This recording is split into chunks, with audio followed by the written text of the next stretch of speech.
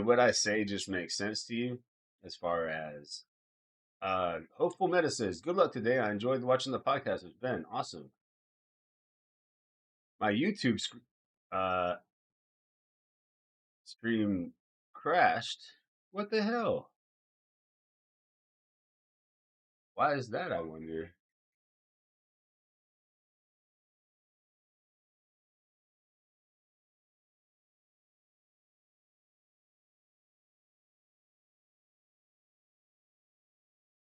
That sucks.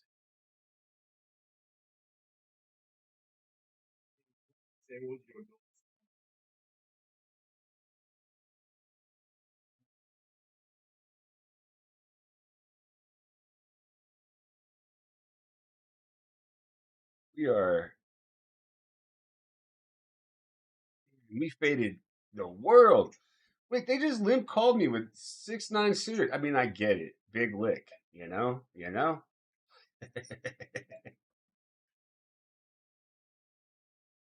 Yeah, I've got no idea how to deal with stuff like my stream crashing. I'm sorry, but thanks for I'm actually just not sure what I should do. Maybe I'll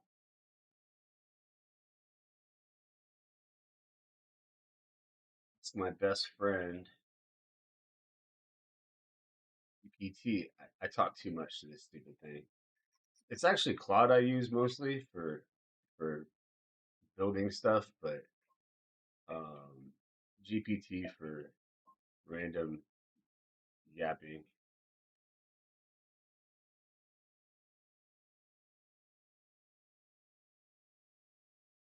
Bet the flop blind versus blind after limping.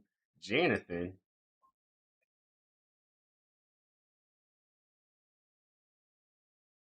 no, cannot believe you.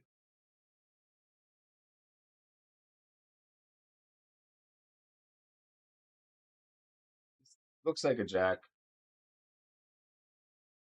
Could be a three. How aggro are they? Eh, yeah, it's a jack.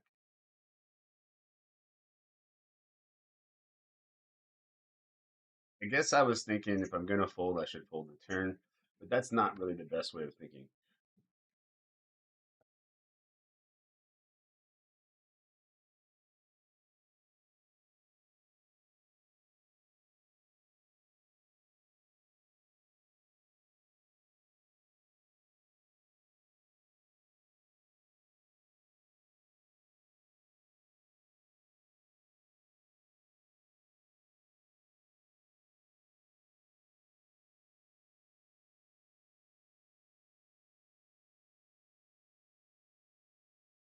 Die. Roll one out.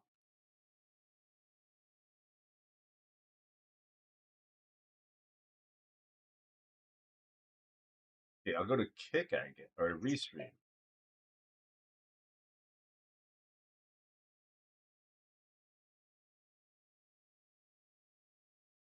It's hard, man.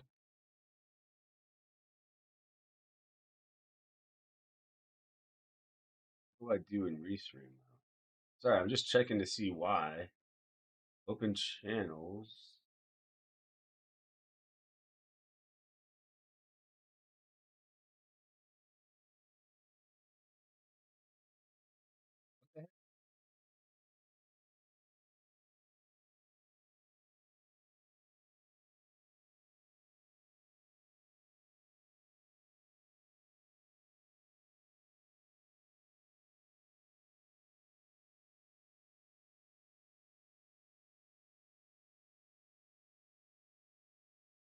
Uh,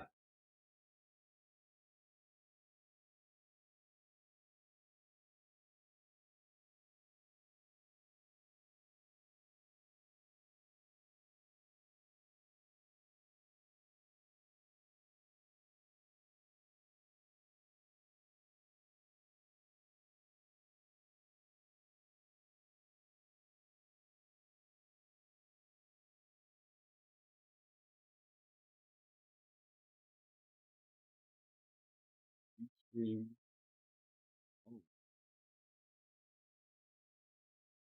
Oh,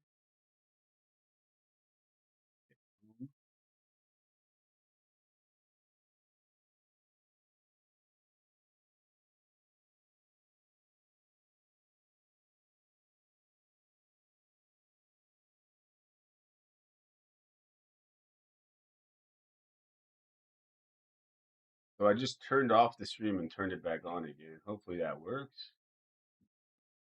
Look up YouTube Studio.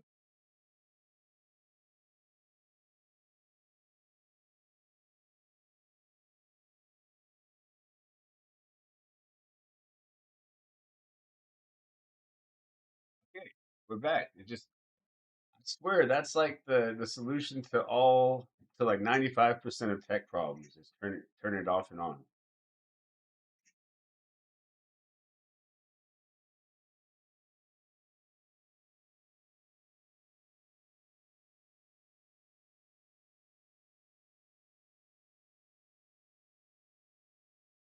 Takes 5 minutes. Letting me know. YouTube should be back. Just had to turn it off and on. All right, in this 215 PKO, we've got a player all in. We got a call. Oh no, no, no, no, no, no, no, no. I mean, I feel like just shoving is going to be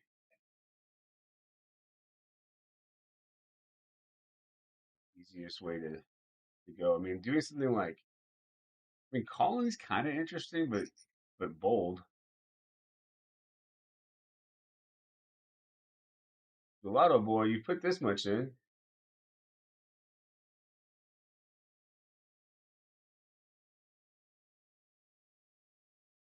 I wonder if Gelato boy is talking about indica or are you talking about ice cream? Ooh,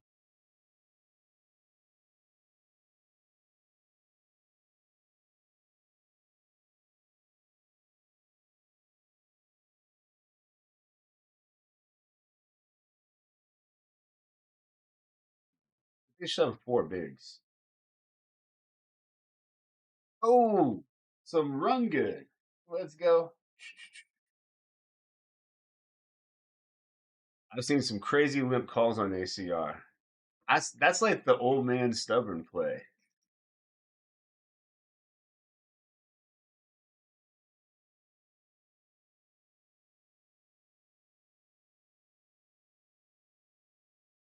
Remember one time I shoved like king three off live in that spot, and the dude called me with 9-8 suit, and he was like, and he got there, and he was like, "Dude, you were bluffing," and I was like, "But, my head was ahead, buddy." Oh man, we're in trouble here. 0%. That's not a good percentage.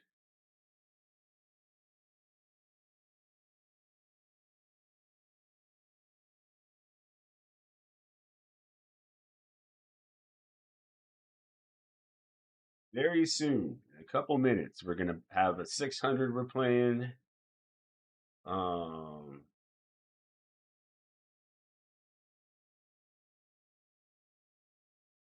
and a 290 satellite. Let's see.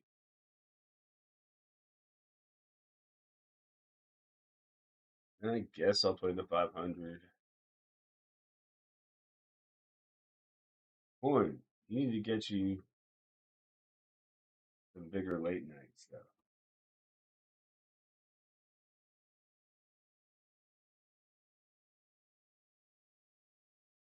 They do have 125. GOPC. Lots of GOPC events. It's a like collaboration with Global.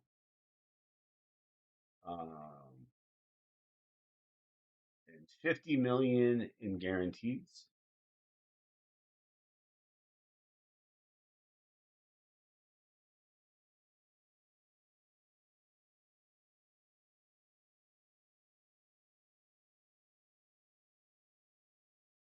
Here we go. Trying to pile up the Venom tickets. Oh wait, I think PKOs are rad because everybody thinks that you're supposed to go way wider than you're supposed to go. Um, like that King Jack offsuit call, buddy. It's a 50. It's $100.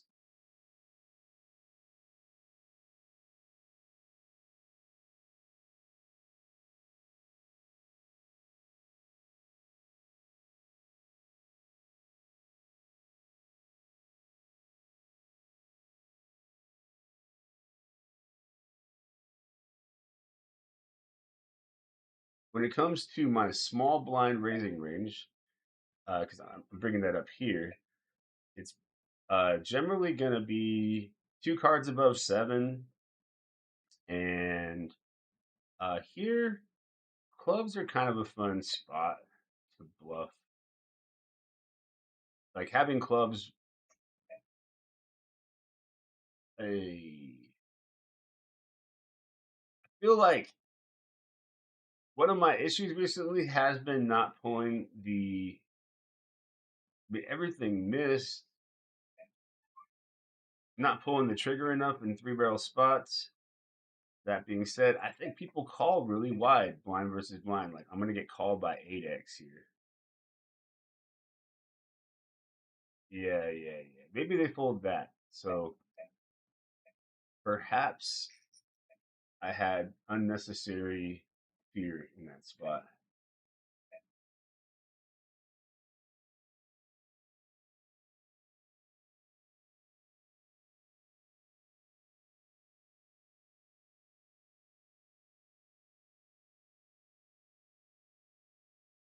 Blue Gooch, 22. I like saying your name. Ah, nice fold.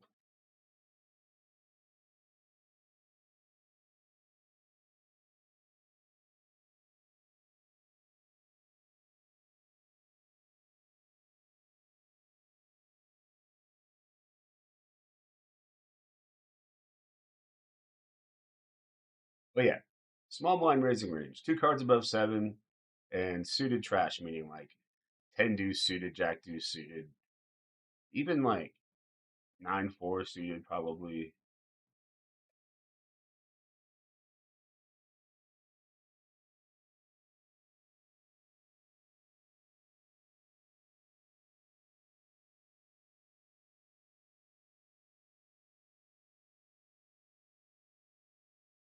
Yeah, I'm gonna look up. Um,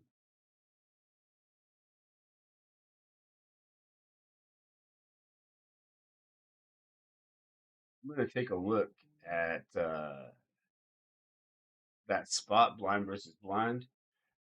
The most interesting question is whether or not I bet the turn with the queen seven. I mean, it's just a pure air bluff out of position, which you don't see that often. Um, and but I mean, blind versus blind ranges are so wide for in position that it does make sense to try to bluff a bit. Um, Clear your queen out. The club's useful. The heart was not. That'll be one that I look up actually at the end of this session in GTO Wizard.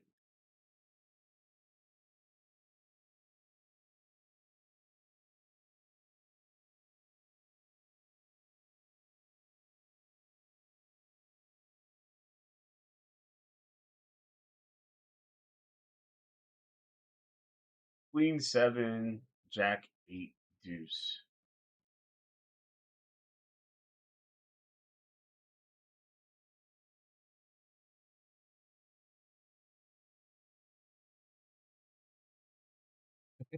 Yeah, that hammer. There's people are really trying for the bounties too hard. I actually uh I've done some research on uh win rates, and actually the win rates are higher in bounties or possible win rates. And I also in my like crusher data, like the biggest winning players, separated bounty experts from vanilla experts because there are differences. Generally, in bounties, you call more pre-flop, uh, but it's not like as you don't get to go that wide. Like the biggest equity drop you get really is like early on, but as you go into the tournament, ICM starts to matter a bit.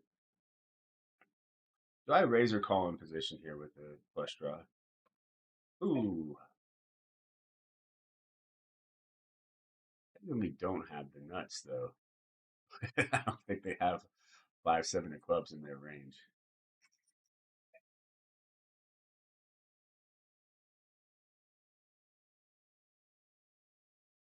Something cute, little tiny bet. Has anyone else had a problems logging into the GOPC tourneys on Coin? Yes. They're I complained about it, and it's just a bug that they're fixing. And it's really costing them money. But their development team is aware of it.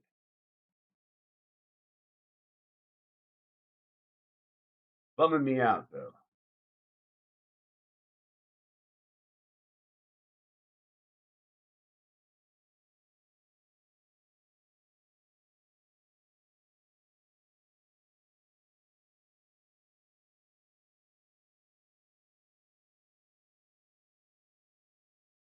Like, it's just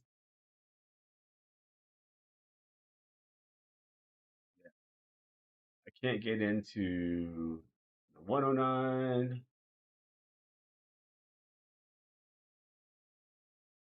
88. Get it's actually like specifically GOPCs that I'm having a hard time getting into, which is really going to kill them for guarantees. They're probably going to overlay some stuff because of it.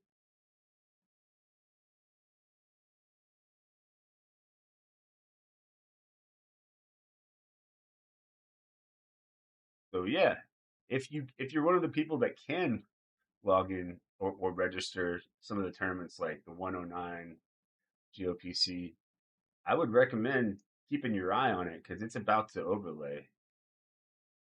I mean, it's got an hour left, but it needs 140 more entries.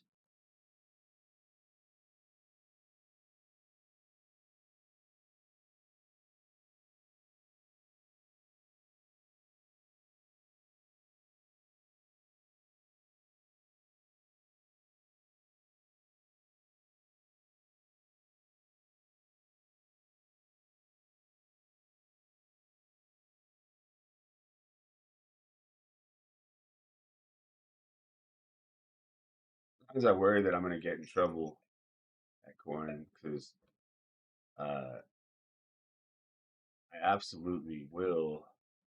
Um, Say if I don't like something,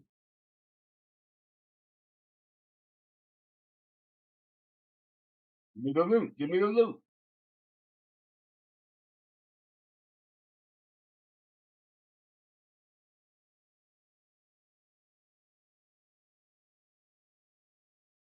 You don't know, now you know.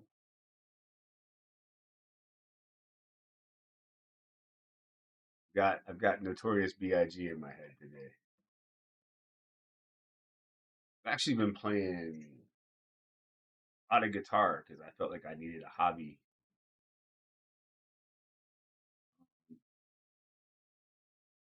It's been pretty fun. Only problem is that I've been trying to learn like metal and like pretty advanced solos and stuff, which has been not the easiest.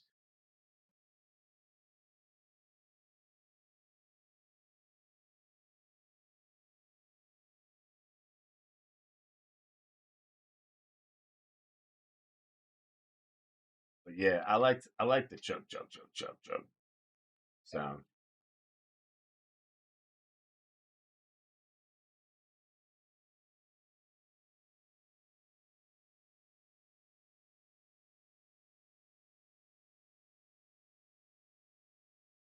If I can turn 33 into a Venom ticket,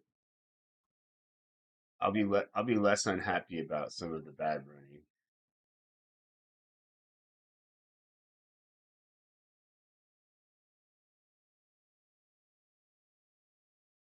At least the issue now is just that you can't register. Um, but it is frustrating because just like, yo, I want to play.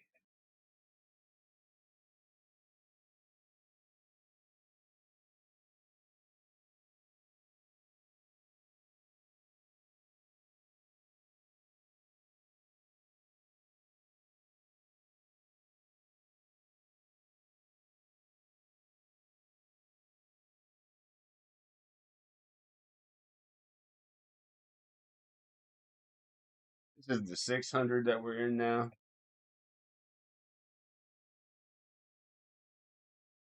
This number here shows fold to three bet, so I often do take a look to see who I can target three bet wise.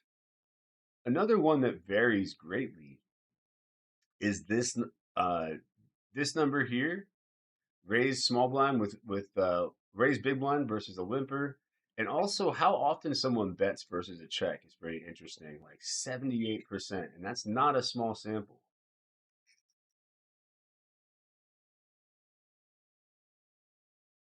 Just very useful things to keep your eye on and change your strategy around.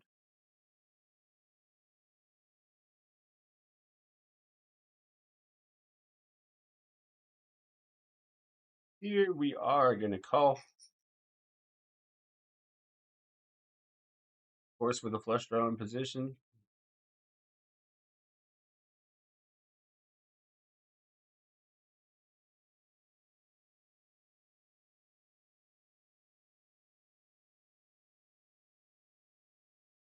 Quick call kind of gives like probably should have taken more time with the call.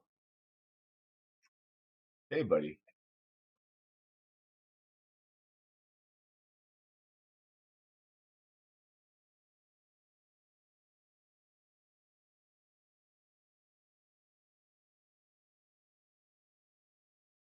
It's debatable whether or not I should have called an EP raise with 9-10 suited with my stack size. Uh, especially around like 20 bigs, you don't have that much of a flatting range except for the button.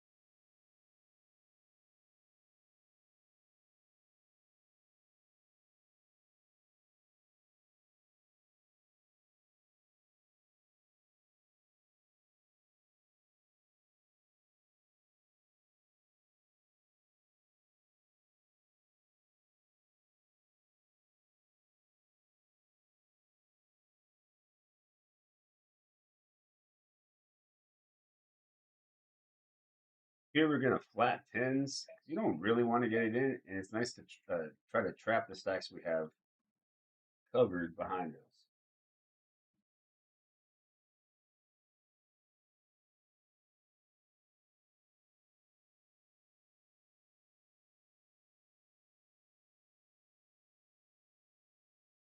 Better check.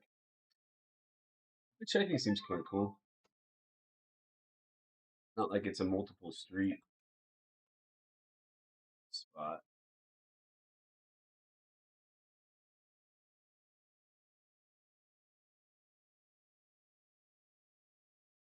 Seems like I have the best hand right now.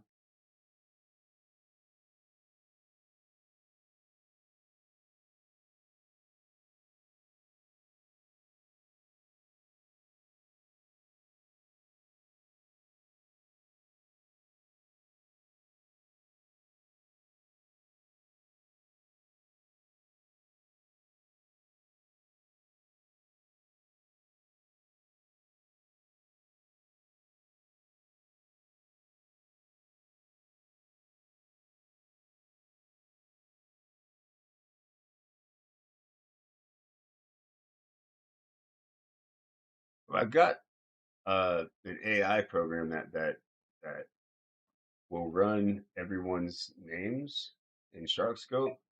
I hope that that's allowed. I mean, there's a SharkScope HUD, so why not?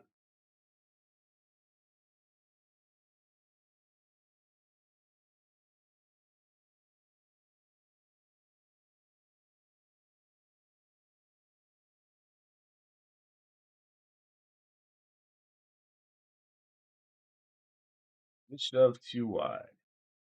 Nine bigs with the queen ten. Oh,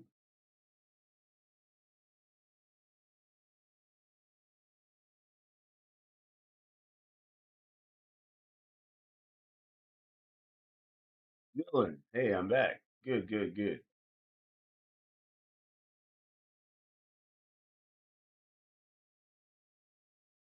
How big is the kick platform? What's up to my two people watching?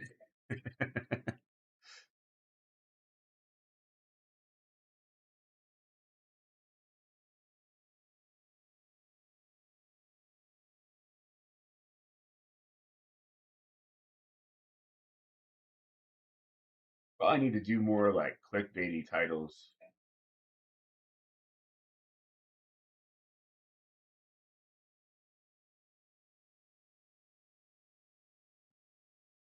But unfortunately, I'm just not deep in anything at the moment.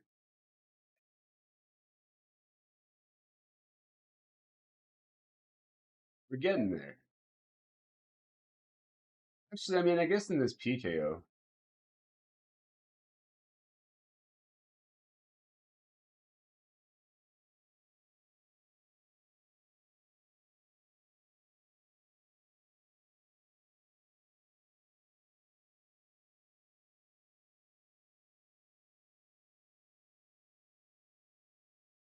poker.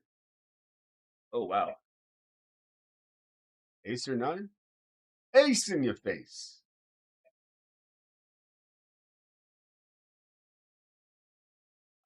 To be sneaky or to check. I mean, to bet. I think just bet very small. Small. El Boogie, the Dawn.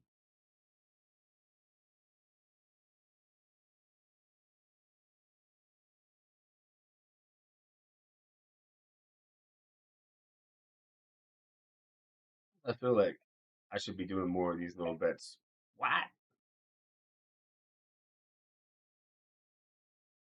I've got like pretty much the nizzles. I mean, pocket tens.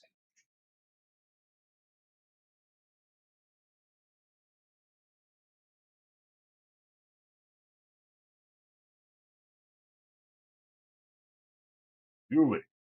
Do it.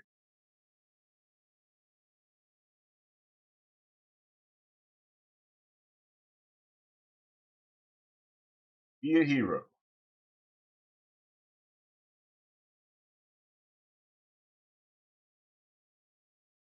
I'd have a cooler.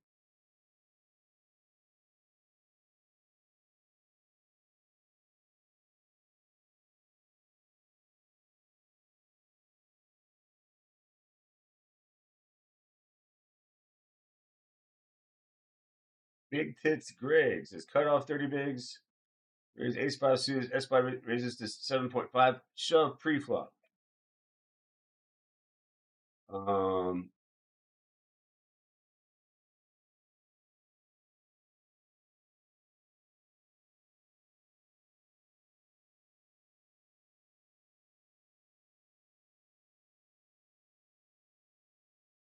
a big lead from small blind too.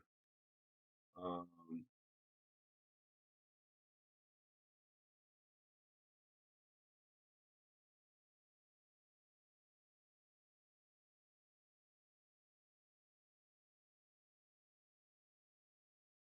is it like a little less than half pot? I'm gonna get put Andre up in here.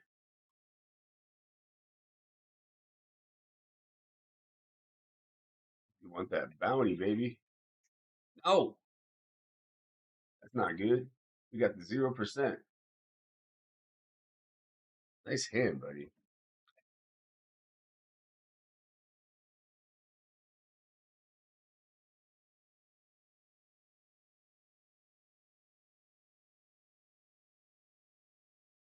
23 left. Oh, there's 23 big blinds left. I mean, honestly, I hate to say it, but I think fold. It might be a shove, but it's definitely not winning all the money. Shove pre.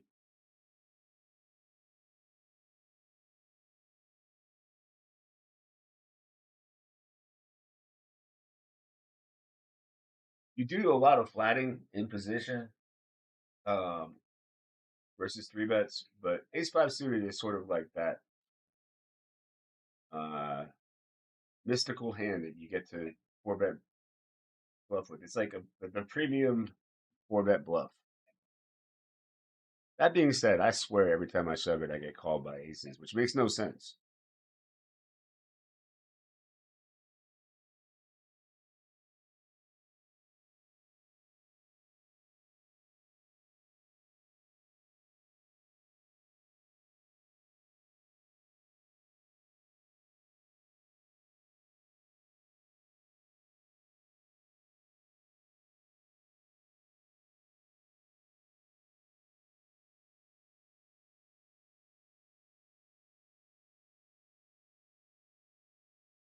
I'm gonna size up a little bit. Shoving just seems kind of meh. You think that you're kind of turning your hand face up with a large size like this? Like I'm just like I got ace king, but you definitely can size up when you're giving your opponent good pot odds to call.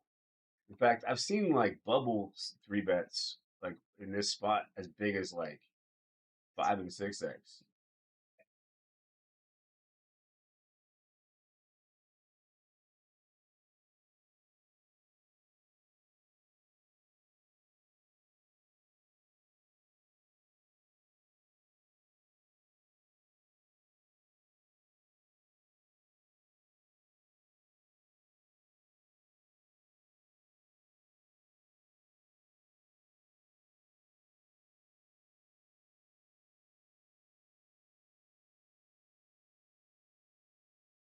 All in this Venom thing. Well, we're not all in. Wrong jack for you.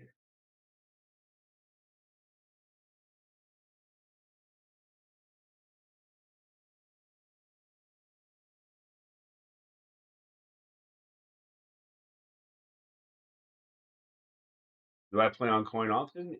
Yes. I'm affiliated with them. Only problem is it's tough to reg for me right now, or I would be playing more. This break, we're gonna have new 500 to play, uh, as well as 125 tournament on coin. I'm gonna put the pressure on so that they actually start having more 500s. They'll call it the ape styles. That'd be sexy.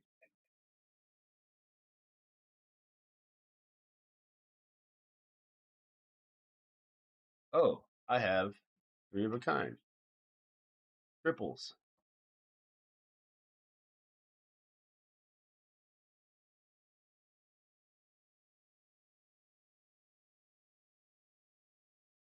Typically, turn probes are on the big side because you don't really lead that often. And you're up against a capped range. It's a little different when they've checked back and the heart comes though, because they're not going to necessarily bet all of their heart draws.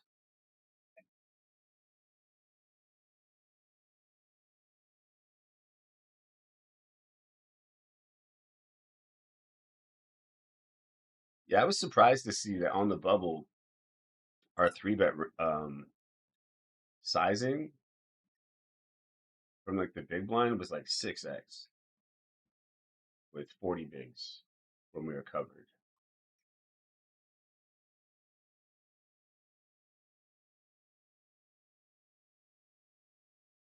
I've been meaning to sort of implement that a bit.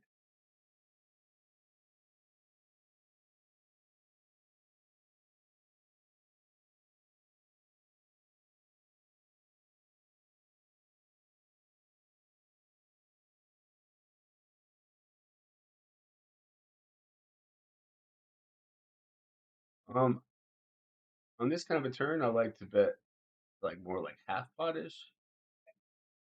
It also disincentivizes them from shoving. See what I'm saying? Like this side, I get to call.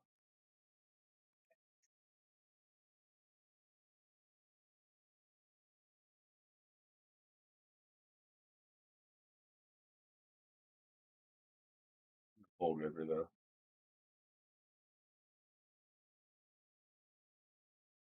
Wow.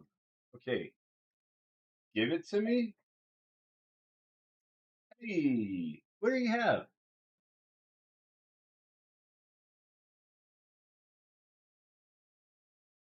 Chicken dinner.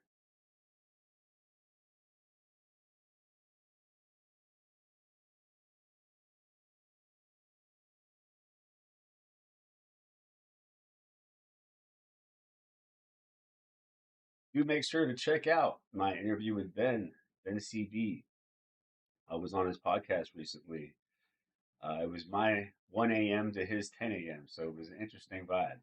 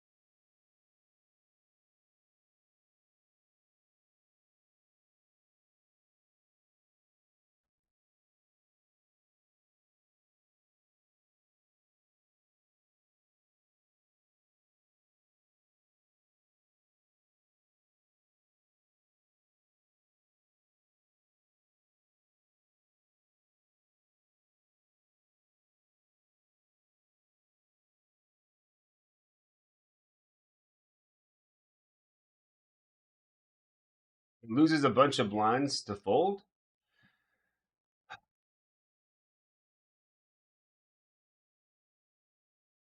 It felt weird. But like my first instinct was to say, you don't really get to fold this hand. But then I was like, bet called. You get bet called by like ace king there and stuff. By the way, uh, I just got mail to Stephen Van Dude. Wait, Stephen Van Dude. Is that a real person? It's like kind of close to my name.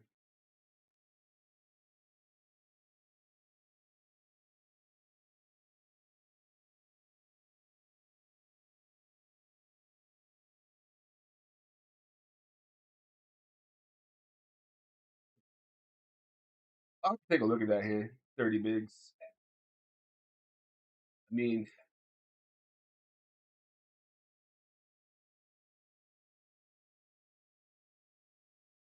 Because if you don't believe it, it can't be like that good. But is it like four big blinds plus?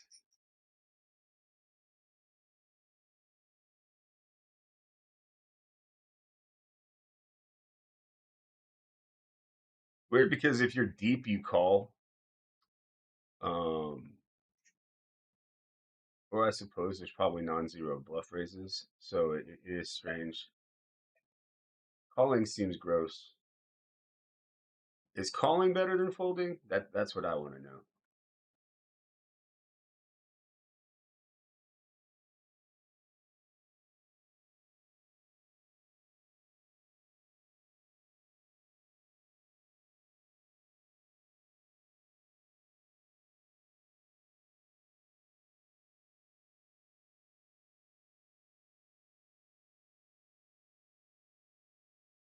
Hey, we're at a final table, but but it's only paying the top three. It's not exactly a final table.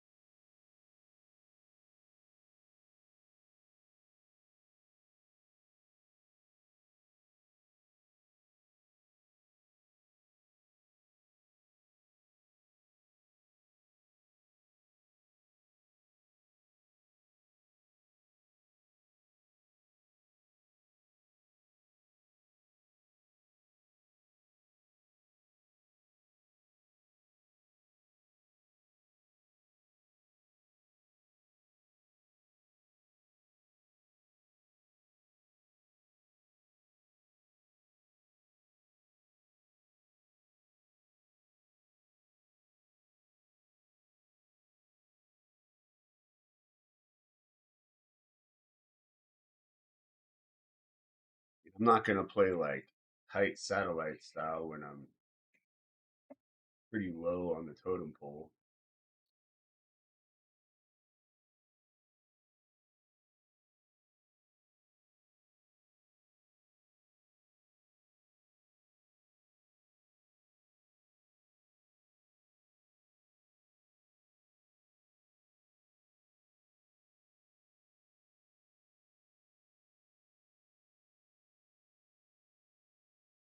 Coming around the best when I got the answer wrong.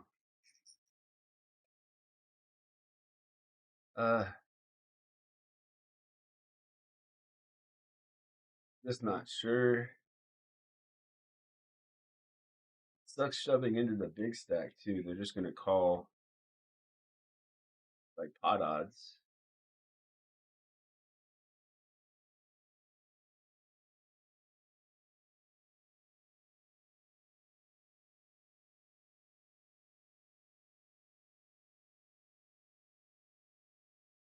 Okay, what do we do here? We check turn because we're in the big blind, and big blind doesn't get to lead.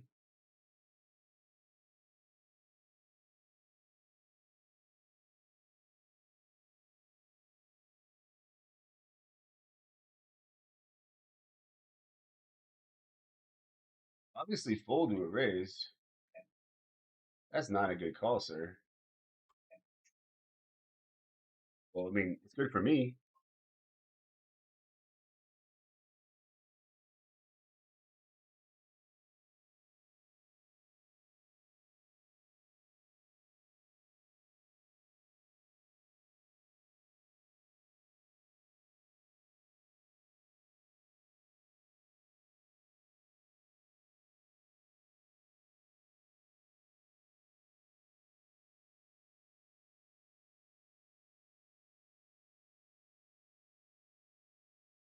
Did you sub, Ghost? I appreciate you. You don't never need to sub here.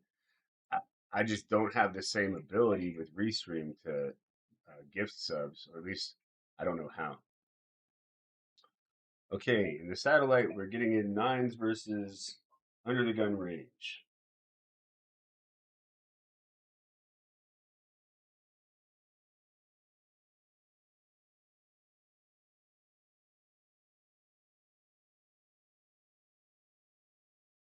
My nine-handed stats look goofy.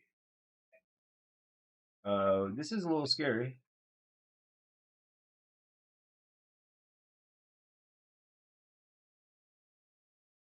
Yeah, bummer, dude.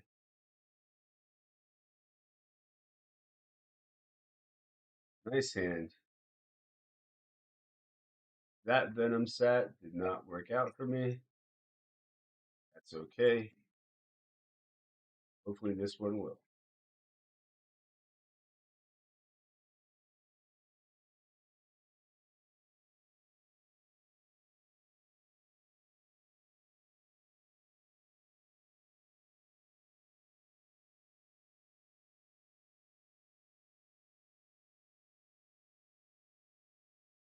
Raising Jack 10 off in the 630 high roller. On gold, we were three betting Ace Jack from the blinds. This deep, I like half pot Harry.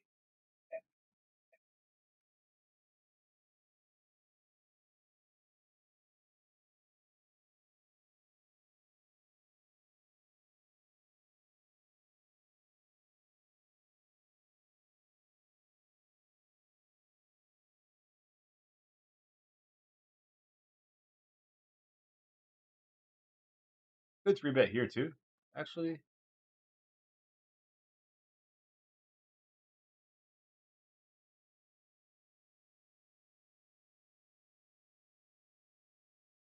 here we raise. I'm gonna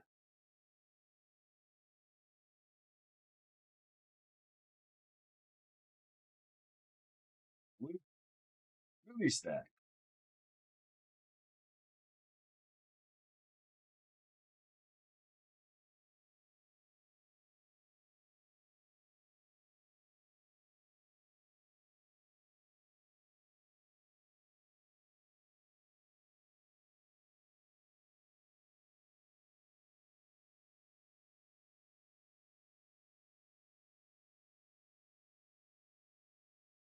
Here we three bet Queen 10 versus button. Whiffed the flop.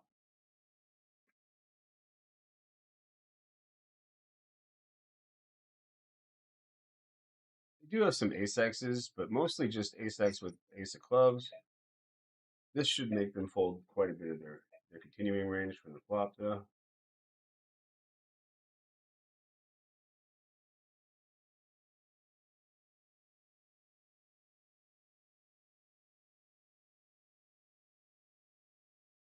So run it or not.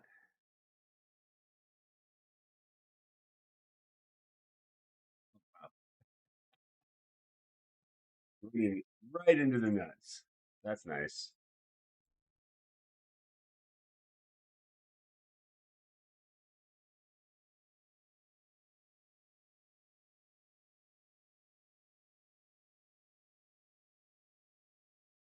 I breathe H2O.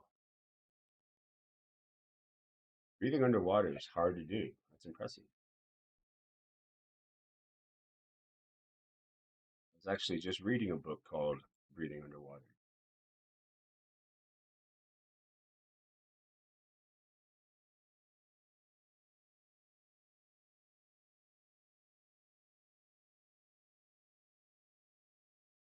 Oh, I hate when I do this. I forgot to C bet here when it's just a clear C bet spot.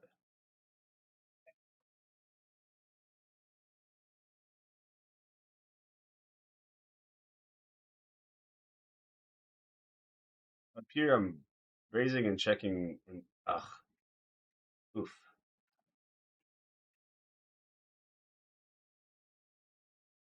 Game fold.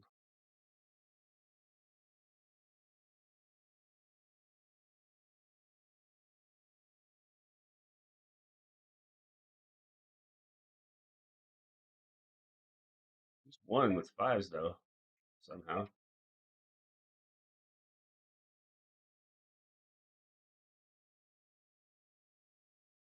Blind versus blind. They raised. I called. They checked. I guess I'll check.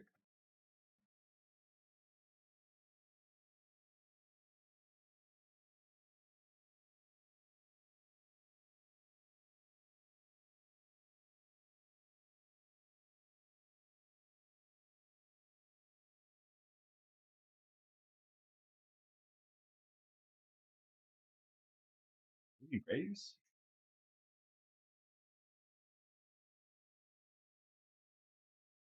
Fun.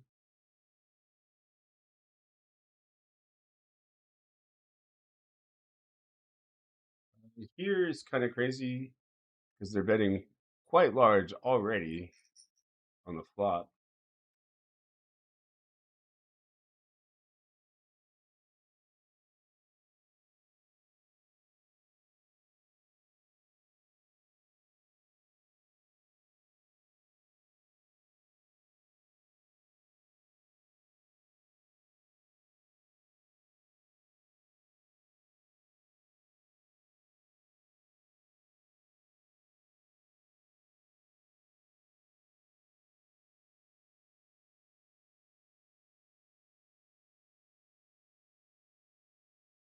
And my hand is ace, ace, ace, queen, king, right? So, uh,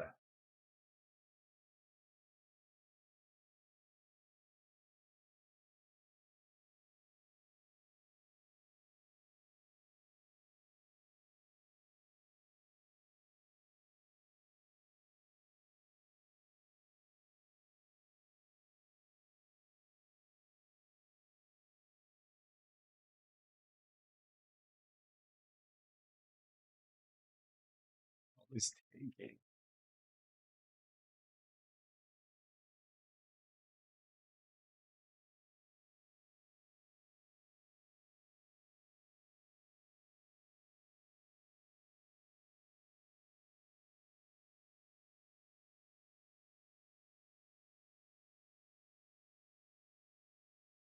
Super tight. They started with a huge bet. Are they just saying that they have like Jack 10, Ace King, Ace Queen? Okay, how many combos? There's literally like four combos each of Ace Queen, Ace King. We could be chopping. And then there should be. I mean, if they're kind of tight, so they may not even have offsuit Jack 10, but they should. So that's like 16 combos. What kind of bluffs do they have here, though? I mean, like it would have to be like King Queen turns into a bluff. Nine of diamonds ain't great since it does sort of block like nine, 10 of diamonds that would be bluffing. Um, call sometimes. Spin, bam. Whew.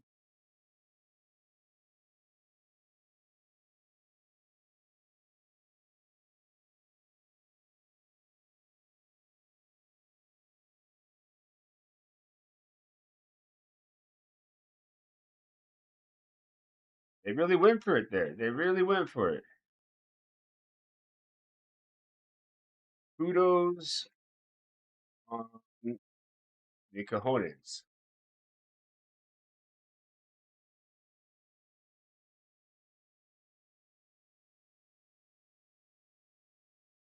I actually was considering like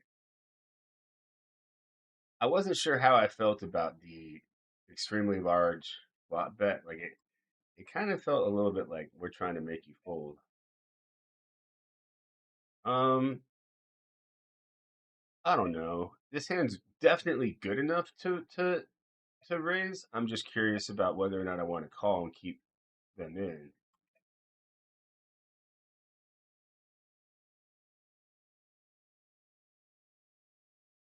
Where's Rabbit Hunt? I want to see.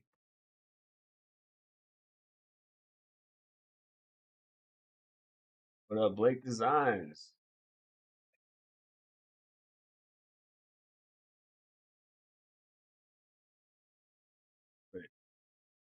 What's happening here?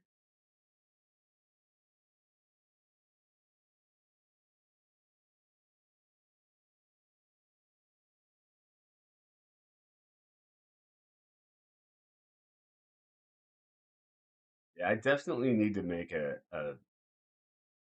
Facebook post letting people know that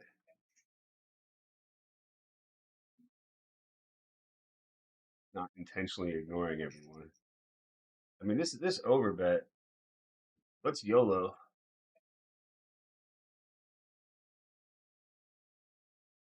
YOLO.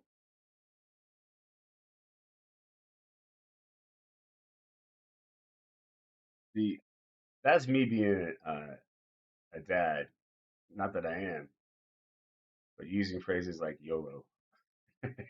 Like, because when guys my age start to say things, it's because that phrase has started to die.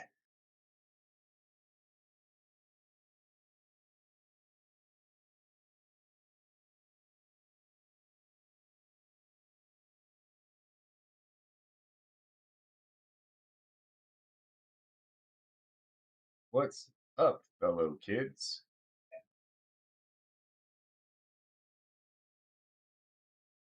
What does Steve Buscemi say in that one?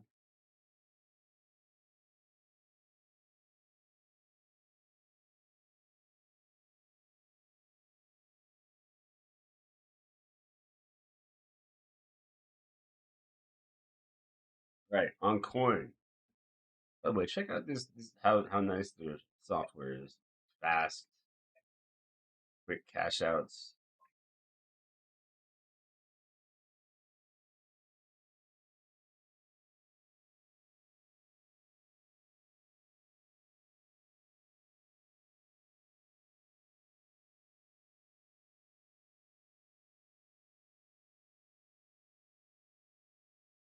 We're gonna go for the small-ish check raise.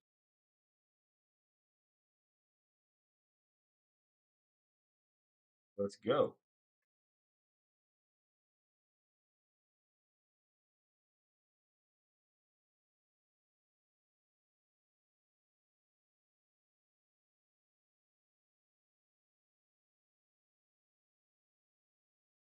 We're here, two from the money at the final table. We're not a big fan of this turn.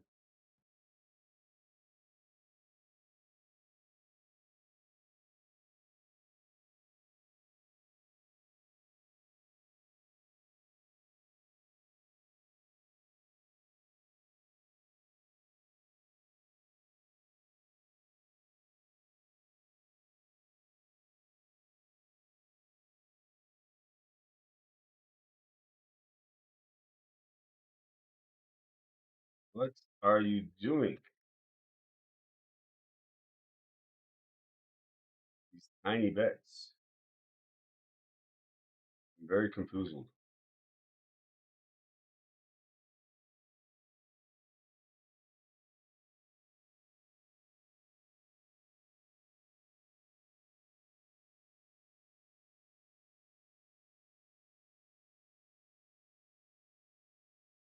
One of them spots where they're betting like one third.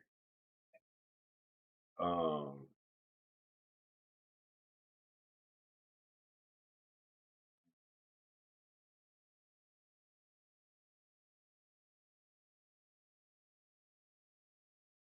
am I good? Like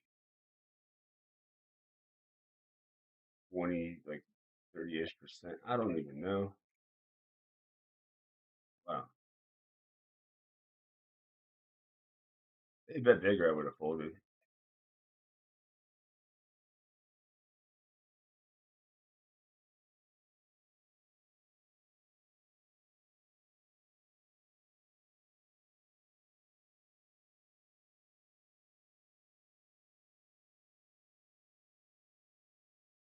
Ooh, I just got kings versus aces in the 600. That's no fun.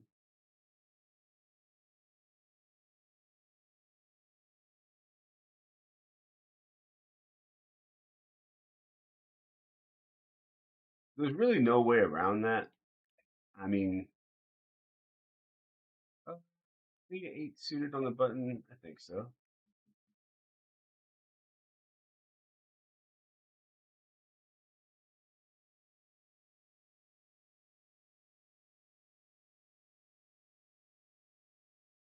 Maybe you can call and then like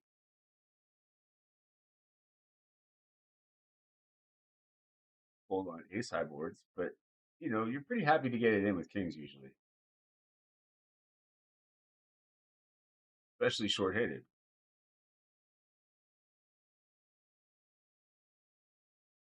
Whoa, wowza!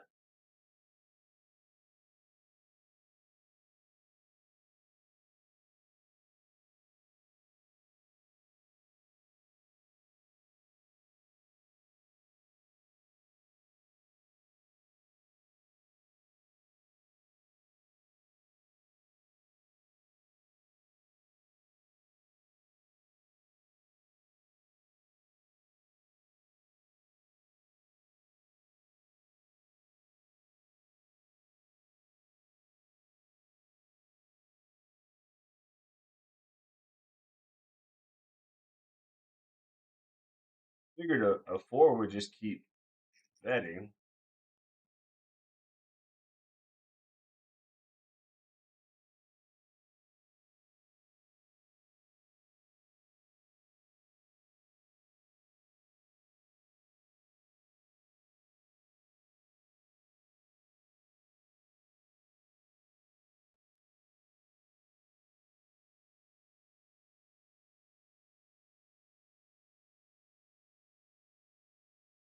Exit this and come back. Do I get the final table background?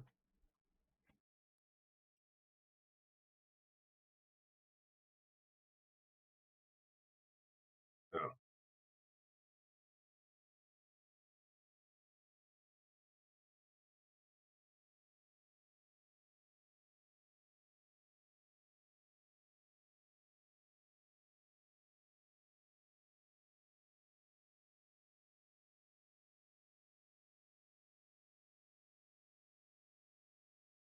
Probably don't need to play this versus under the gun.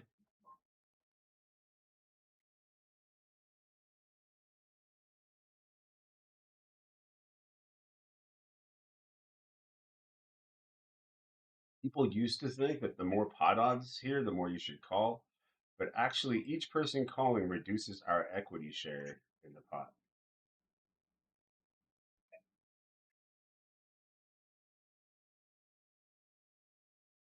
Down here, we just three bet with ace three suited.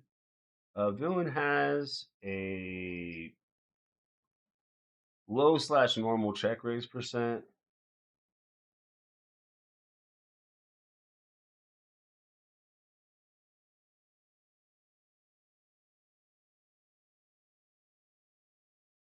The kicker does not play.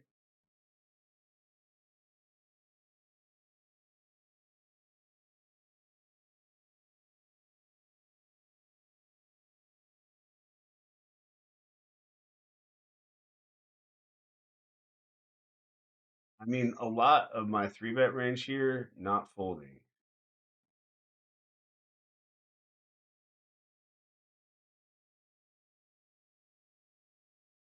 That's a really low fold to three bet though.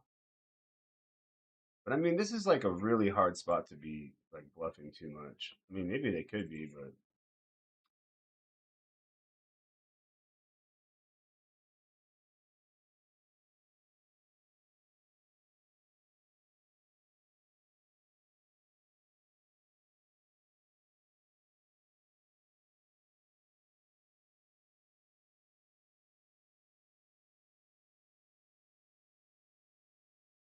I just feel like um, a lot of the time, if I call flop and turn, I'm gonna call river. So I feel like I'm pretty defended there. The only thing is like, do they really feel comfortable like check raising with like ace jack there? It feels a little bit like suspicious, I guess. but I'm always suspicious.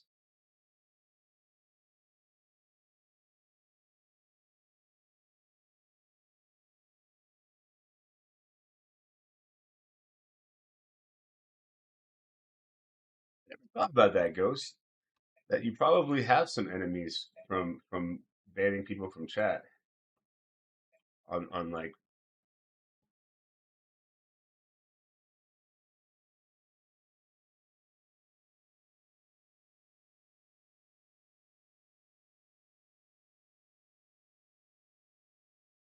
you have enemies. Good means you stand for something. It's not the exact Churchill quote, but I always liked it. Some point somewhere you actually stood for something or something like that.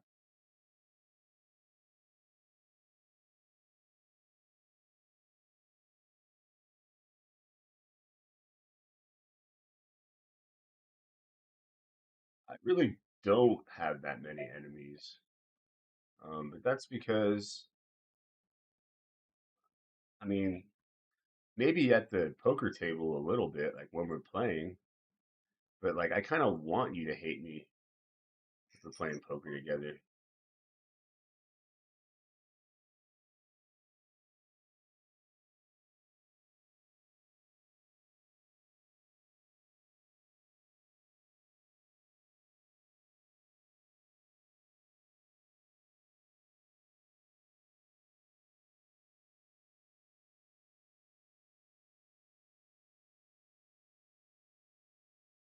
All right, we got over here. This dude just like five bet over the top of my cold four bet when I had ace queen. They got me. I folded.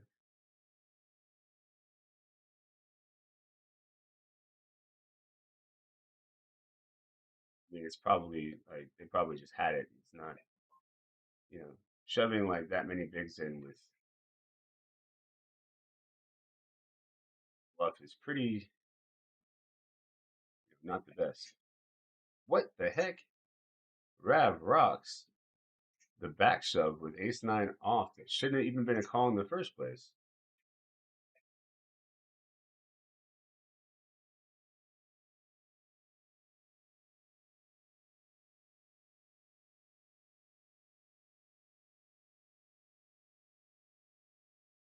Mr. F Spade X. Good to see you, boss. I'm doing well.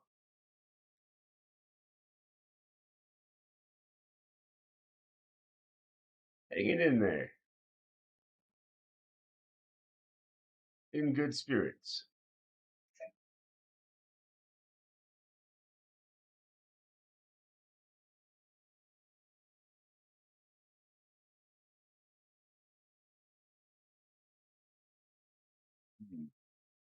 Let's go bet.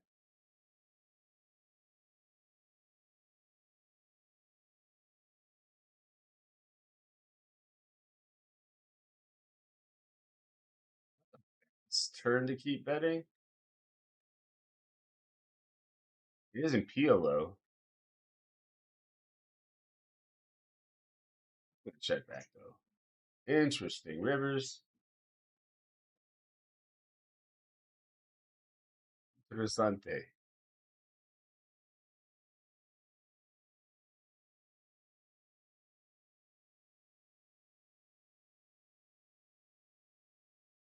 It's worth a raise. Versus this sizing. I feel like they can't get away with from Queen X.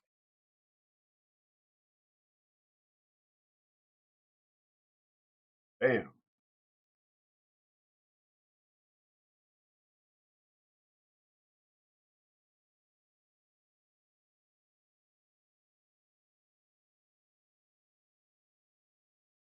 Be sure to check out F Spade X's stream.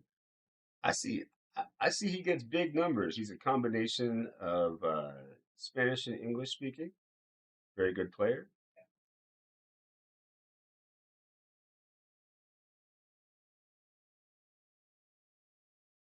We're here. We're one from the money.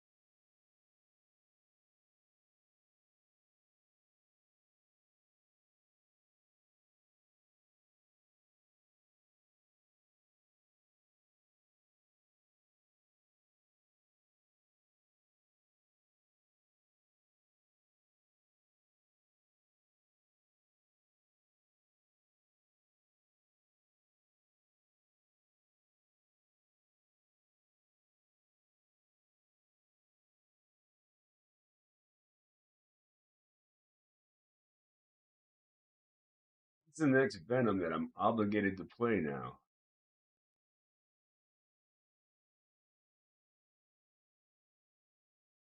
I guess it's 1H that I'm obligated to play.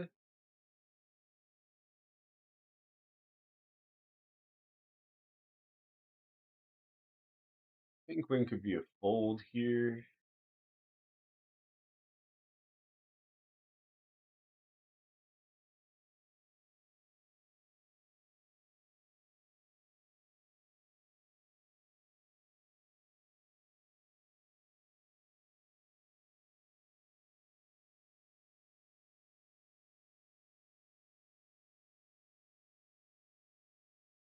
Well, I'll check the X thing. Hold up.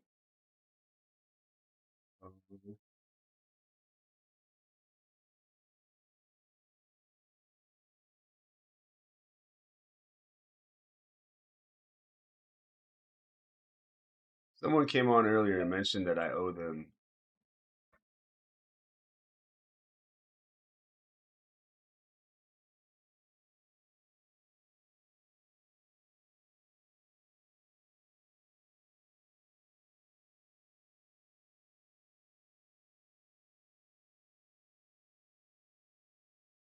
All right, what's your uh?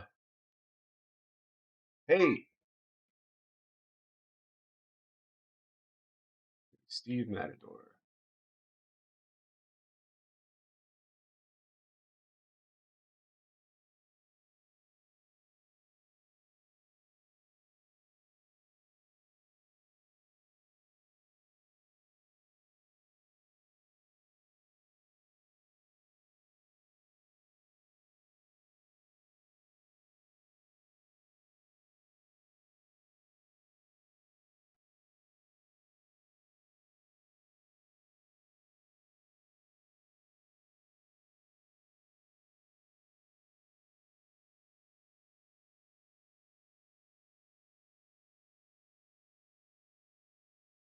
I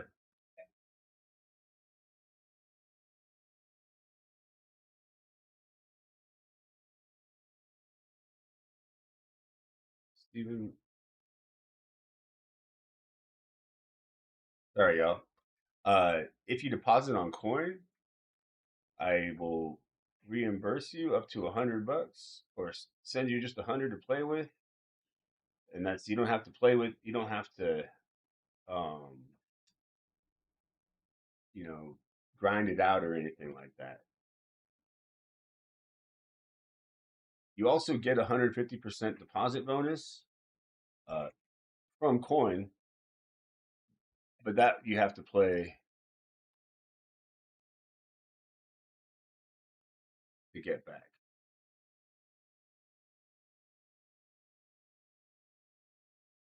All in over here.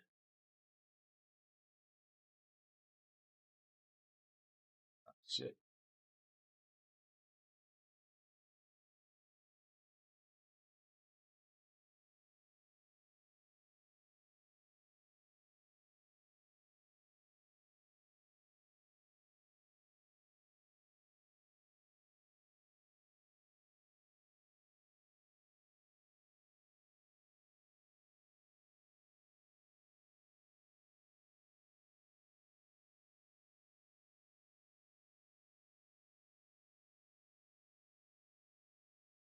No, 9629.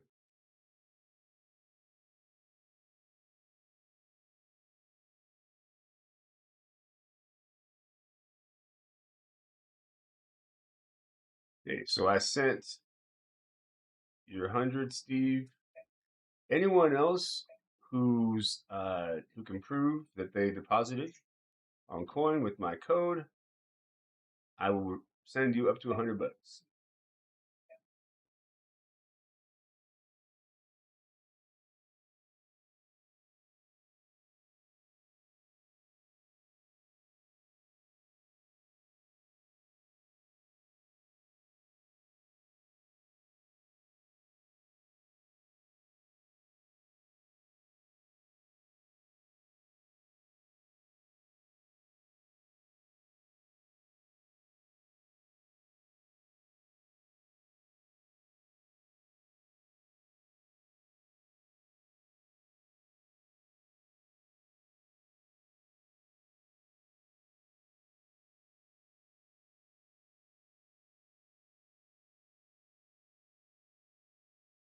Man, this freaking final table has been one on the money off the money for a while.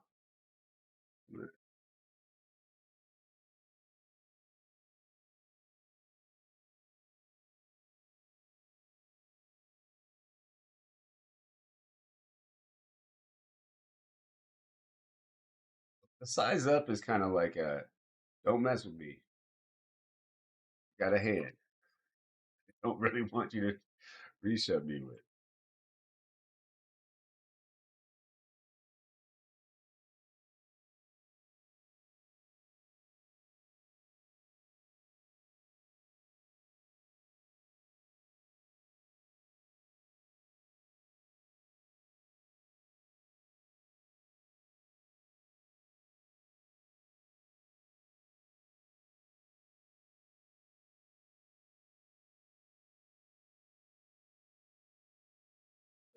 Check my phone because it's like six. Sent me another.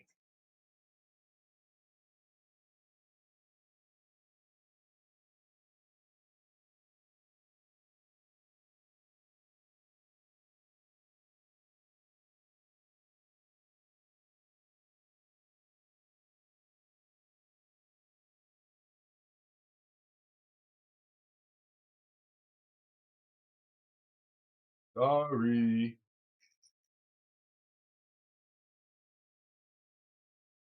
Hey,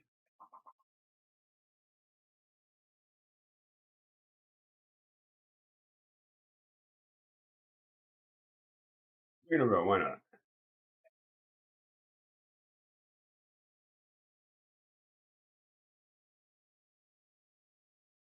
Guess that's why not. Free betting versus early position here. Oh wow, look at this. We got the nuts and they're shoving.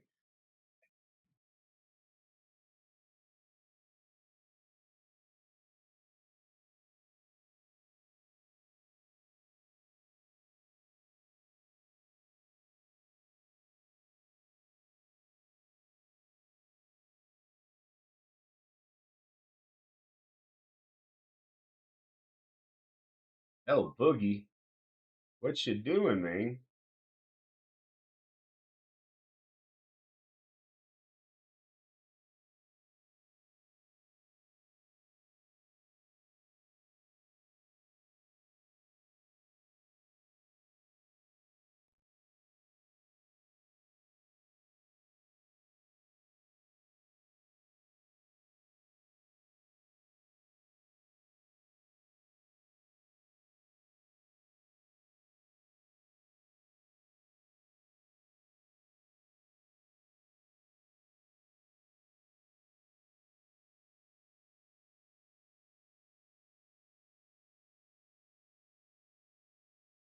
Hmm.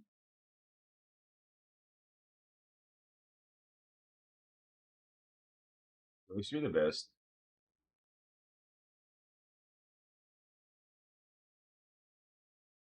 I'm sick of learning. Come on, you can't be sick of learning. You must just not be that interested in what you're learning about.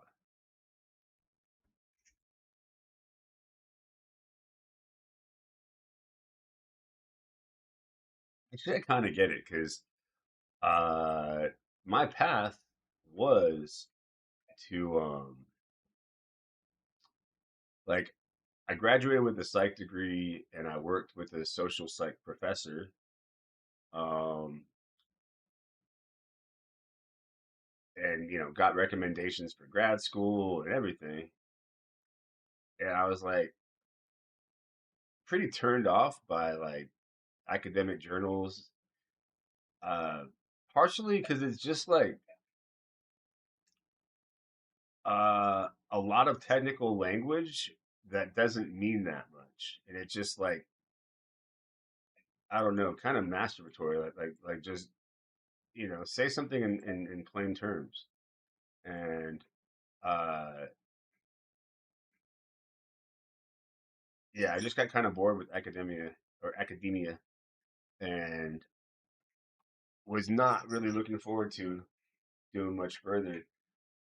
I was going to be a professor. It was, an interesting topic to me, and I guess to some degree, I can use what I've learned. what I knew about psychology, and it's still kind of a hobby in poker.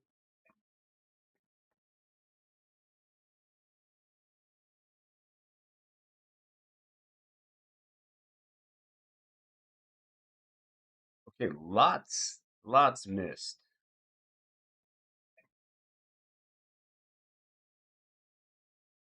Dang,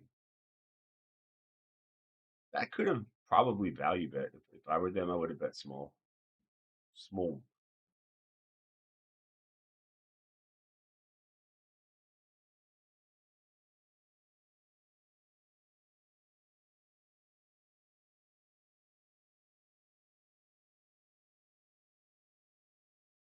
Another thing that I quite like about coin is that late red doesn't last very long.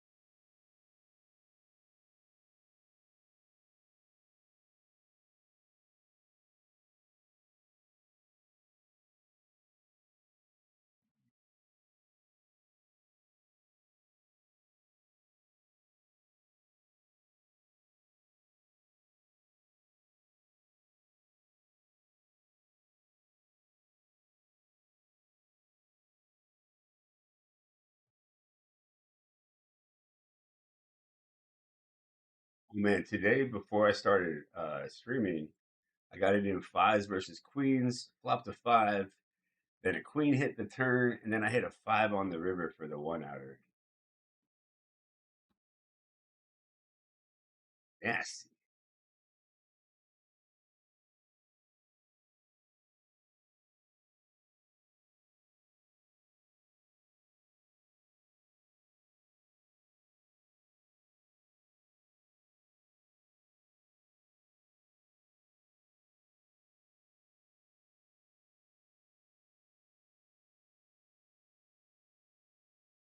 Basically, call like all backdoors, which is a one big blind bet here. Uh,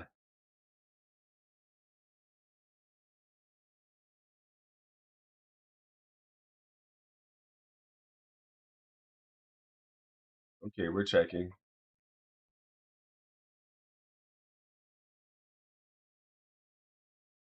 Eh, eh.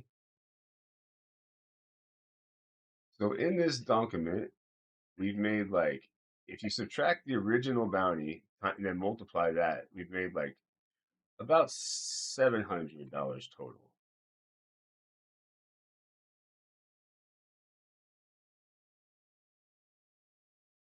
minus the buy-in. Big monies. Oh well, what the hell was that? That's slow roll. That's what you get. I don't know if it was actually a slow roll though.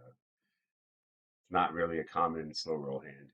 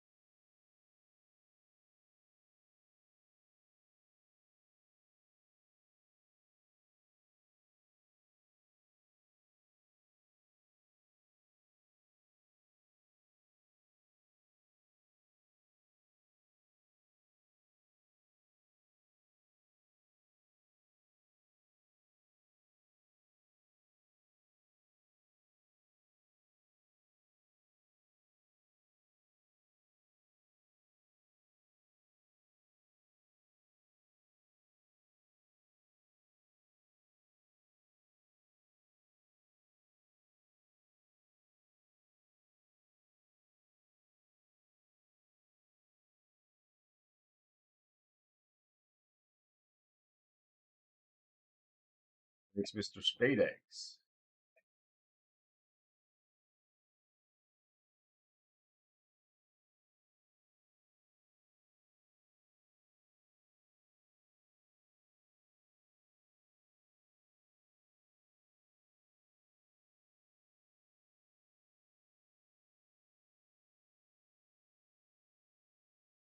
Uh, Yeah.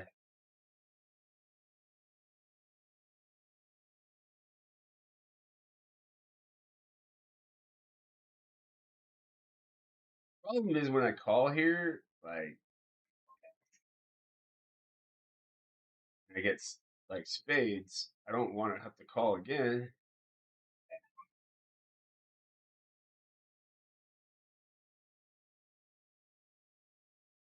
buddy. I do think this hand's supposed to uh call or raise flop. Pre-flop's a little bit iffy. Maybe not though. I mean, it flops pretty well. Be fine. I wanted this bounty, but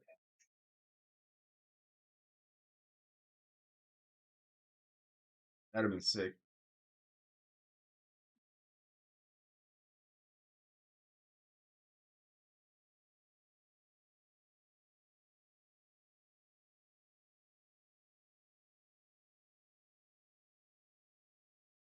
You to 100K's got all of the bounties.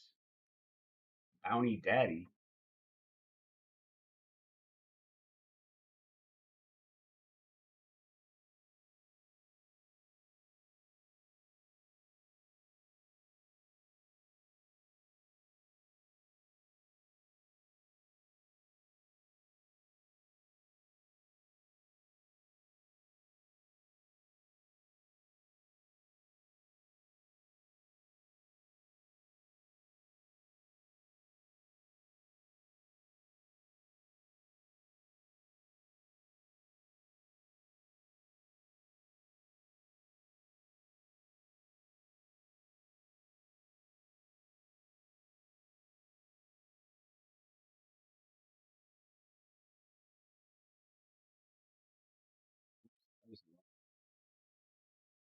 Bring some old bubbly.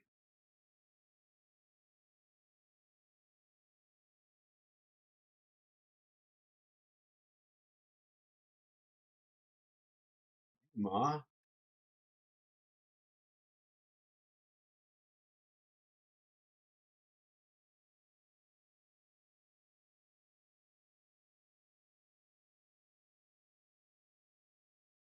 uh, grandma, we got mom.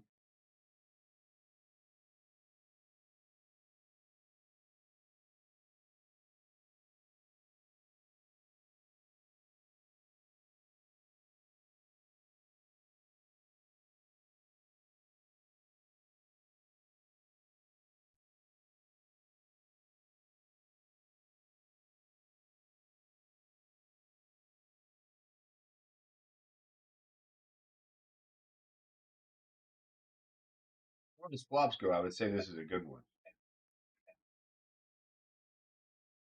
It's my expert analysis.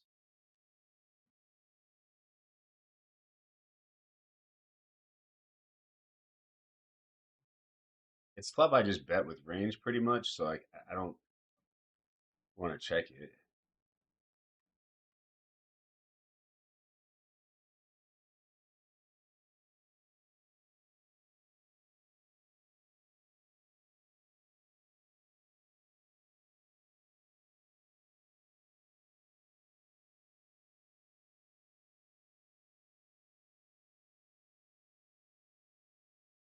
What do you think? Loose? Nah. Five bigs.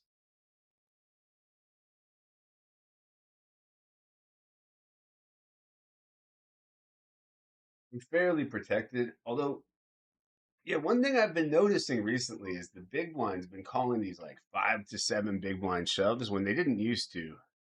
And I think they're like overestimating their pot odds.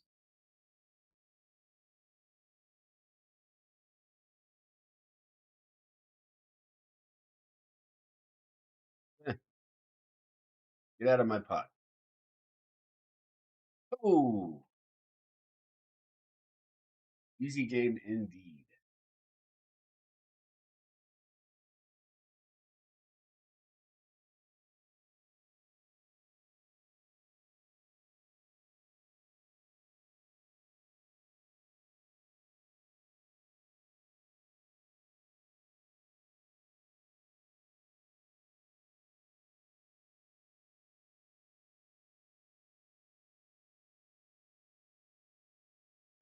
not going to involve myself in this pot too much, even with middle pair.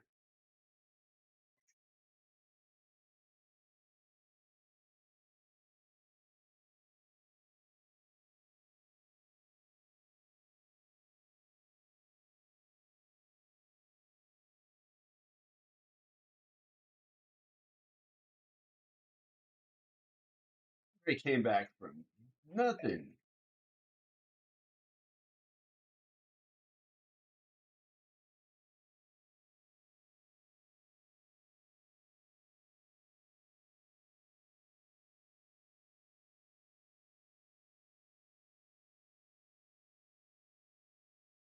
Why are they opening here, you think?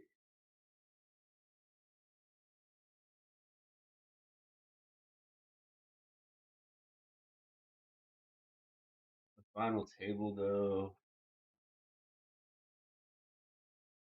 Thing is, there's a little bit less ICM at the final table.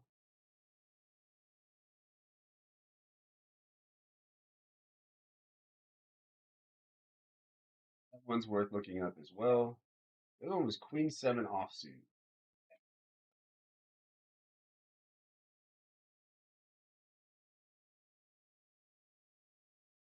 EPO Wiz has a pretty cool option. Okay, wait. Now, I have him covered now. Is Andre just going to call me super duper wide, though?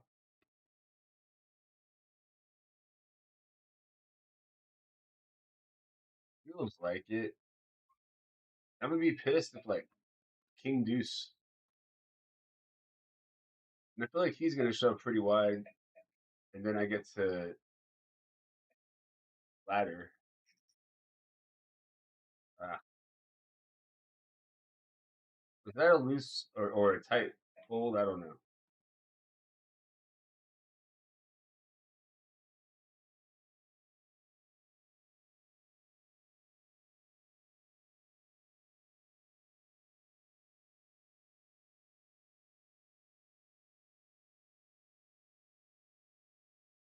Be back. It's break time.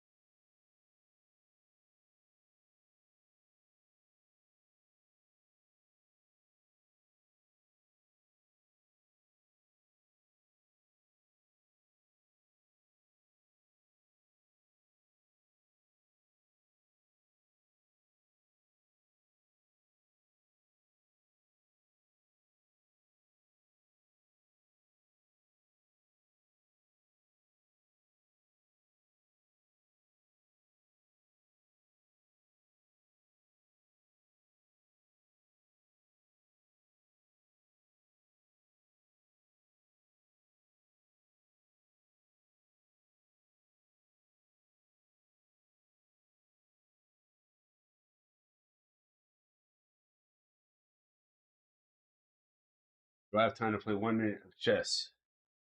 Not really.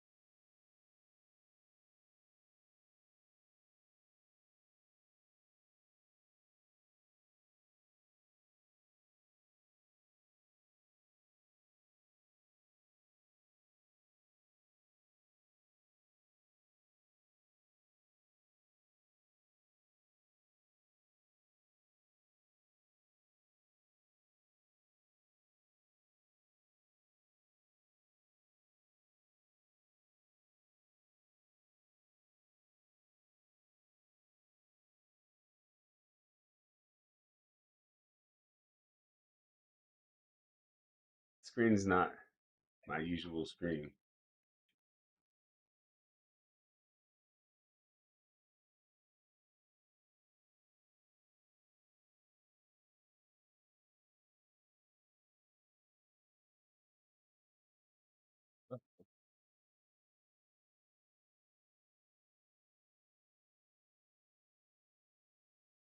1, 2, 3. But joined anything else?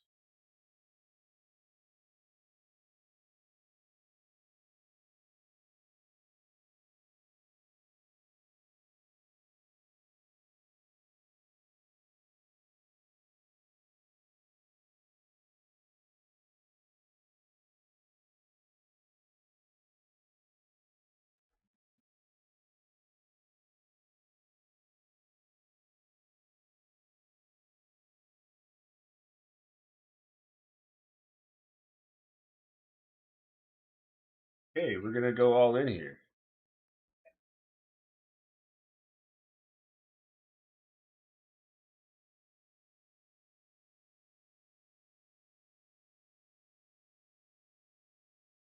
Interesting limp.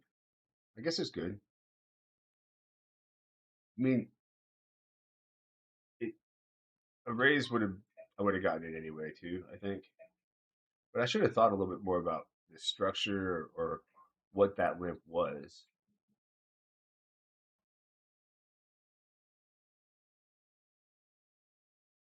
Uh, Here we got 3 bet. We're gonna call the show.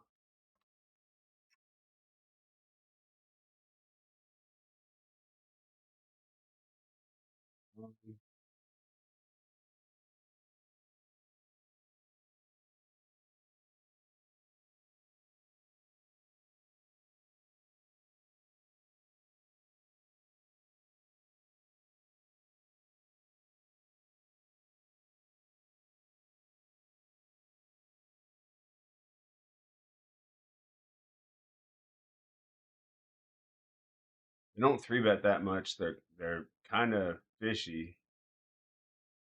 Um, and Uh, like I didn't really think about it, so I'm just gonna toss.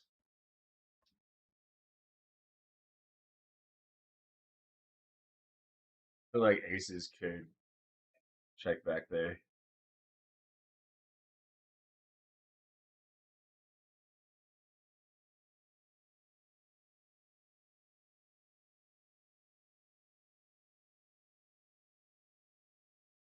International MBA program for 2 years. Graduate 2027.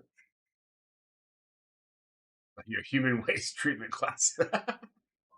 He just said he's bored of learning. That's what I'm just saying. Learning in general is fun.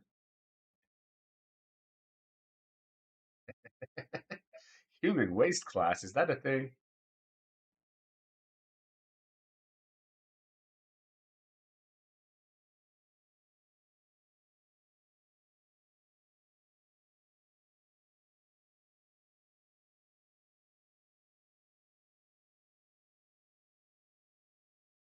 Well, leverage on coin is popular. They do a lot of things right.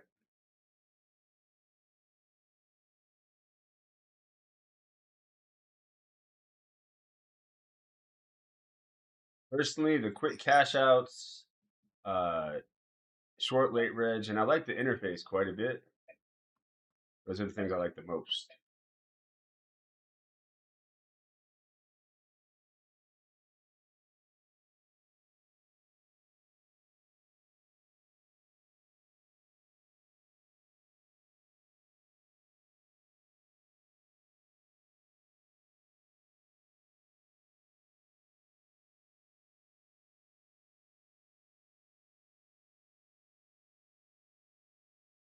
See, with their Bet River and Called, it's like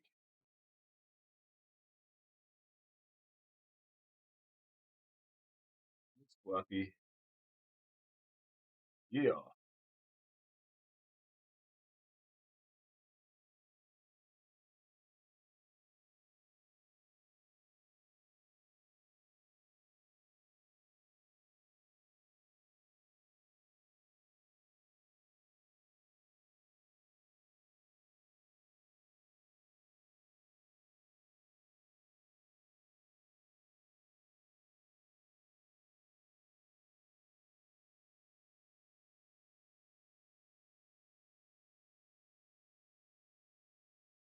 Uh, hey, I've just noticed you're not using Drive Hunt anymore. Curious why you went back to PT.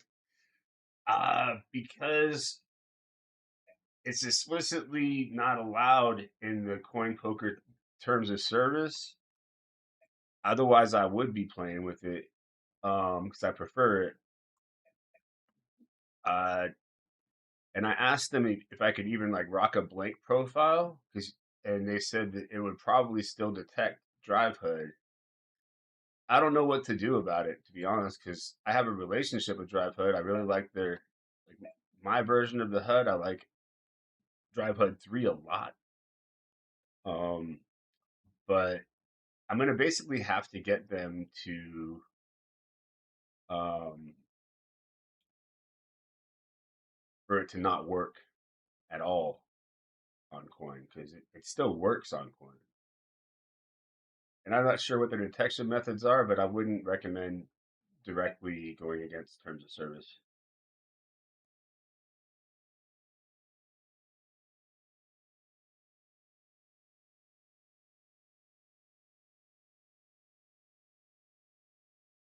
This feels like kind of gross and stuff. Like, what do they show? Or how often do they show on the button? Pretty, pretty aggro. Oof, that might have been a bad call. Um, woohoo, saved. I guess I'm thinking there that it's a lot of like low pairs and like suited stuff like Queen 10 and not that many like I mean I guess I just assume that they probably don't have that many ace kings and stuff there, which is maybe not true.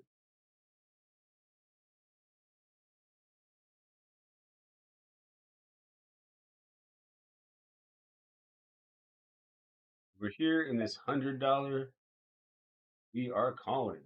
I mean, versus them. What? Okay, like what is the range of each of these people? Like, I mean, like, is Ace Queen folding here? Is Ace like Jack's folding? No.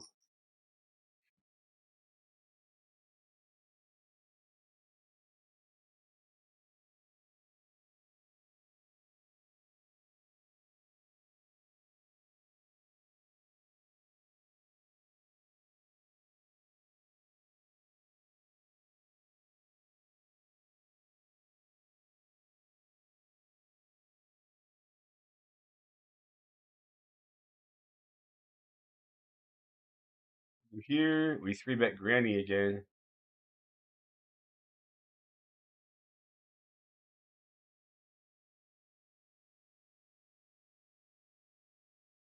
Probably had enough of my shit.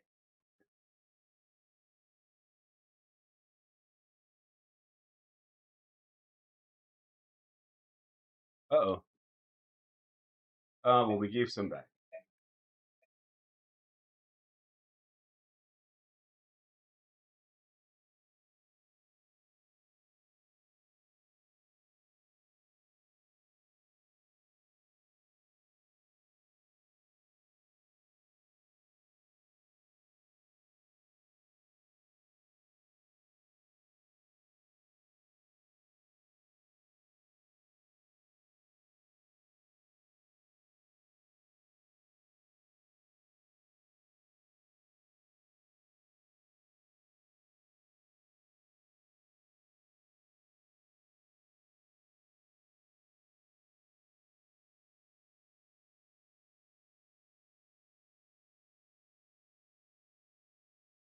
We got under blue. We got a good hand over here. Okay, the turn check min raise. Well, we're live.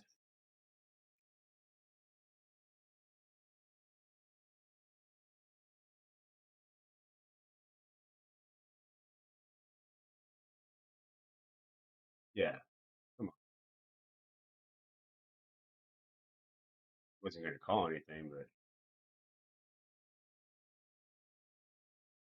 I'm not trying to bluff into the turn check min raise, even with the ace of diamonds.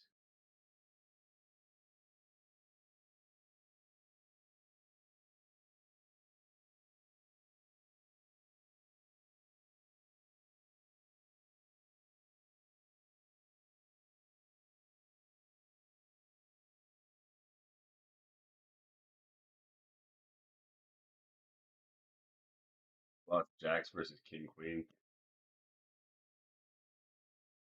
This is weird. Okay, from my experience, the long tank on the river is often not that strong.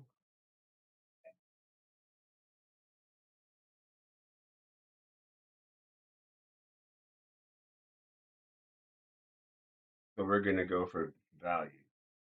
This is a limped pot, so it's a bit dangerous to be jamming this much of the original SPR into the middle.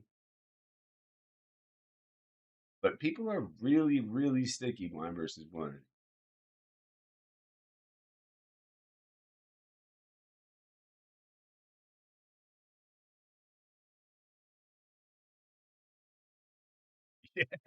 Like I said, like I said,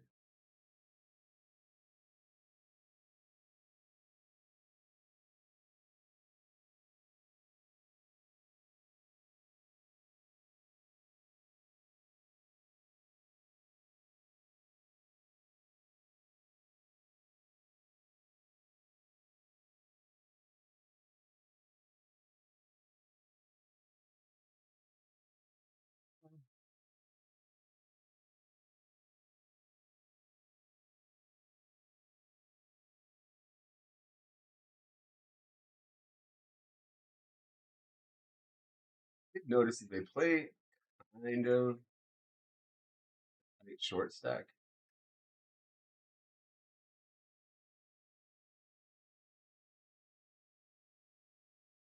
Um, it's when they bet river and are called. Um, the only it's kind of a hard one to get a sample size on. So for new players, it's actually quite difficult. Um, anything on the river is going to be a small sample, but what I use it for is uh, essentially looking for people that are above 70 is they don't really bluff. And um, but it's a stat that I made, like that I came up with. And it's in. I think that it's in my apestyles bundle on BBZ in the HUD that I created there. Shout out to Time Hunt too. I'm using their version of my original HUD. Um, so like these colors are like if someone's within optimal range, and then green is usually on like yeah the tight side. Although no, here this bet versus check is quite high. Um, I don't. I'm gonna king high call you. Nice hit.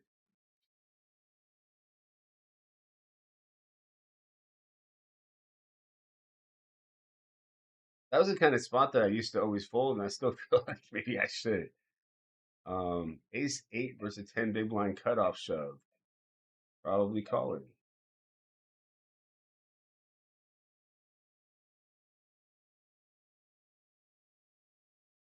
Uh-oh. Down here, short stacks. We're gonna want to just call, I think.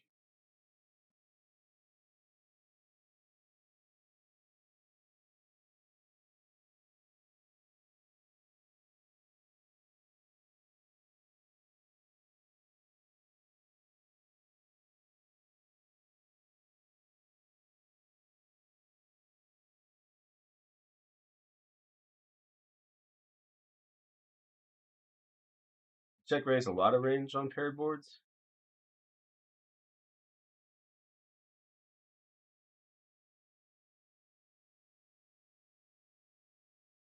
And bluefing over here. Fold. We love it.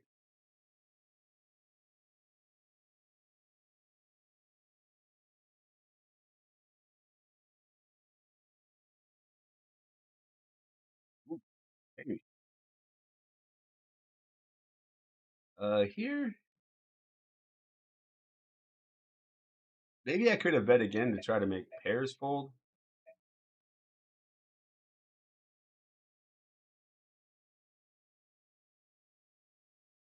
Got the nut, no pair.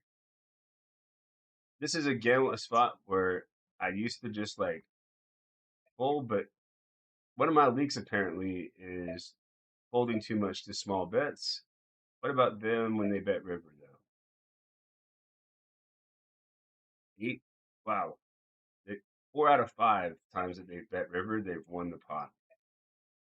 So this makes a bluff pretty unlikely. I'm gonna make a bad or like a bad GTO fold there.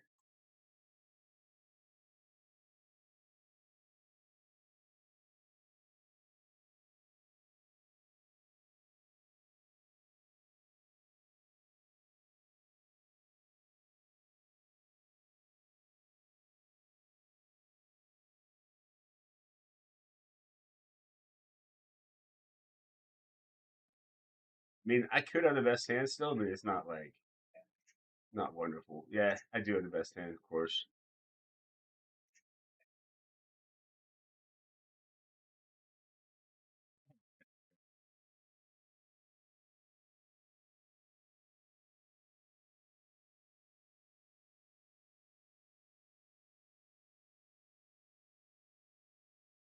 It's a pretty good chance that like in chip EV that's a call. Ouch, man. Why they gotta do me like that?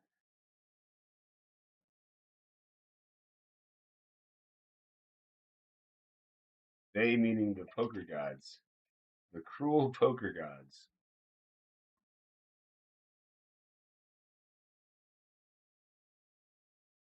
So yeah, the stat that I'm looking up though, Divine, is this custom stat in Poker Tracker, and you can see like I've got you know uh well 400 hands on this player, and we've gotten to river bets and called 5 times. So it is not the most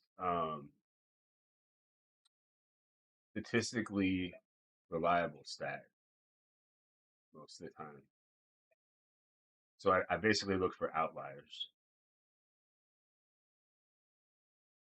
Someone significantly like below 50, it means they almost certainly have the bluffs. GTO is like 58 to like low 60s.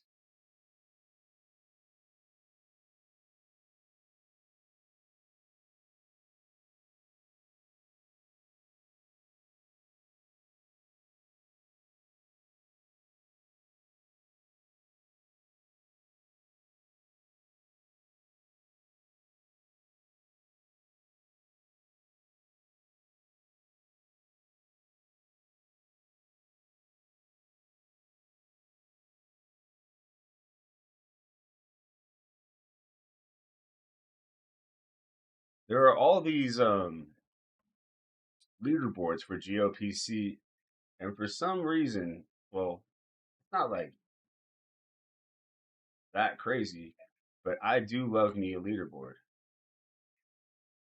It's like something besides money to shoot for, I guess.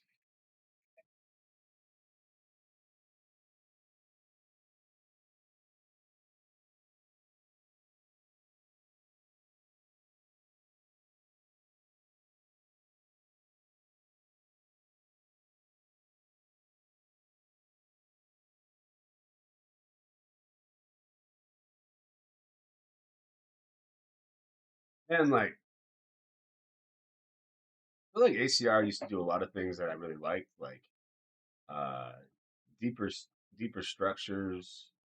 Um, they had long late reg, but not like insanely long. And like the Venom now being a mystery bounty that you can play like infinite times too. It just all seems a little greedy to me. Um,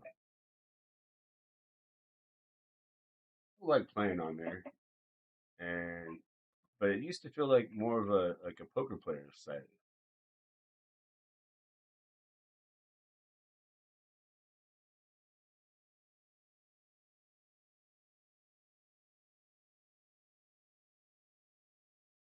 mean, it's a bet. Shit.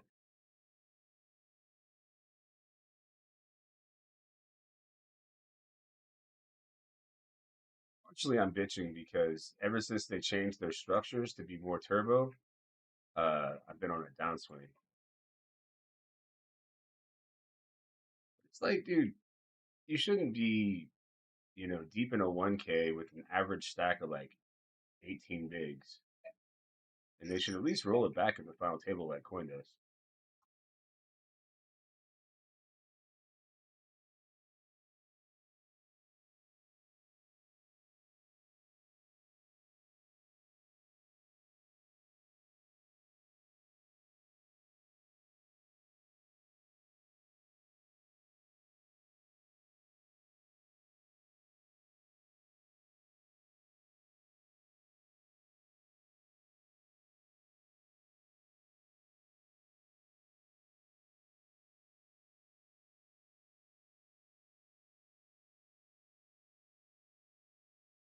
Love to right. Love to see you. How did I miss you?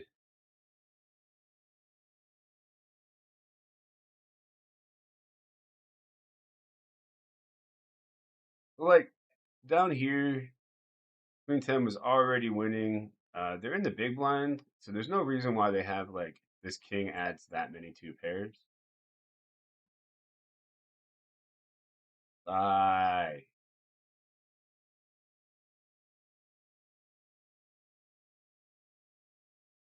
My biggest leaks is not folding enough to turn check raises.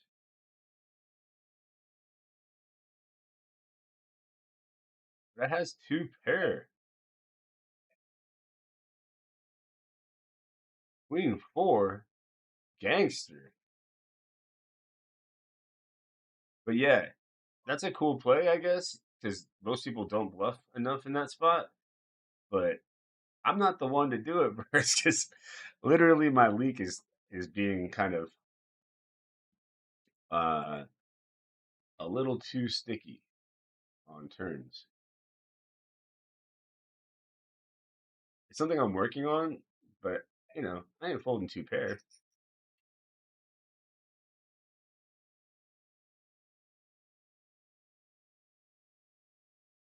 Also, they had elevated raises and low turn folds as well. They're definitely the G is for gangster.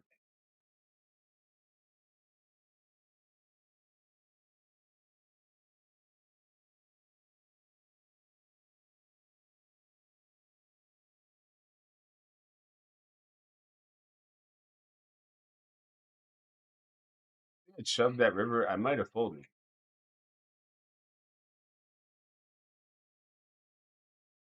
Oh, this guy's playing loose.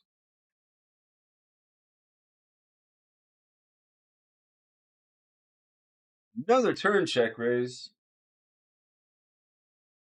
I mean, okay. The thing is, this is the big blind, right? So like, could they not just have like Jack eight? Yeah,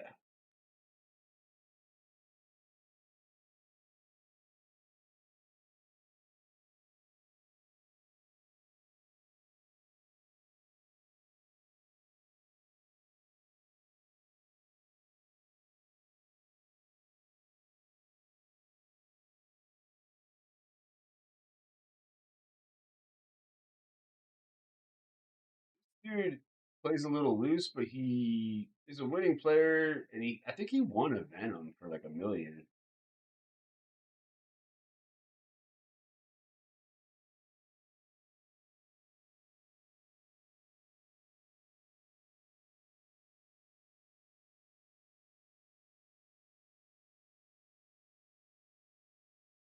One of my like notes to self today was like, you better be tight versus turn check raises. And I just called down both, and like I was and won. Mm, what's his delayed float turn? Float turn really low. Okay, so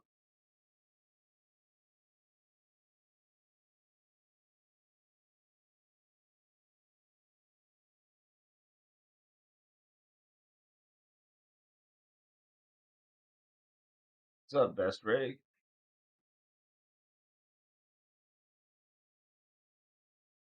In Poker Tracker, a float bet is a bet versus a missed continuation bet, which is weird. Um, because usually float means like call with nothing to take it down on a later street. And that's why that's a turn float.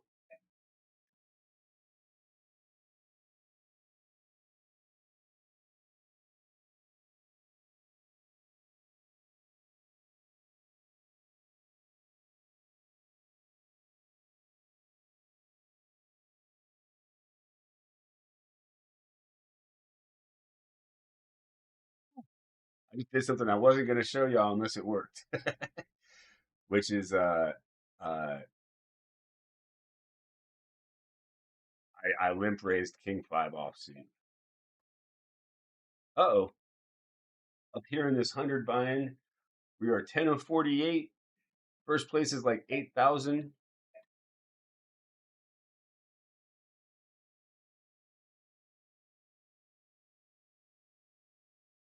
When you've got the nuts, you don't let them fold.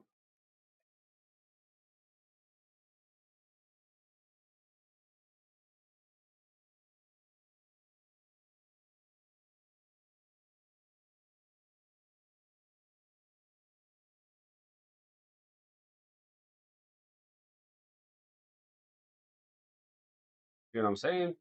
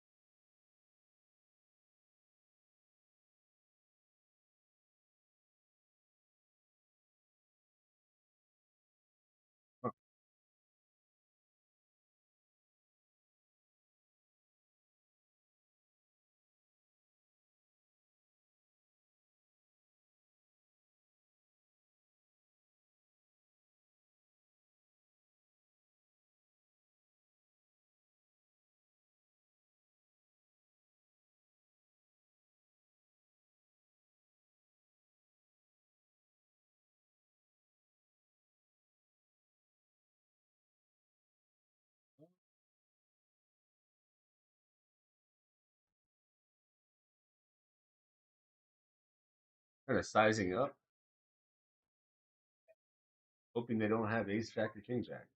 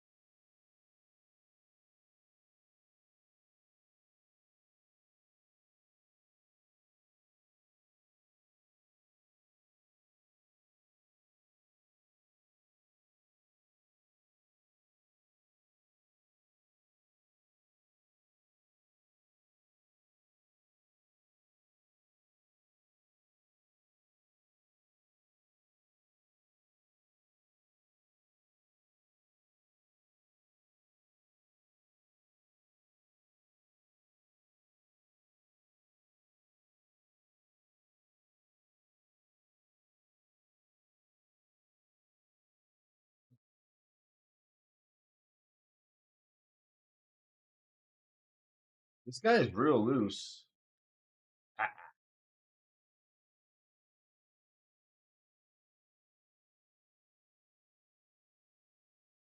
Sixes are fine.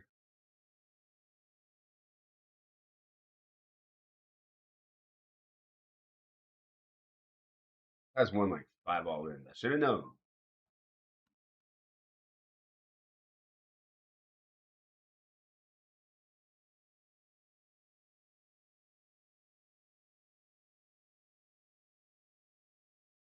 He showed up with like hands that are outside of what you should get in a couple times. So Versus a very tight player, I might have folded that ace jack, 11 big blinds under the gun, seven handed. That being said, um, seven handed is different.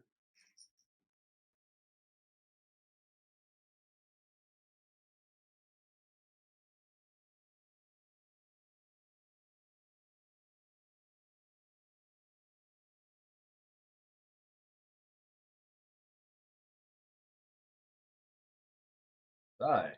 You would think he wouldn't be greedy.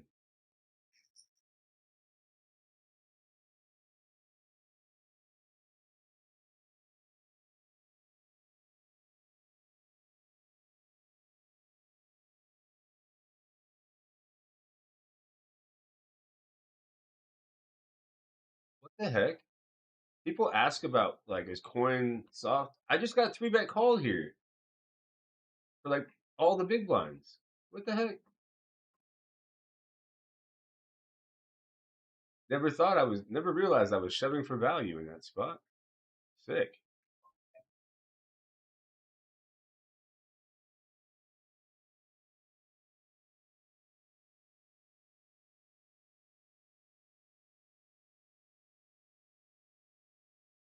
He wasn't even trying to be good at poker here. He's a winning player too. He basically says, but not for long, dude.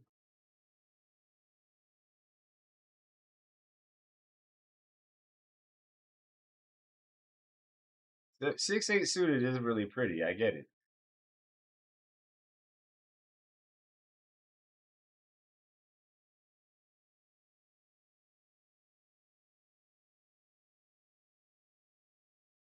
Anything from BBZ, I definitely do recommend. I especially recommend multi-way systems because he brings into comes up with uh the clock theory to describe multi-way, which is very good.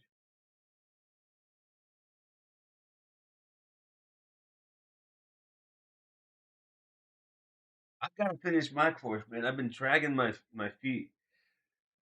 Part of it is because I'm honestly like I was overthinking it for a really long time.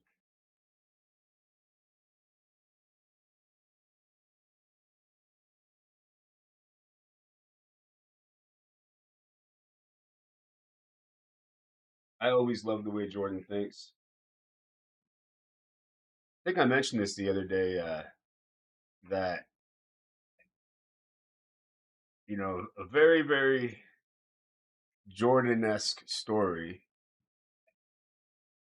is when I told him how I don't really sweat when if people owe me less than 1,000, I don't come after them. Otherwise, I do. And he was like, "Oh, really? Can I borrow $999?" Fucking guy.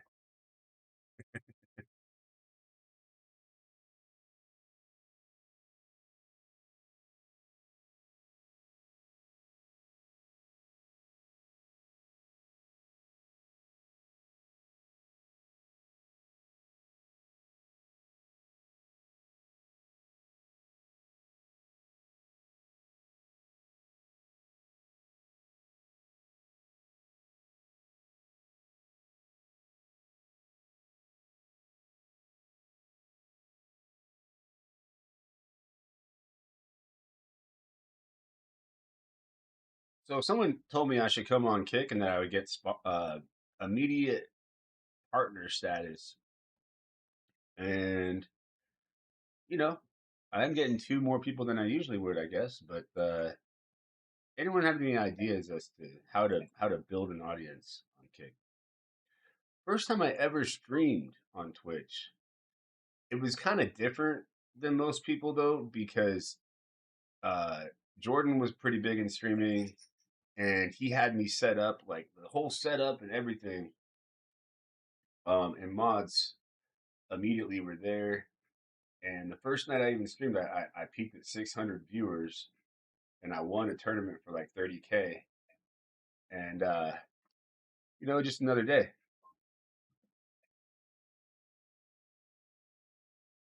And yeah, my stream really blew up after that.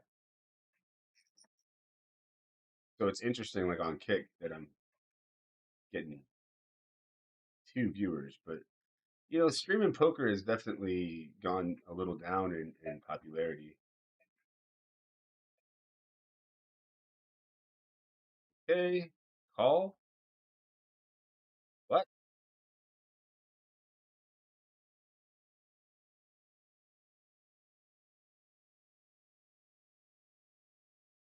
We also like have like all the chips in the satellite here.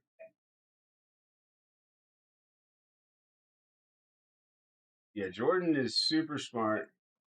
We have different teaching styles.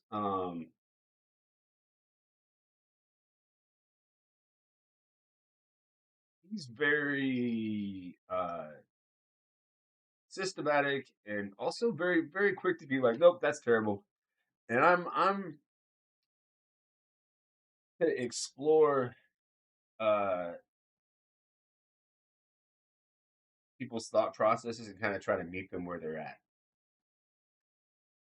One isn't better than the other. Um,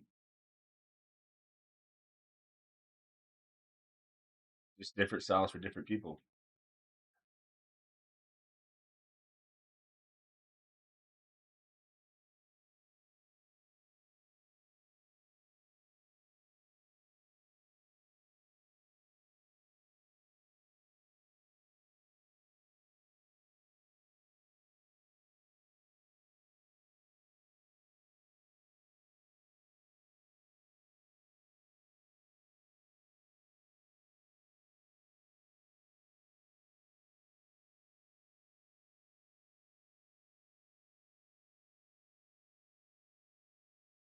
Overlaying this 38 times.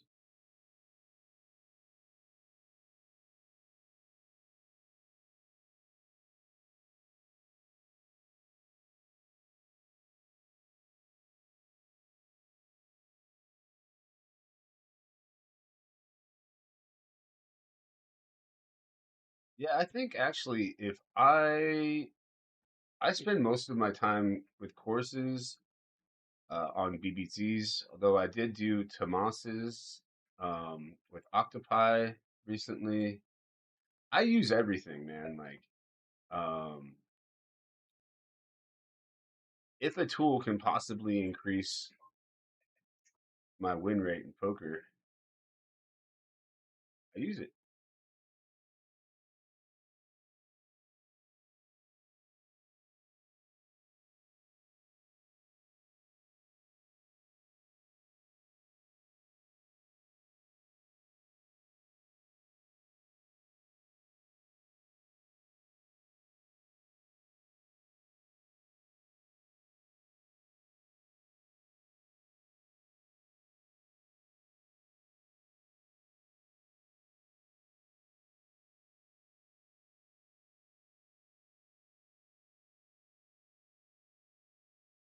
I used to be kind of anti-satellites. I guess I still am a little bit.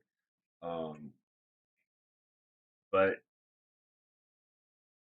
the only reason to really play them, I mean, I guess they're kind of good at helping you figure out when to take your shots. But also, if they're soft, they're good. But sometimes I used to have a problem with them because it's essentially restricted money that you win.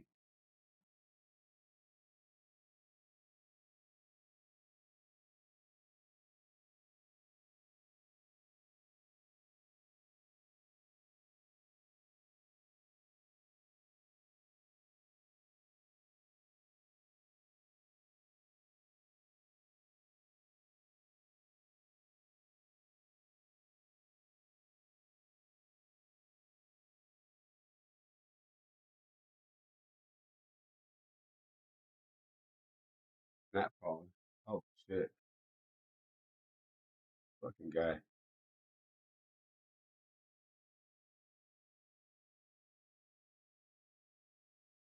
This fucking guy.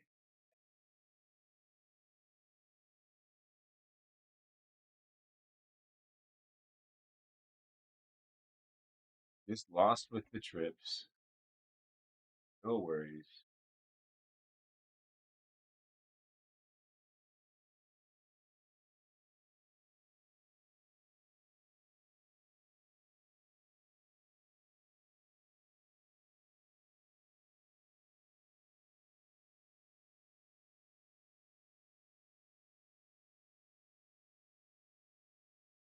I lived in Vancouver. I hung out with Jordan a good amount. And when his wife was pregnant, uh, he didn't know the gender of the baby, and they were trying to keep it like, a surprise.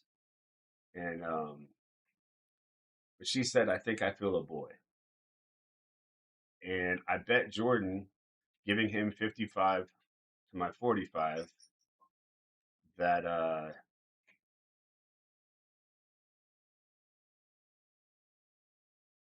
the baby's gender was a boy.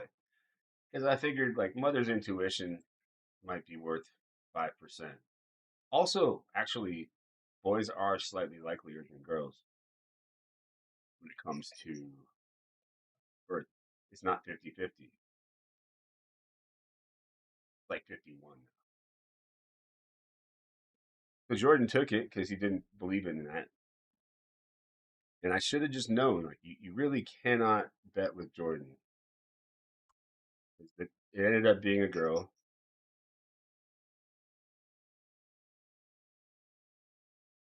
Diamonds. Just lost here.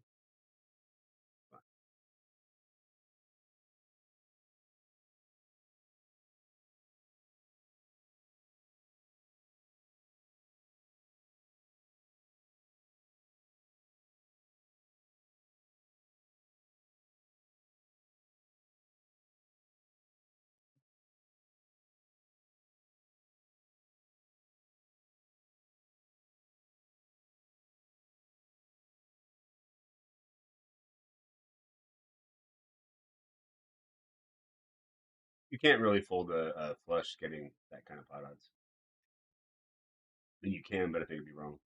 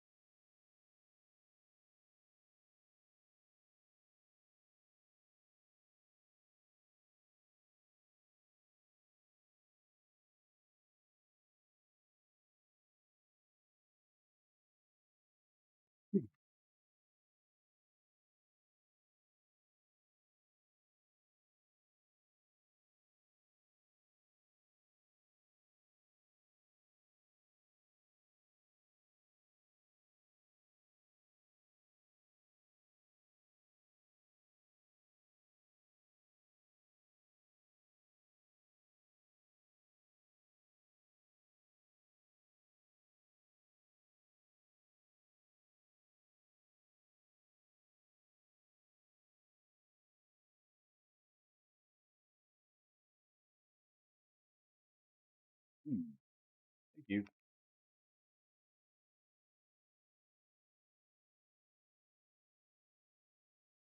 Uh, Sometimes I fold here, but this dude's like has a very high three bet.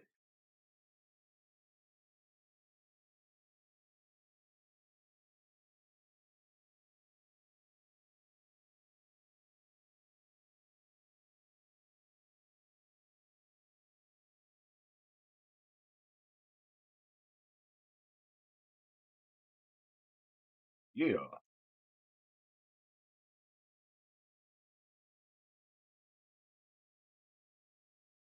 Wow, that sucks. Check the flop too. Oh man.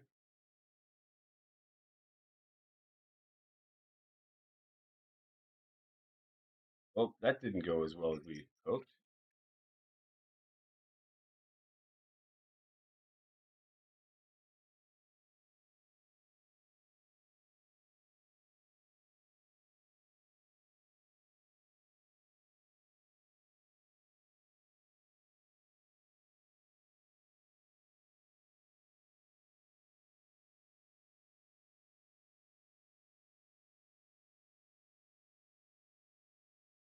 In this satellite, we're out of the late reg period. Still getting pot odds. Pot odds. All the outs. It's nothing. Just a flesh wound. It's but a flesh wound.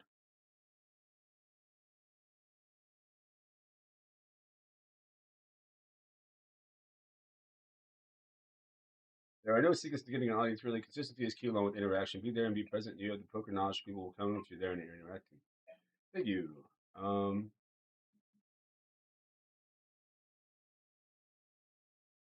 Man, like the one freaking river.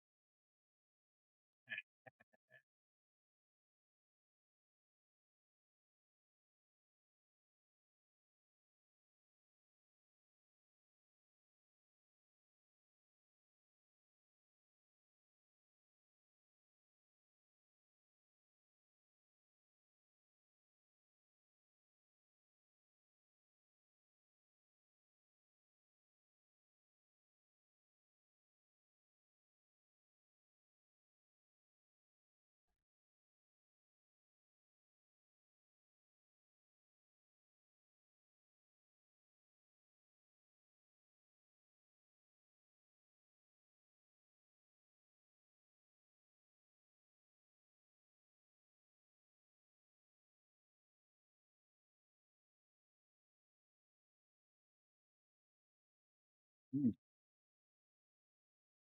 Also, my first night streaming, I think I got raids from Jordan and stuff too.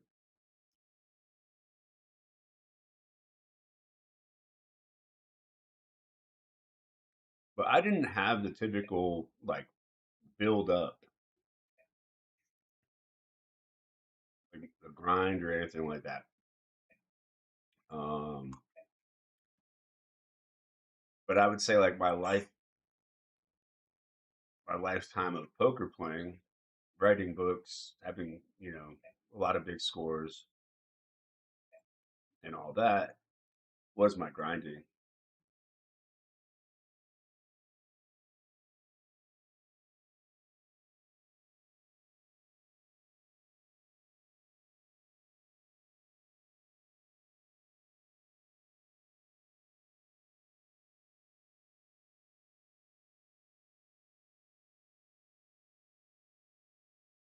What's up, Grant? He says, "Yo, Ape Styles, I'm a huge fan. Appreciate you. Thanks."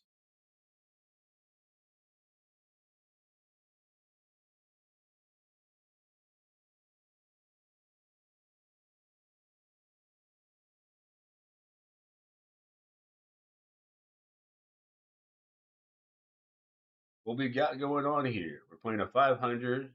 We're like about average here, a little less maybe. We are 2 of 23 in the 600, 2 of 12 in this Venom satellite.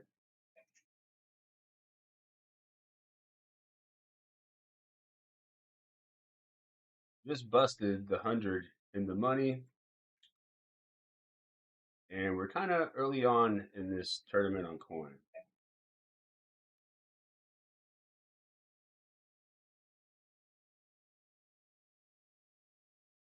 Getting 3 bet with Ochos. And then we hit that flop that like that really high C bet turn too. Sigh.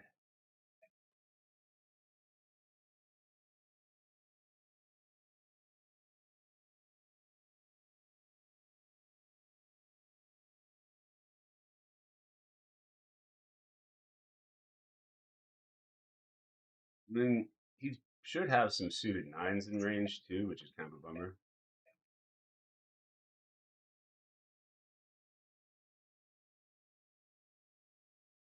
Because I was thinking at first, like, what's the difference between my hand and tens? Well, now, now a huge difference. But on the flop, quite a bit, just because their bluff range should have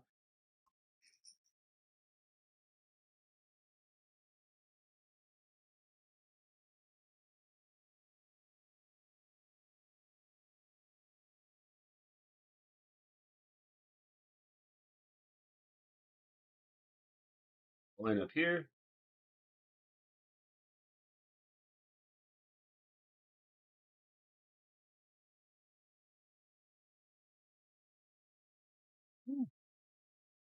The question that I asked myself there before checking or betting was, does ace queen bluff? And I thought, not really with the missed flush draw. Like they're probably going to check back ace queen for possible showdown value.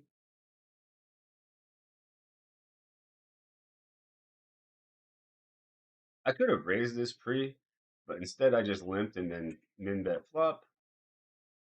That used to work a lot better than it does now. People have learned how to defend a little bit better. Um, because what you need to defend is crazy in that spot.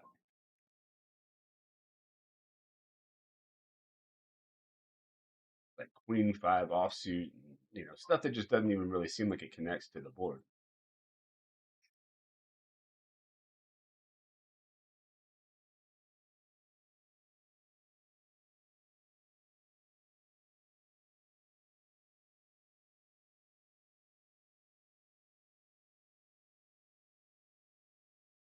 A lot of times I've been set overset. Improbable.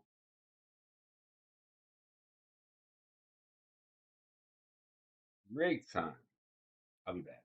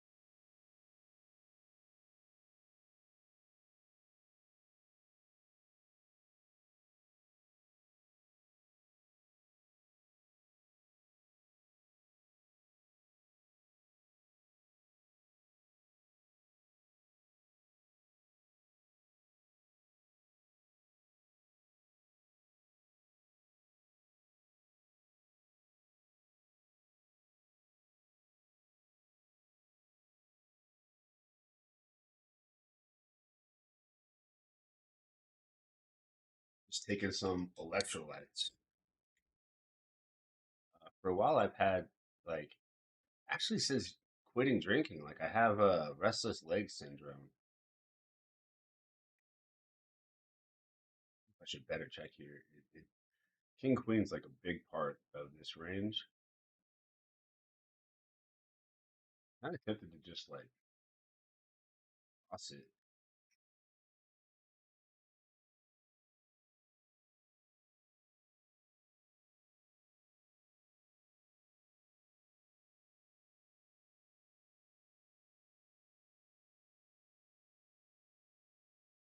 But yeah, apparently one of the solutions to restless leg syndrome is to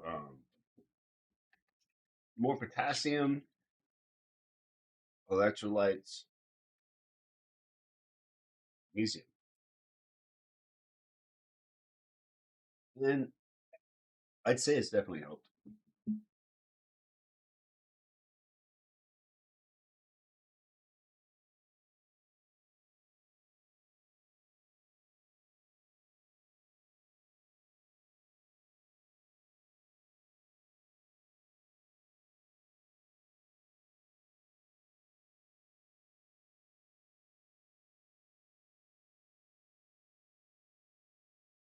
Curious how I should be playing right now as second in chips.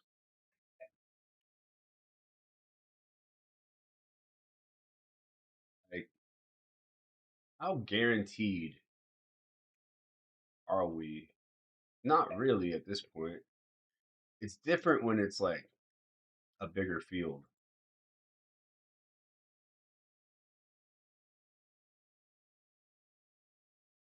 Like we do kind of have, we almost have average stack of. I mean, this is supposed to be a call. 43% is pretty good. Hey, not anymore. But like that may like in a satellite that may actually not be a call though.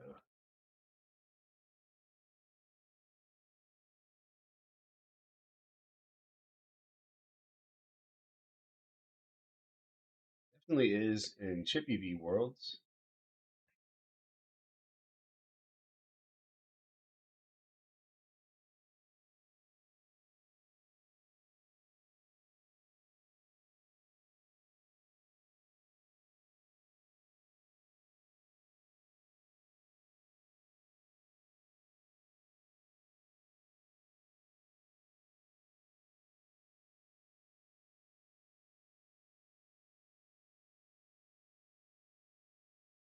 Did I raise? That was a good question to think. Going through all of your options, even if your options seem obvious to you. What are good HUD stats for a top grinder? Well, I'll just take you through mine. Um, Yellow means essentially optimal. BPI, PPFR, pretty standard. Raise first in, but also oh wait, having raise first in by stack size. Like the pop ups are really important. Three bet and how often they're folding to four bets, pretty interesting. This guy in particular has a really high three bet, folds to four bets a lot. Um, Fold to three bet, pretty useful. C bet, but also for me, I do C bet flop in position versus out of position. They C bet too much, so I would definitely raise more versus their out of position C bet. Uh, they there's some other interesting stuff there, but we'll move on. Fold to C bet. Three bet pots very low, a little higher in regular pots. Check raises here too. That's a pretty useful one. This player is very aggressive, but I'm guessing that they're probably a winner playing this aggressive. Uh, Full big blind to steal is actually the only thing that they don't defend very wide, which is interesting. This stat right here is how often they bet versus checks, and that's what this whole pop up's about. And the last one is how often they raise when you limp the small blind, which is also quite important. Speed chess during Pego, you're a beast. Change the position of the camera so it looks like you're looking at us. Okay, I'll do that. 1 second. It's a little hard.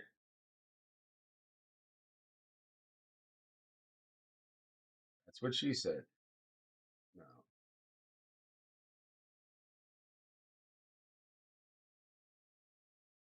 This better?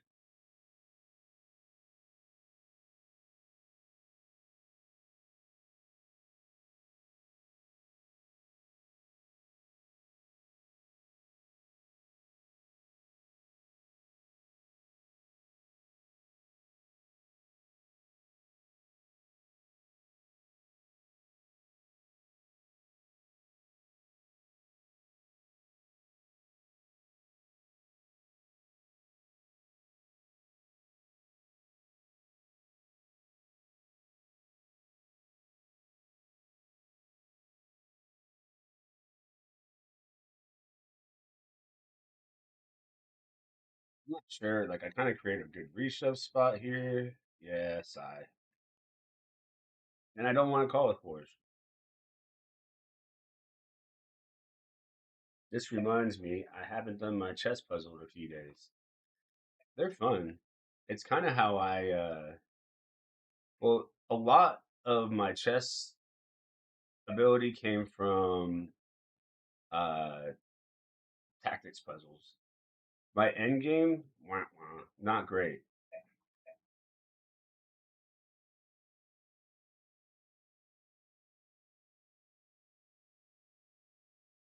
Ooh, called like a 10 big blind shove, and the big blind here did not win.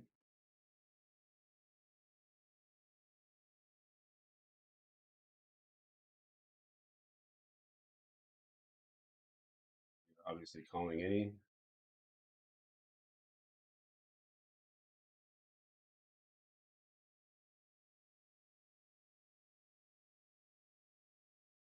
To be fair, though, regarding the camera, maybe I could put it like above my screen or something like that. Oh man, I got screwed.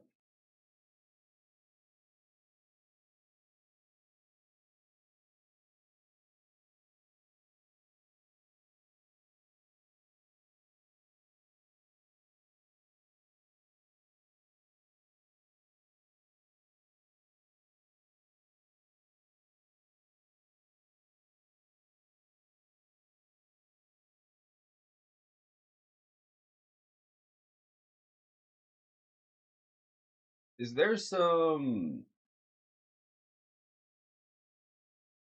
term for getting songs stuck in your head? I'm sure there is.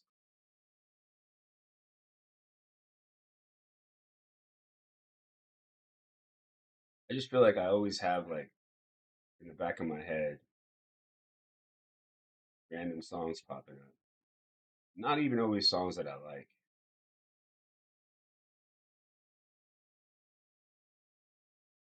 I had Fergalicious in my head for a whole month.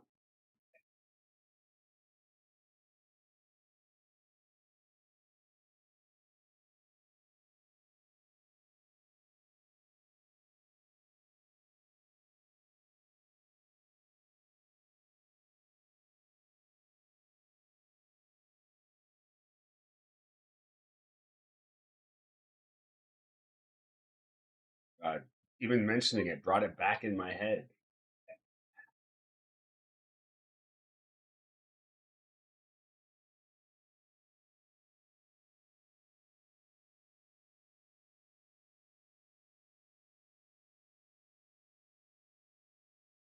109 Midnight Grand Prix.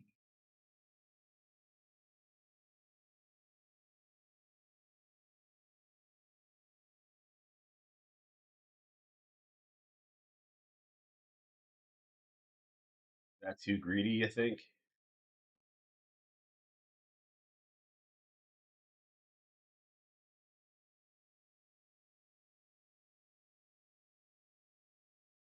I don't know.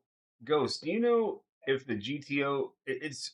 I have a code GTO for GTO Wizard that gets you 10% off, and it's by far the best thing to use with like a distant second at Octopi, in my opinion. They're good for different things.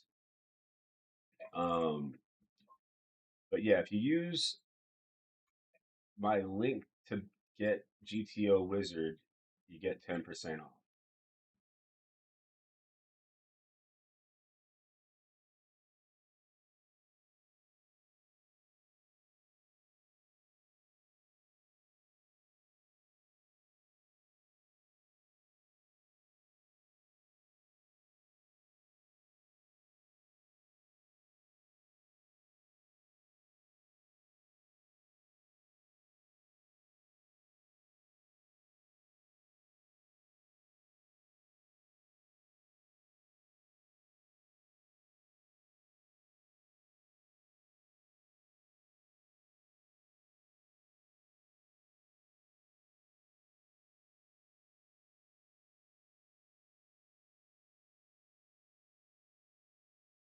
Just have an ace here, and I don't think they're gonna fold it.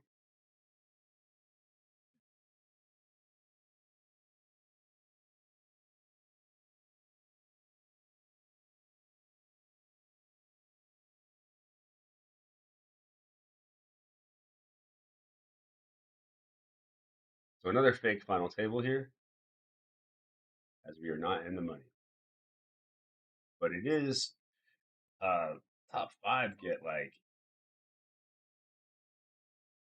yeah, top four get a Venom ticket, which is pretty sweet, and then fifth gets 1,400 bucks.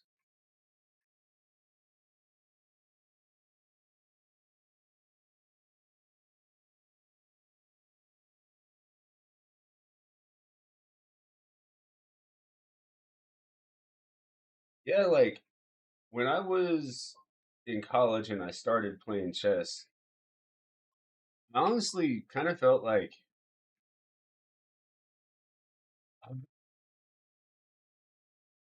I was not interested in anything school wise as much as I was interested in chess. I mean, of course, it's a fun game, but I was like in love with it and enjoyed studying it.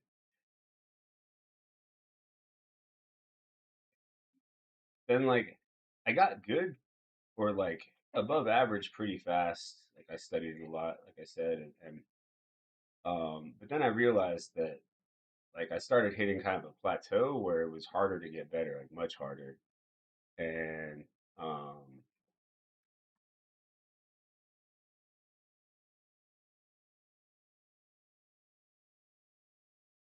uh,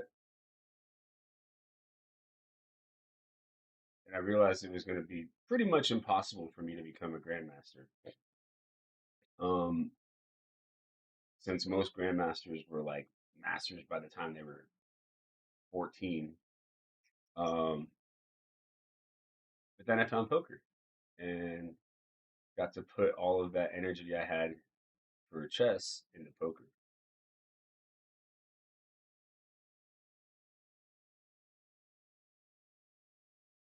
This 500 buy-in, three-way pot, ace king. Ooh,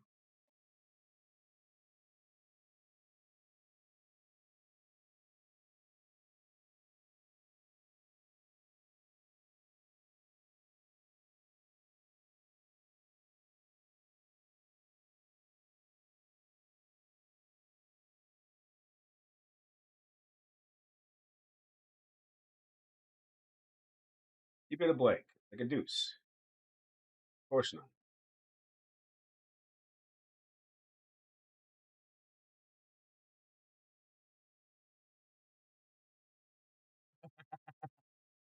Jeez, man.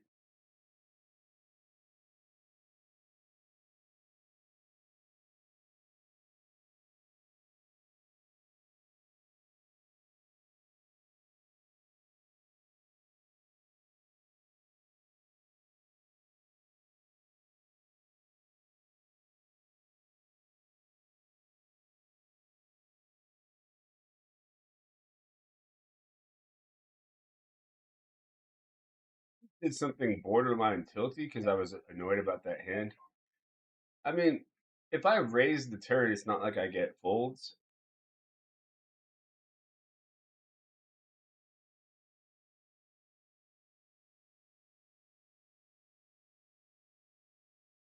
I think the way I played it was fine. I have a hand that on the majority of rivers can just raise.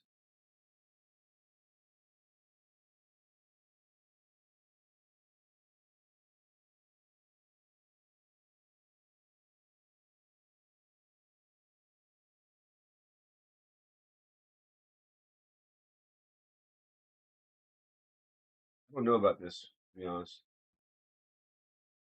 We're ahead, very ahead. Then with down here,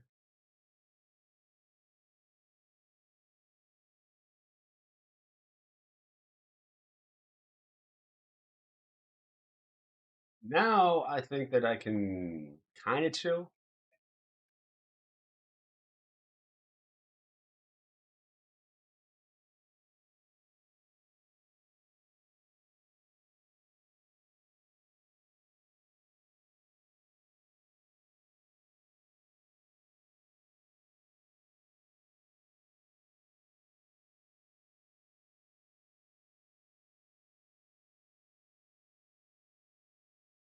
Sure, if this is good or not.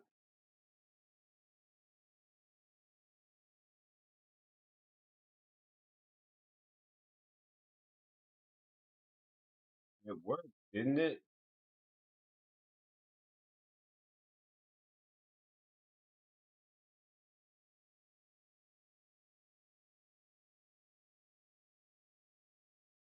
Do I prefer late reg or early reg?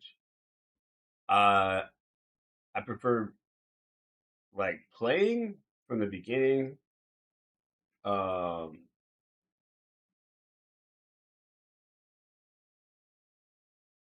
and,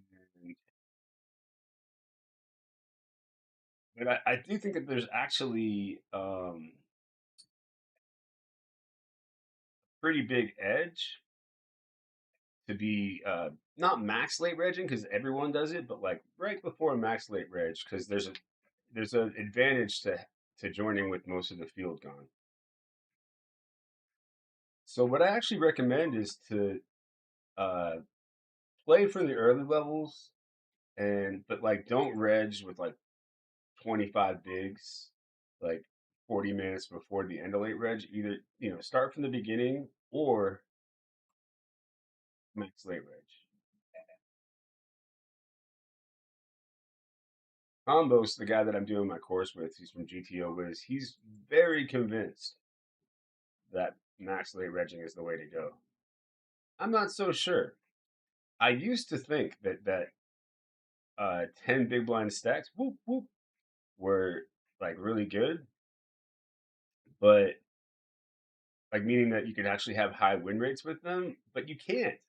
Uh, there was something I was doing wrong, which is filtering for 0 to 12 big blinds, and I would have these huge win rates, and they're actually inflated um, because anything like less than one includes forced all-ins, and yeah, just totally messes up the way that they count your win rate.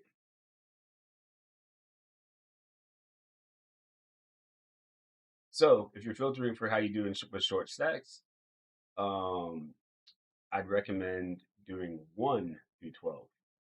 That applies for any stack that you're trying to measure.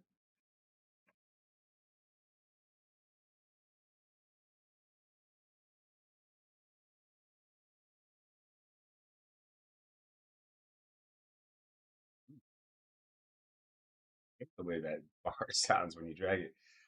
I did something that's a little bit fishy, which is I checked to see if I can rebuy before shipping this.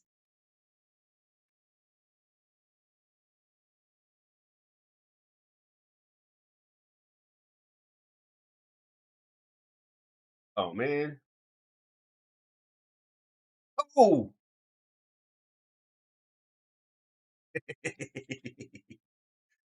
sorry. Run so bad, remember? It's all about running good when it matters, though.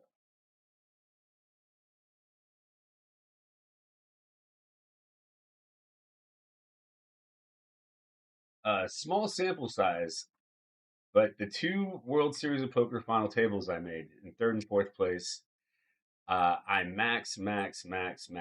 maxed late reg, meaning like I was literally the last person in the 600. Like they were like packing up, and they were like, "Okay, well, I guess we'll let you in." And in the 3,000, I was, I think, at the pure back of the line. Um, like I think I was actually like super. I don't know if I was the actual last, but I was trying to be the actual last one.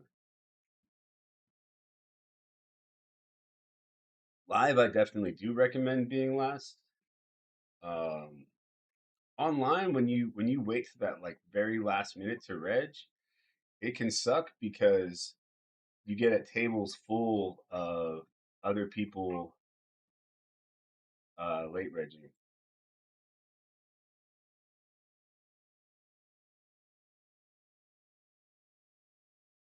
which is usually regs.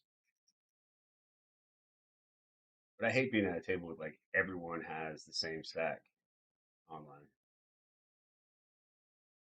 I really love it when a big stack in a satellite takes it upon themselves to just shove every hand. They're doing God's work.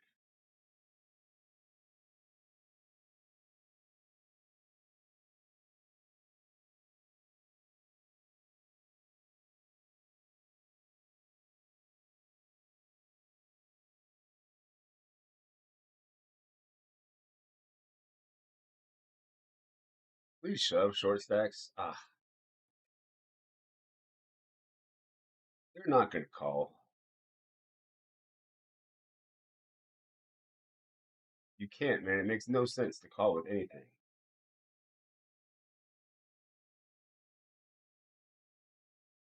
Yet they still do.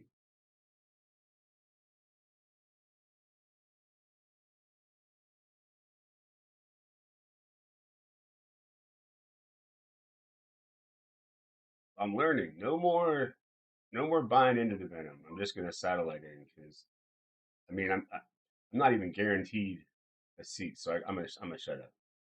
But it seems like I'm doing pretty well in these satellites.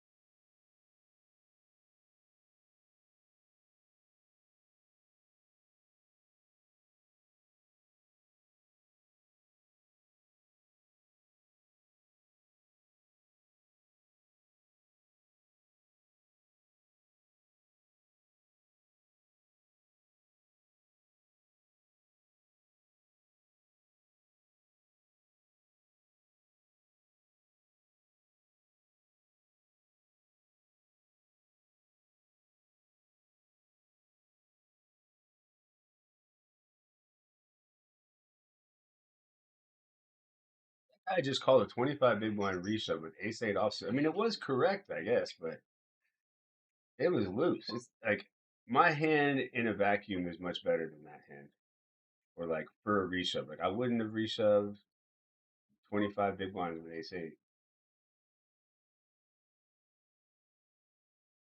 I am also biased. Anything that beats me, I'm like, ah, that's terrible.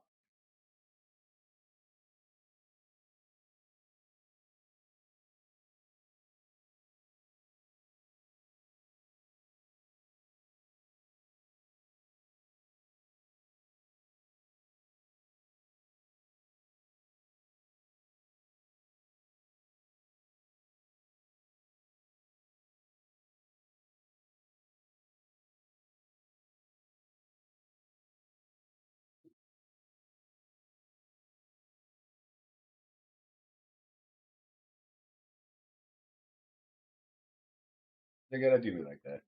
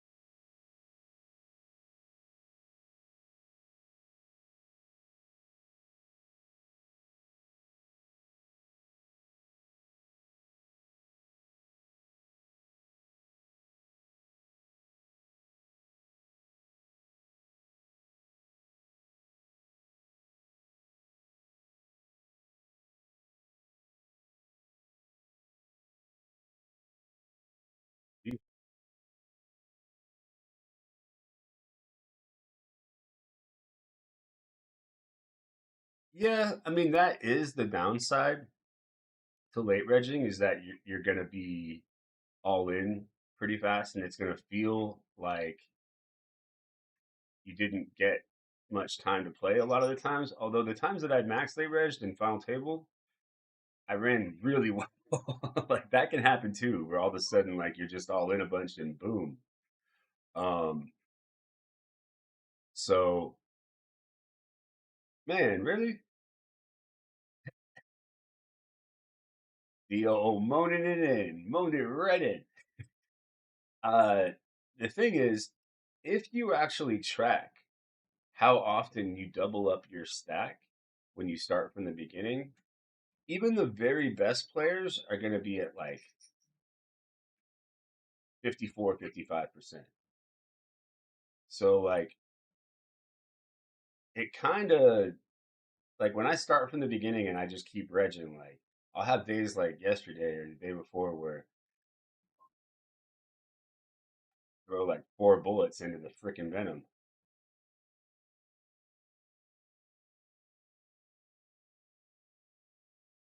Dorito! Oh, well, lose the small ones.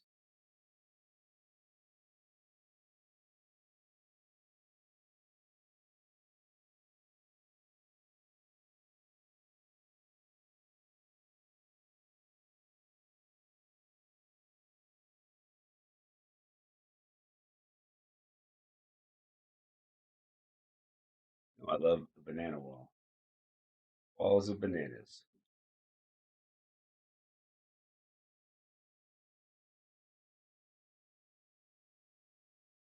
Very literal banana wall.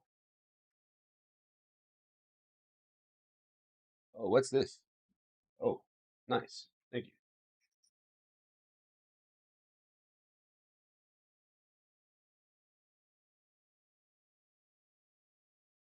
Oh, good.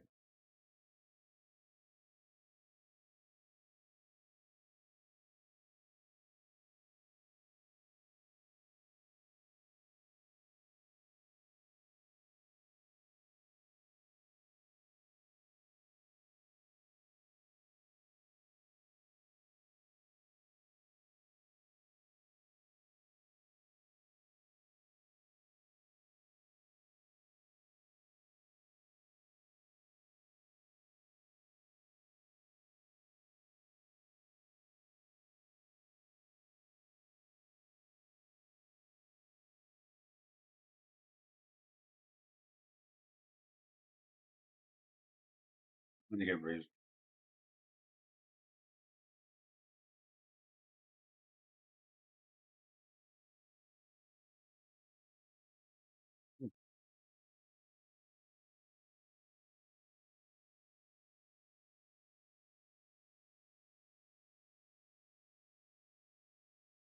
Guy is a very loose goose.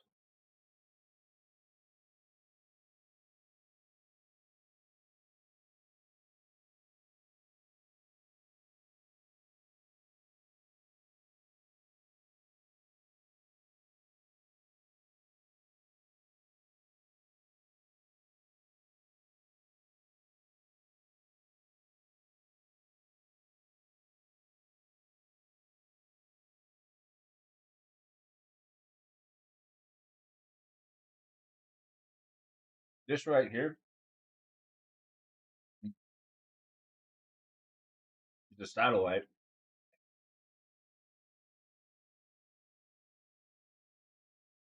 Don't want to get it in. I think I just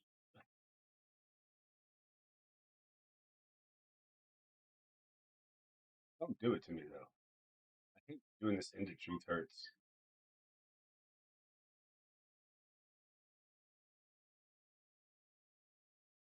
Oh, there's no reason to.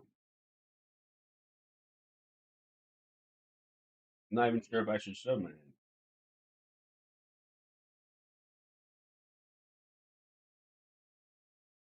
My position at the table sucks.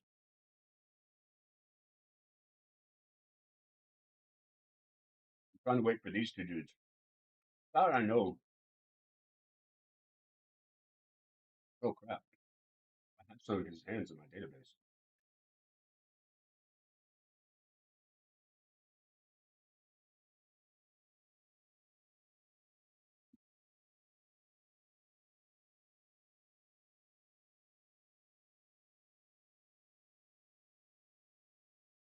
You Scott.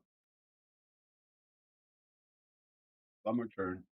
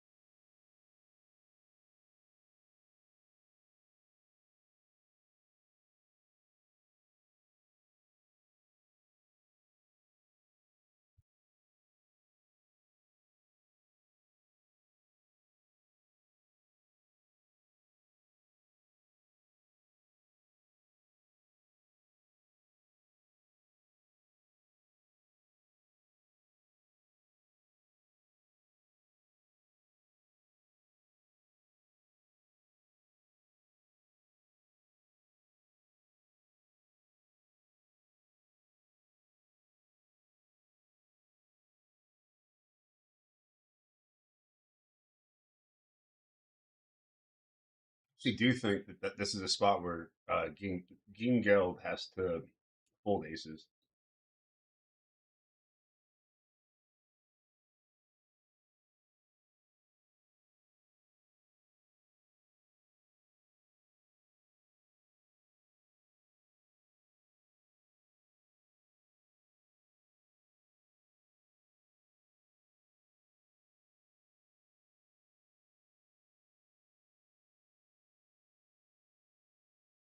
He really wants one of us to call.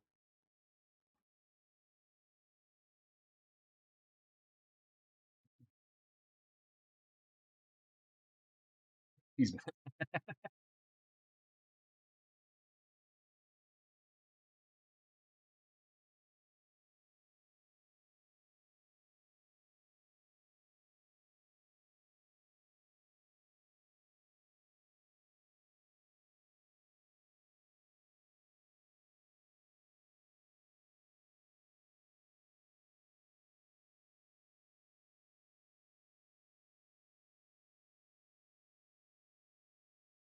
this dude's definitely gonna fold after three betting me because he's full of it.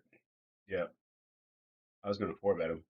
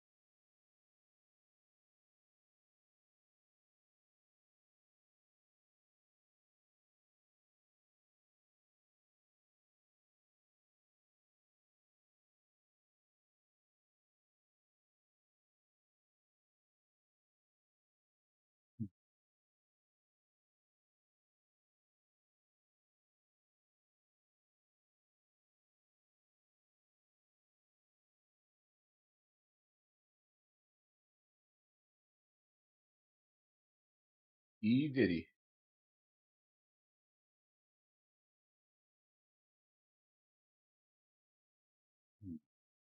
Uh-oh. Four, three other suits. Fuck.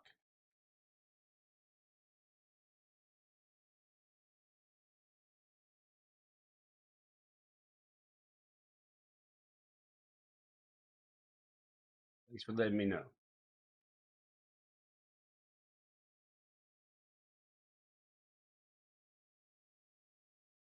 Still in it. Still in it to win it.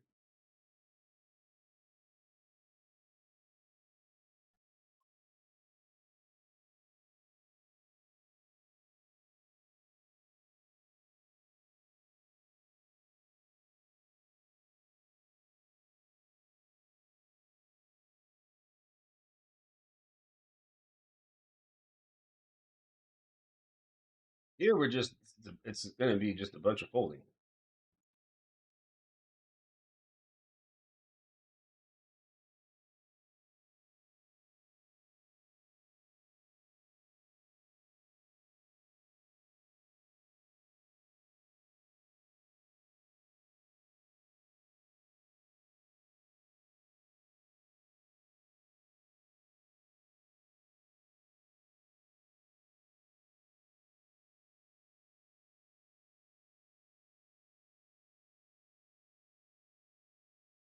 I actually think I made a mistake here.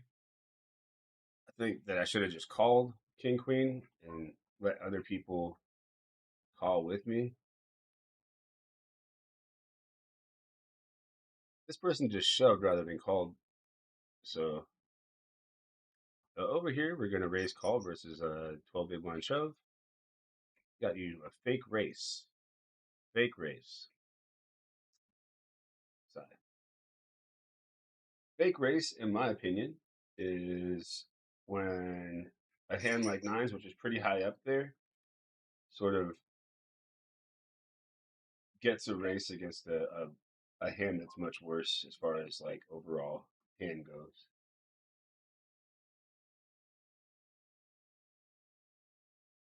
So we are in the money over here. If pigeon shoves, I call.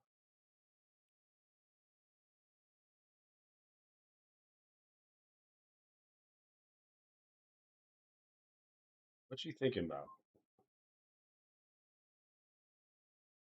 Over here, yeah. What?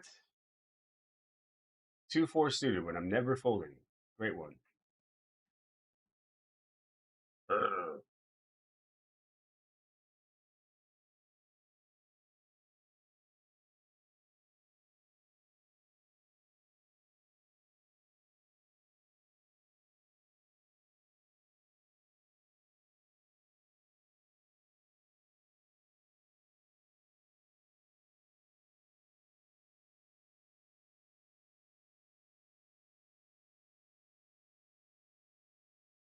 We have, wait,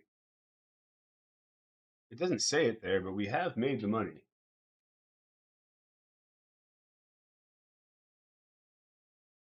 Sucks that my only shove is into the fucking two biggest stacks. Truth Hurts might just call for fun.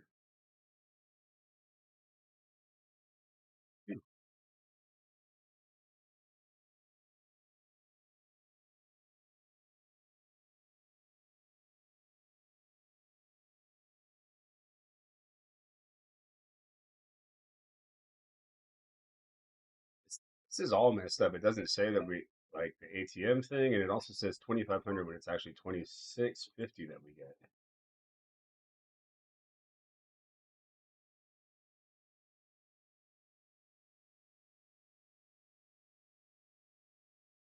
So annoying when they threw at me but folded somebody else's four bet. I knew he was. I was going to four bet him. What do you think about the add-on in tourneys? Is it best to add on or not? If it's the same stack size, not really. Um, if it's an additional amount, then often yes. Also depends on if the add-on is raked or not. Back in the day, they were not on Poker Stars, which made it a lot more enticing to do.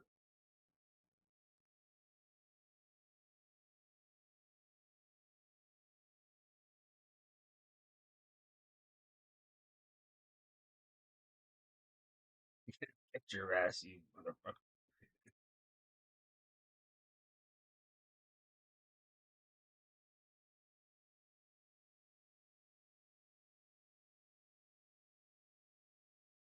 His mistakes. You have a good hand. Don't fold.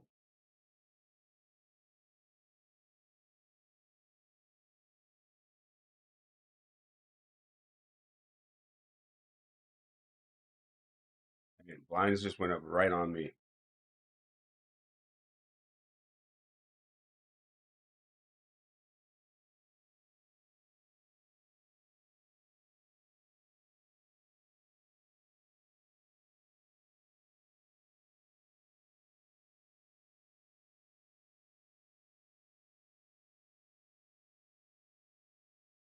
Whew. What a glorious walk.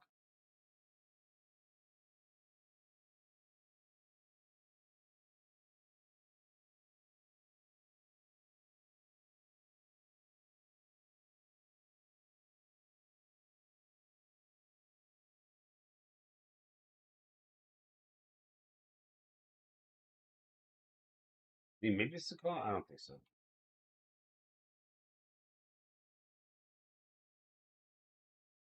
Mostly just trying to shove.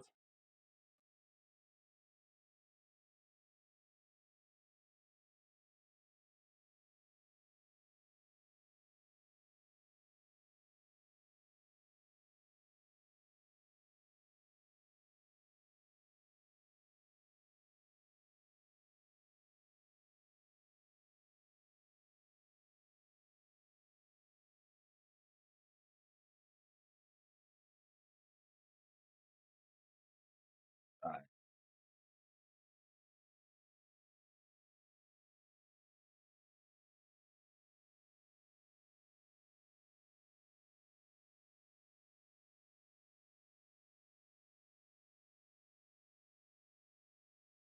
This last in chips, I kind of want to shove here. Yeah,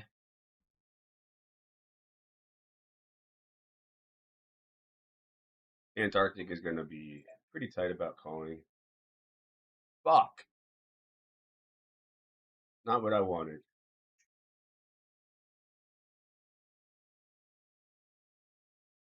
Oh well, I did cash at least, but damn.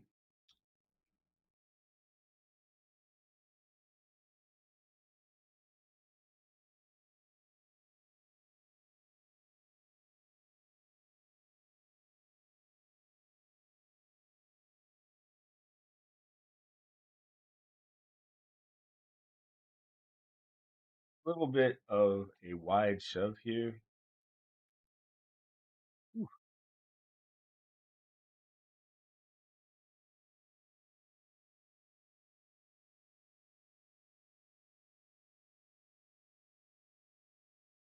We got this 500 where 44 are paid, 93 left. And we've got this 600. That's 20 minutes away from the end of late reg. All I really want to play register now would be turbos and hypers.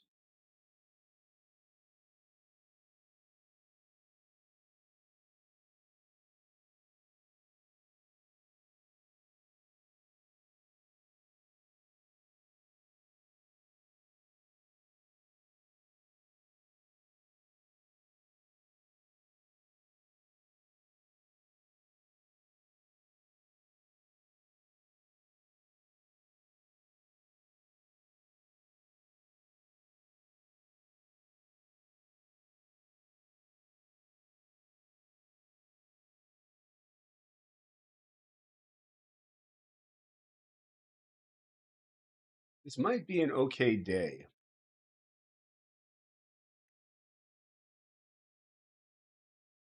Definitely have made money on ACR with that cash plus um, the other Venom ticket.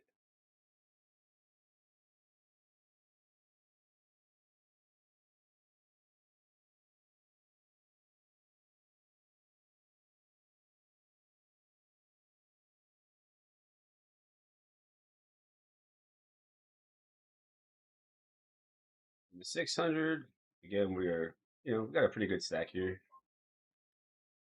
paired boards can see bet.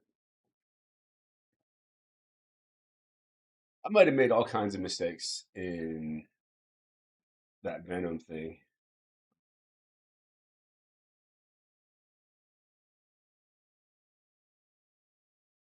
Not the best at satellites.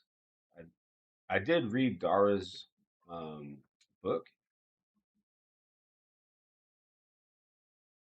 and it's not entirely right, but it's more right than wrong, as far as I know. But yeah, like the format isn't that like it's super weird. Like when you put in when you put it into something like ICMizer, um, you shove super wide because everyone's supposed to fold so much. But if people call just a little bit more, then you can't shove it all. So it's like your ranges are not super clear, in my opinion.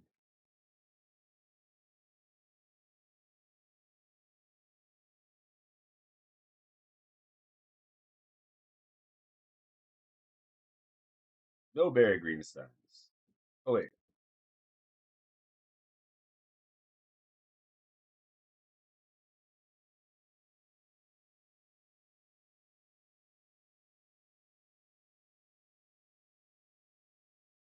freaking Roger.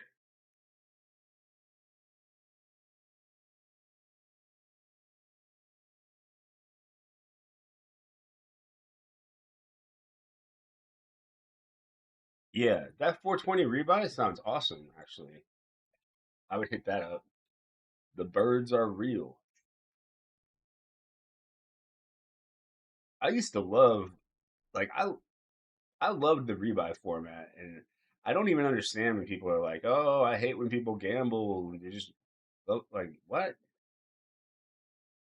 Yes, it sucks when you're trying to play your game, and some dude is just like ripping it in there with 9-5 suited and getting there sometimes. But believe me, it's something you should want.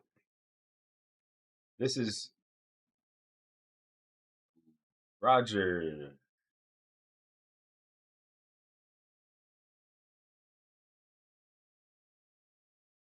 These GOPC tournaments have been brutal for me. I did qualify for day two of the mini main. That's the only one I've made too. The $55 million. Yeah, that's the only day two I've made. It's like way in the future. I think that maybe my yeah. Overall, I've ran like real bad on this site, but it always comes around. One thing I like about it is it's so clear and fast that like there was no usually there's like a learning curve for learning a site. Like for instance, WPT, like it took me a while.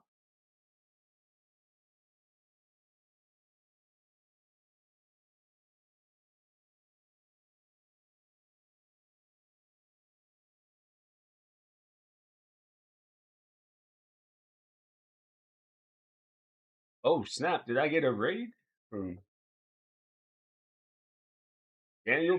Peterson?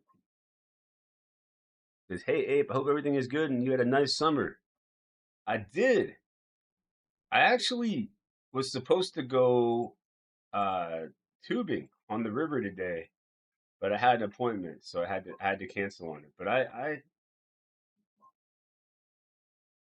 do love summer. I don't love the fire season. Make sure to check out Daniel Peterson's stream. He is a beast. I'm gonna make sure that I'm currently subbed. Yes, I'm gonna resub.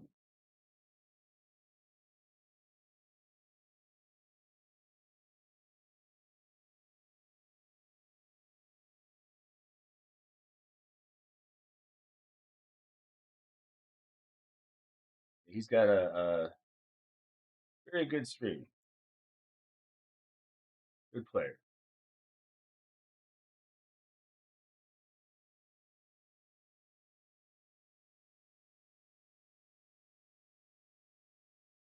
What's up, Zach?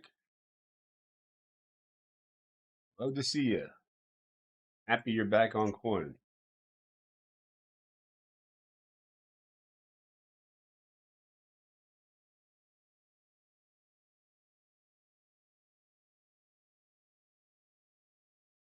I don't know if it was me that eventually got that turned around, or that if I had anything to do with it, but I definitely did go to bat for you.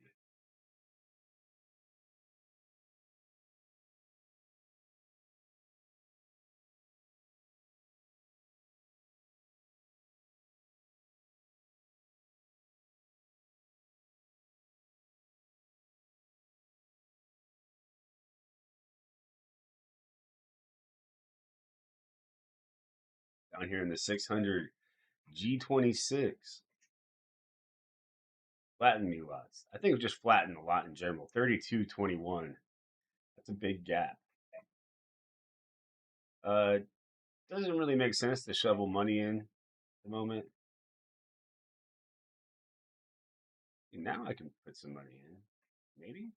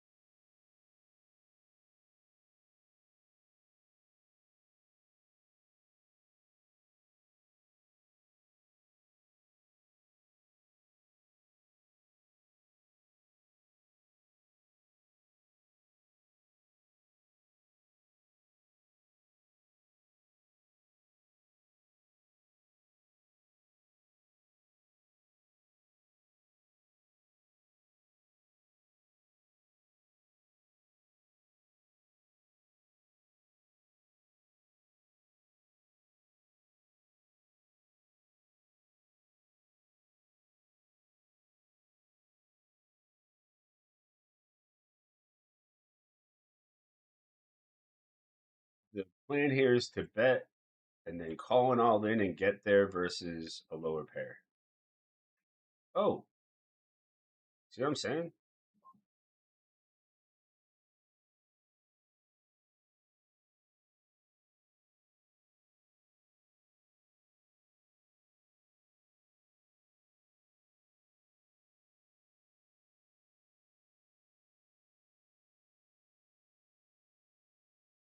Ooh,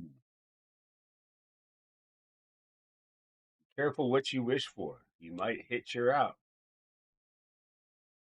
Welcome Raiders. I appreciate y'all. We do. We've got some deep runs ish. Like here we are like 30 from the money. Here we're just out of late reg, but we are 5 of 24. In this 125, we're 3 of 53, 38 paid. So yeah, we're approaching the money in a lot of stuff.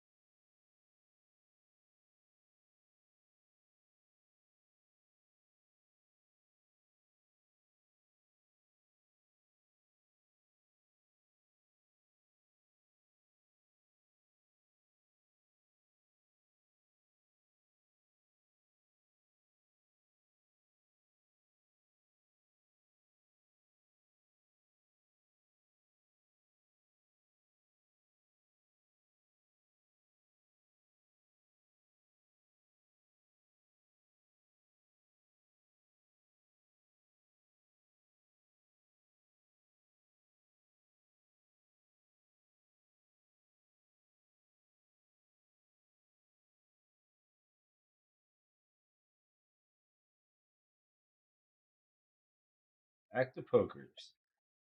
For the record, for stream breaks, I believe I'm 3 wins, 1 draw. Some of them were dirty, but they still count.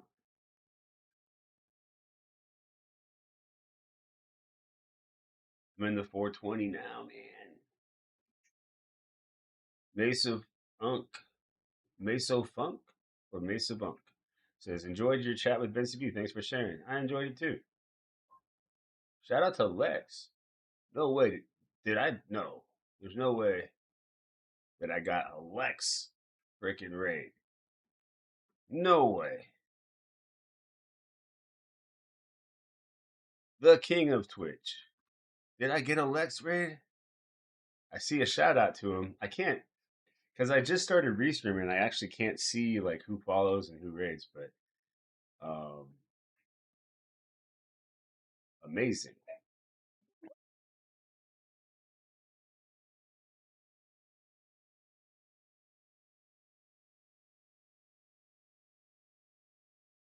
Lex is like such a legend, such a genuine dude, and I genuinely believe that no matter what he streams, he would be a popular streamer. He's just very entertaining and like a great mix of real and funny. I'm a fan. I also think that people don't realize that he's been playing forever and is actually quite good and works on his game. He's worked with BBC, worked with me.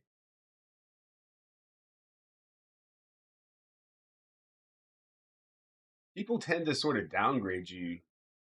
Can you play all these sites in the US? I'm in the US.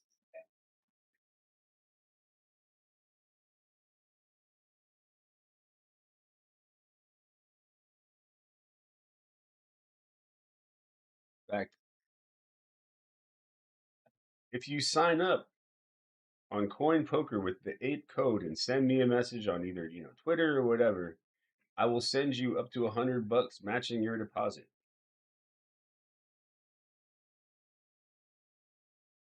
I think the site's pretty dang cool. This is WPT. We are like 30 from the money over here. We're gonna bet call. Any ace high flush draw pretty much always calls. You never don't have enough equity. Plus, they can have worse flush draws. What the hell? Die. Like I got it in good with an ace high flush draw there. The poker gods decided otherwise. Son of beach man. Also, got a pretty nice stack in this $600 buy-in on ACR.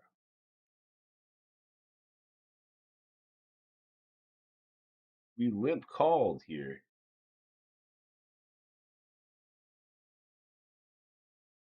Definitely going to call one street, maybe two.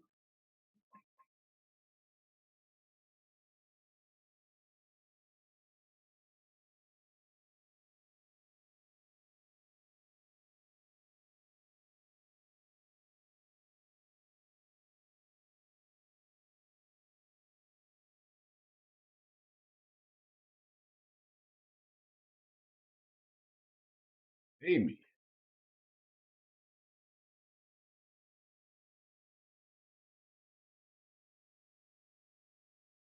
First place in this bad boy is 5,400, which isn't too bad for a late night um, 125 on coin. They've been getting big fields recently, though. They've got the GOPC right now, global, and yeah, they've got actual medals, leaderboards, all kinds of stuff. What's up? Hey, X's Space says, "Hey, homie, I can share your stream to kick community. Please, dude, that'd be awesome,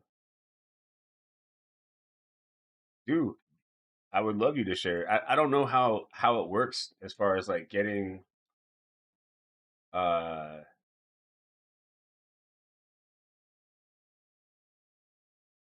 getting kick viewers. I'll have to look.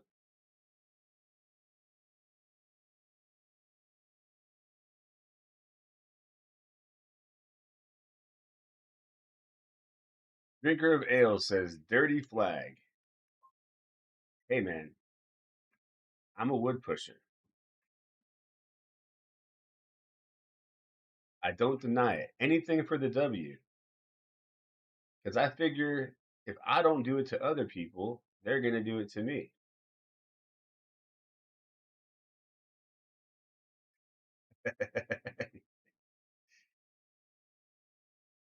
I know what you meant,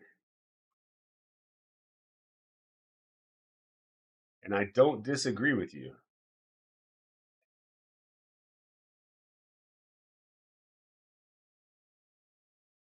Some of those flags, even though I'm all about the win, I lose a little bit of self respect.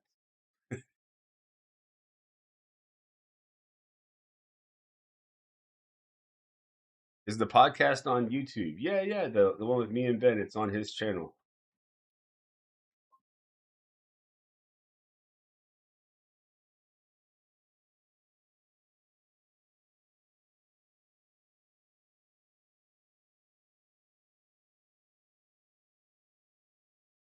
Oh man, sometimes you worry like some people they can't get three bet that many times. This is the flush draw raise. Oh wow, he actually has it. Oh, sorry, so sorry. I'm gonna three bet him again, 3 times in a row. Poop shart, man.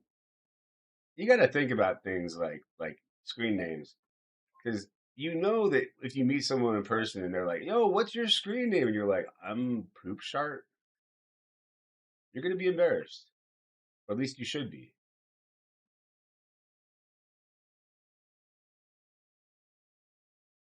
Do I track player notes?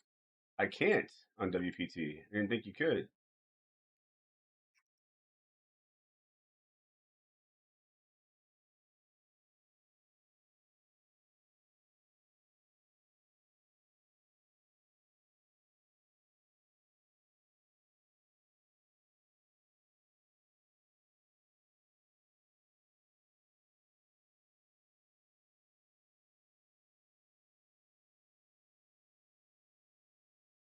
If this mofo has a six, I'm gonna cry.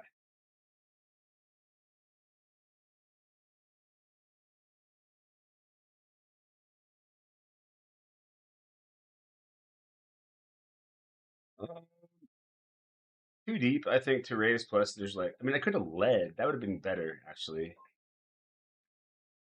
fact, I'll do something goofy here, like donk lead.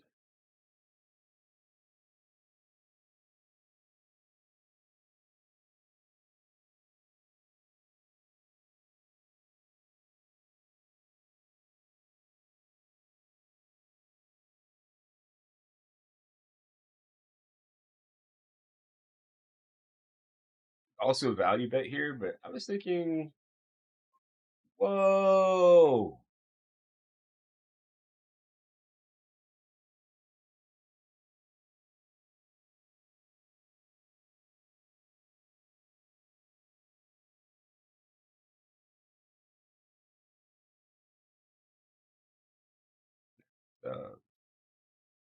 have no diamond.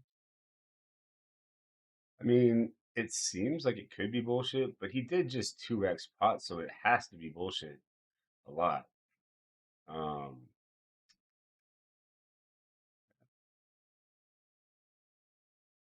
Master Masquerade, Jay Pena, good to see you.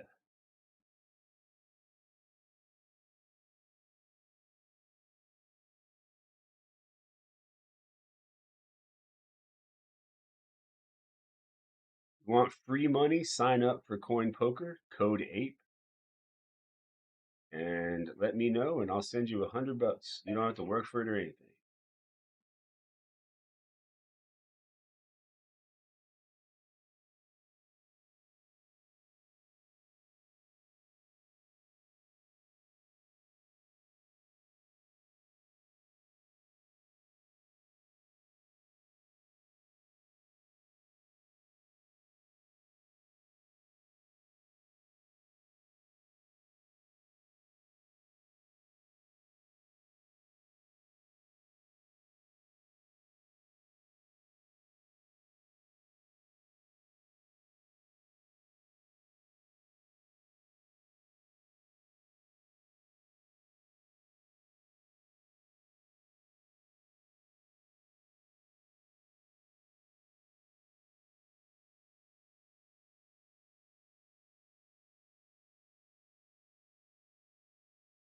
Son of Beachman.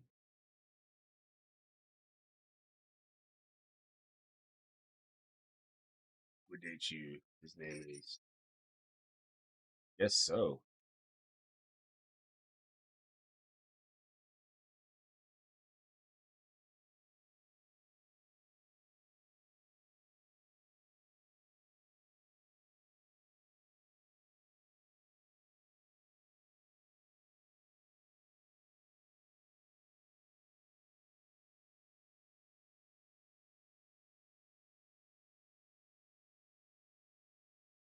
Okay, in the 600, we called in the big blind. This dude went all in for like nothing.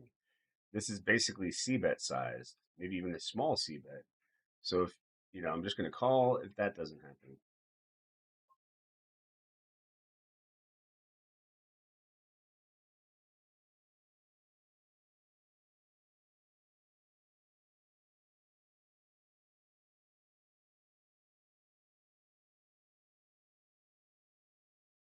Ooh, ooh. You just let me see turn.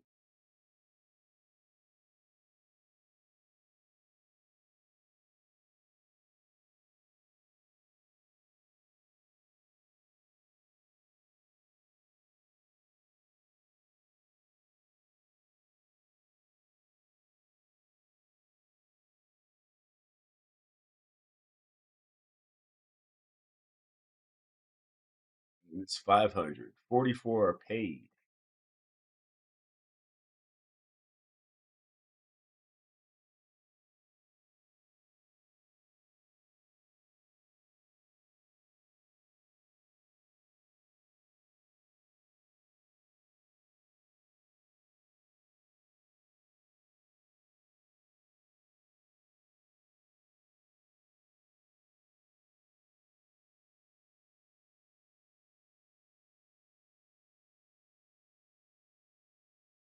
Hold the baby.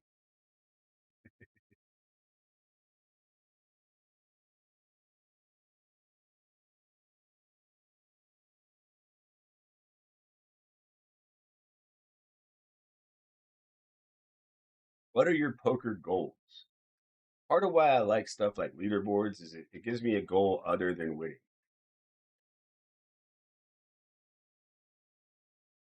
And I believe there are like 700 medals to give out in the GOPC. I want trophies. Actually, I want a belt like WWE.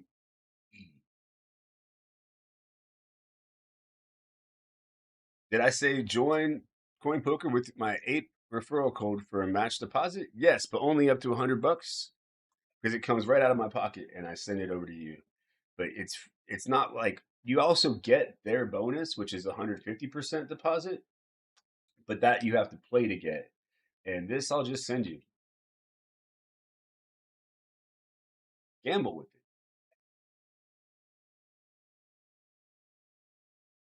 please.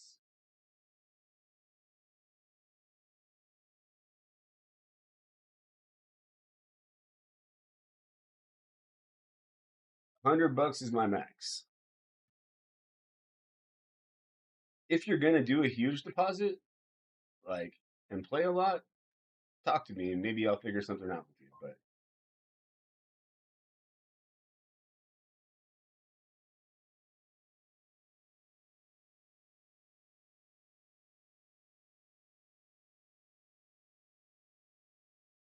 That would have been a nice flop.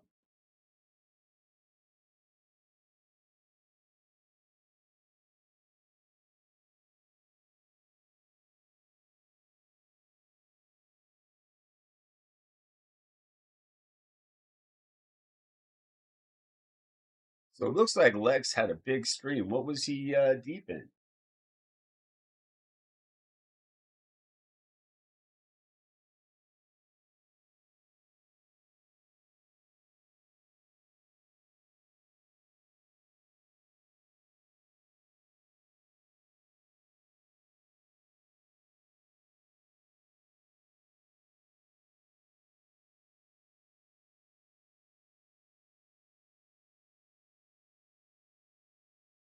Do any metal fans know of some good riffs for me to learn?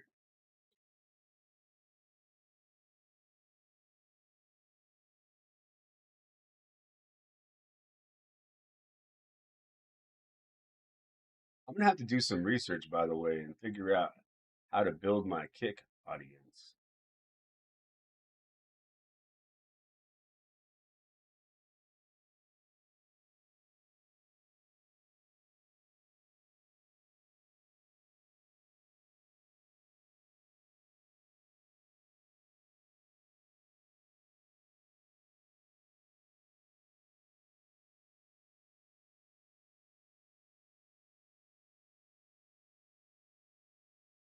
Yeah, you got to contact me on like Twitter, Discord, pretty much anything. I'm a little slow on Coin. I mean, on Instagram.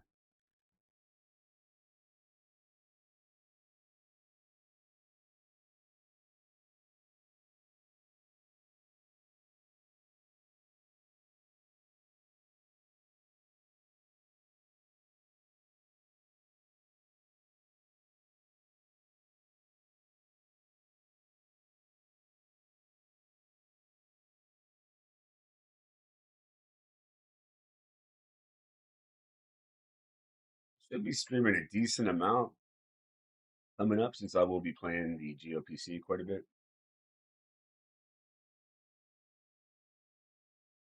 Need some medals.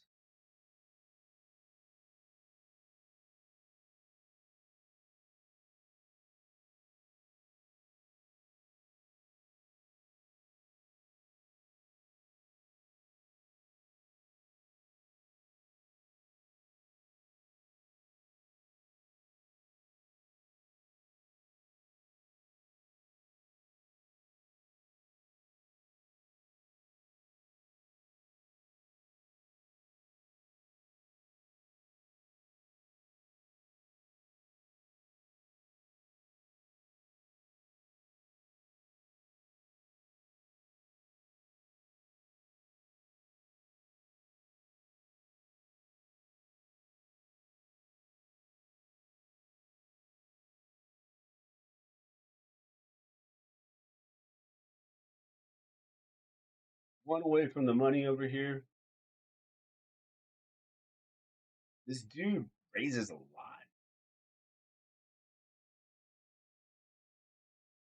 So I feel like right on the money bubble that I can pile on him. What do you think? Is this dangerous?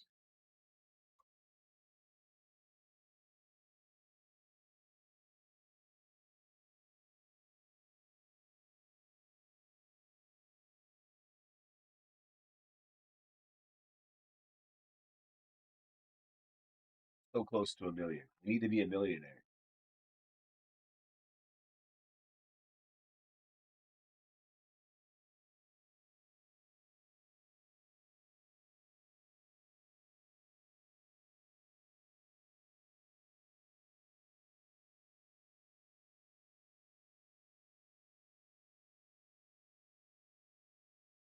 How's everyone's Tuesday going?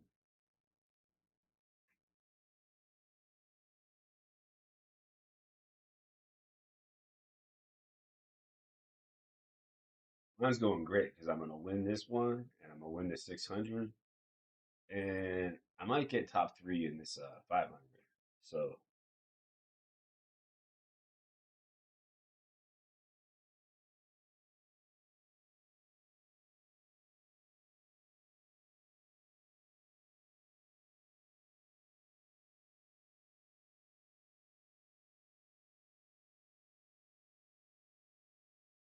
Uh, I don't want to get it in right on the money level here. Just gonna call. It's gonna be hard to make me fold if I hit an ace or a queen.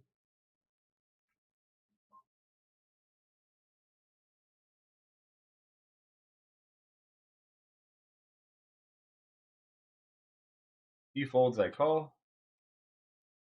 Oh, whoops. Check it.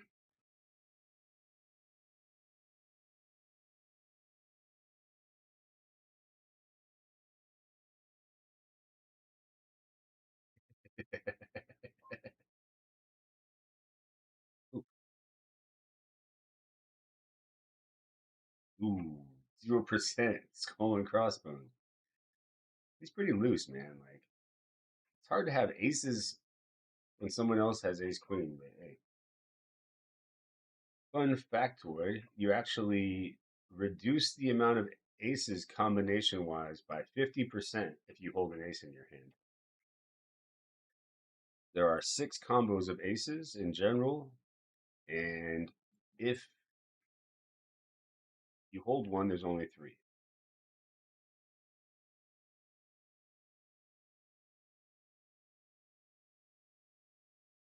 And he says, I already signed up. Damn. Bummer. Indeed.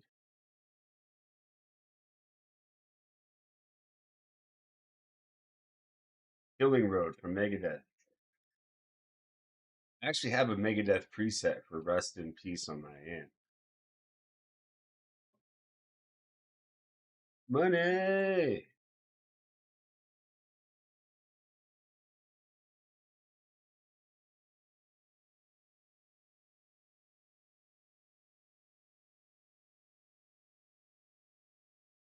And Megadeth has some really good riffs. New metal, like death metal and stuff, is like so fast, man. Really hard to learn.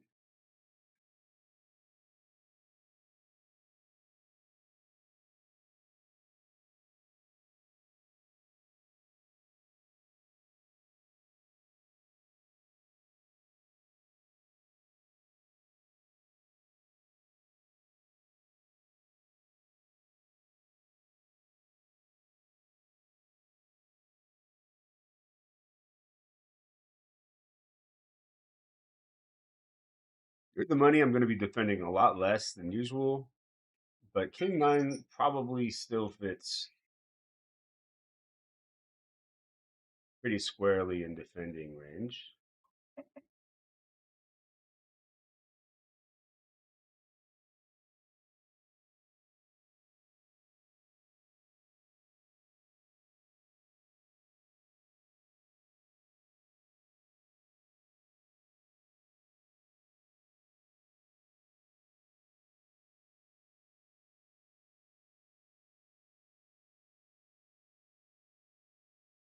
If I had like, I don't know, Jack 9, I might lead as a bluff, but my hand's a little too high up there to bluff with.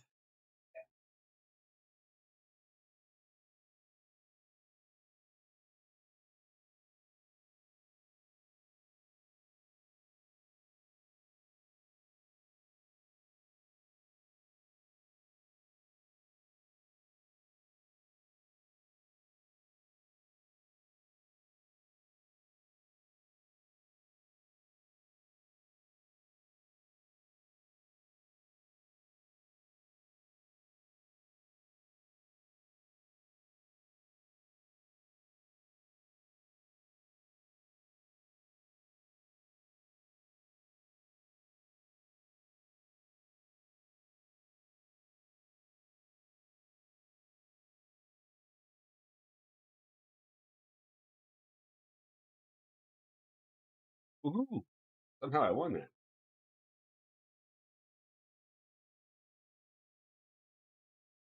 Would not have been that hard to make me fold there.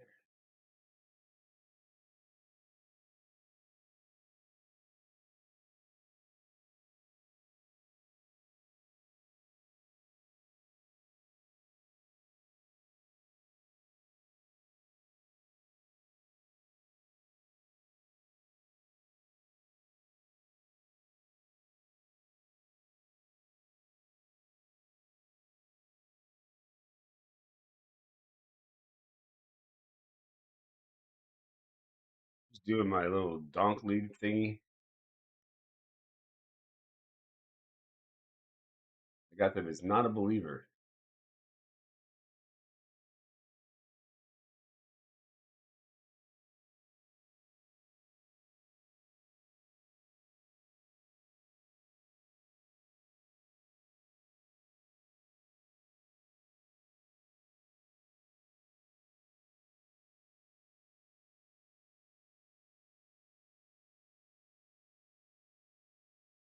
A little small bet.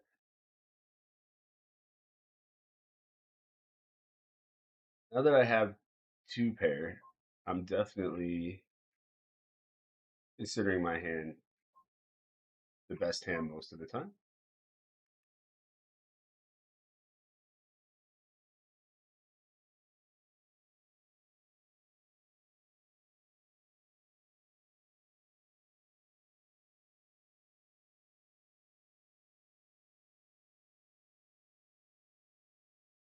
I hate stalling in general, but I'm wondering, do you think that that at this point, like 8 away from the money as a mid stack, that our stack benefits from taking a little bit more time?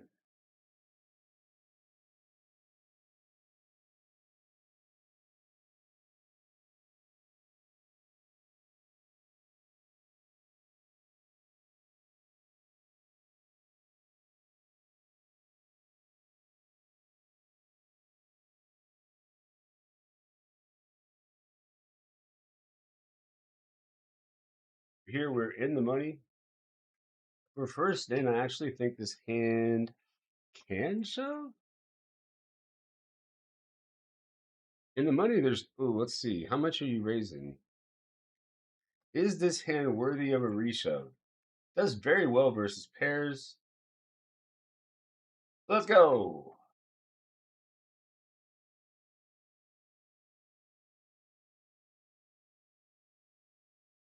There's not a whole lot of ICM when we're just outside of the money.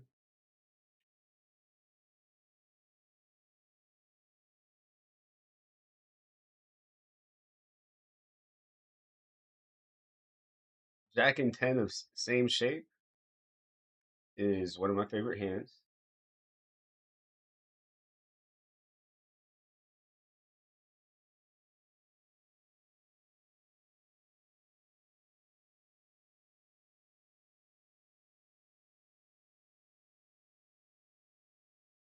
Oof, we don't like that. This bluff's pretty fun though.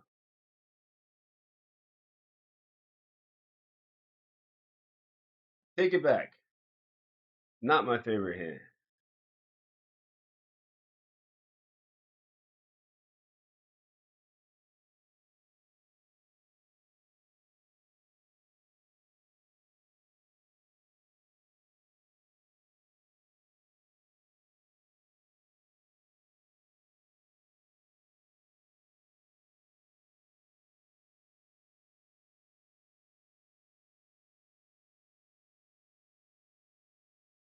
You already played the Venom. Is the Venom already over? No, there's like a gazillion starting days, and I think I've donated like 10 buy-ins already. Okay, up here we got this. We got. Oof. Let's go. Also won this pot up here.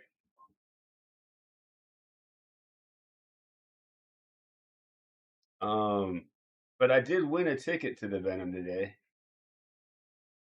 and I can play. There's another day on Thursday and another on Sunday.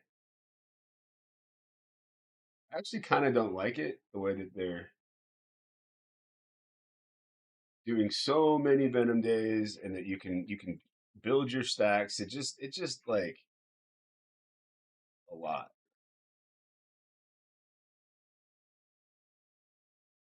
Been a little hard on my bankroll.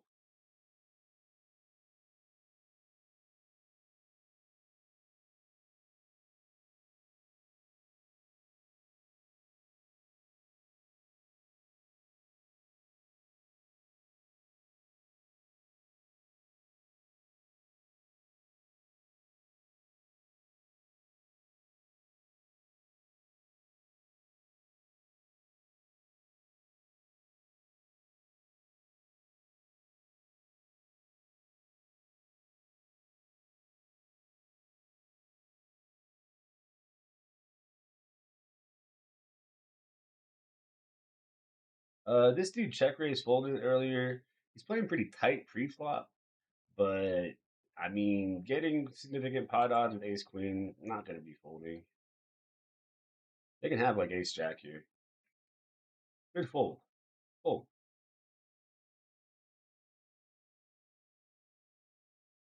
Oh yeah, moving is the worst.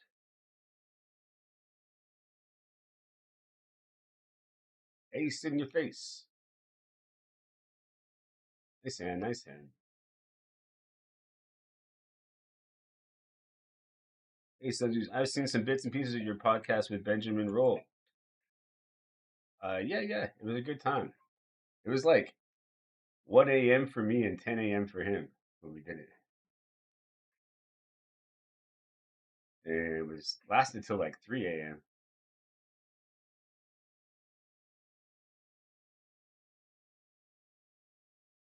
But yeah, part of it, like me doing it so late was I definitely had less filter.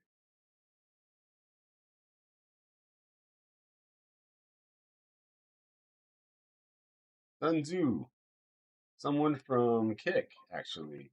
Can you do me a favor? Are there like communities that you join? Because I'm really surprised by just how few people are watching from Kick.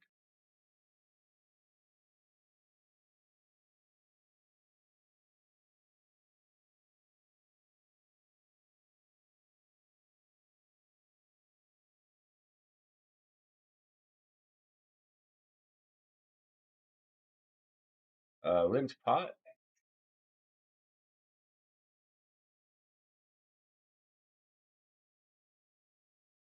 Who you repping, Duder? Hope not 7-9.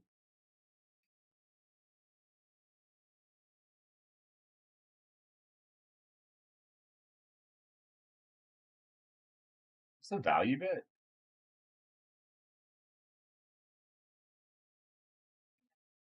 Kicker. Yeah,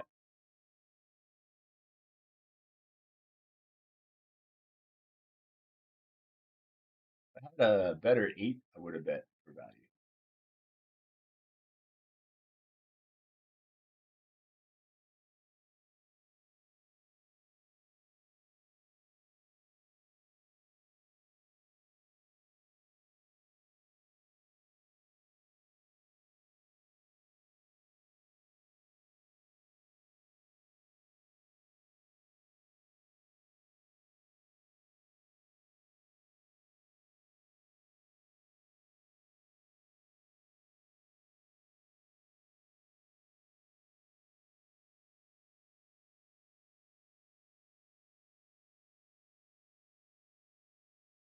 So in this one, it's 5K for first. This one, we are severed from the money. First place is gonna be 11,000, so not terrible.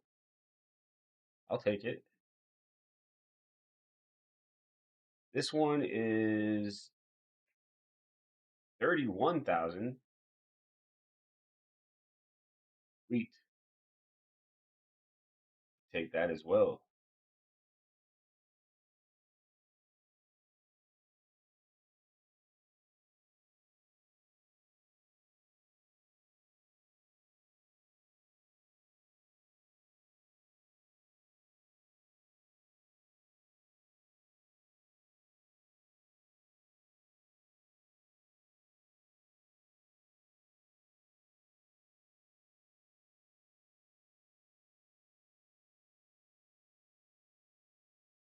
Bluffing with my muffin over here.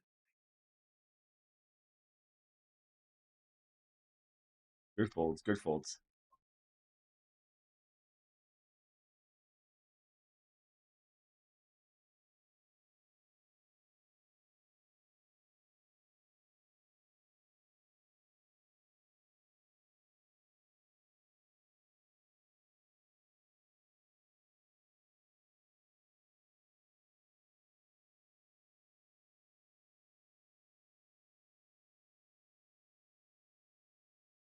G got me says, "Hey, when are you gonna coach me?"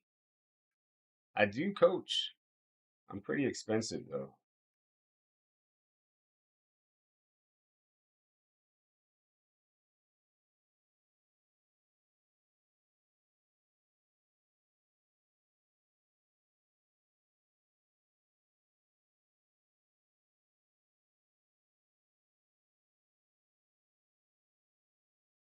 One thing though, because I'm like the amount I charge, I get a little self conscious about, and because of that, my sessions go on for a long time, and I do a lot of work away from the computer to make sure that I'm giving the value that I'm supposed to give.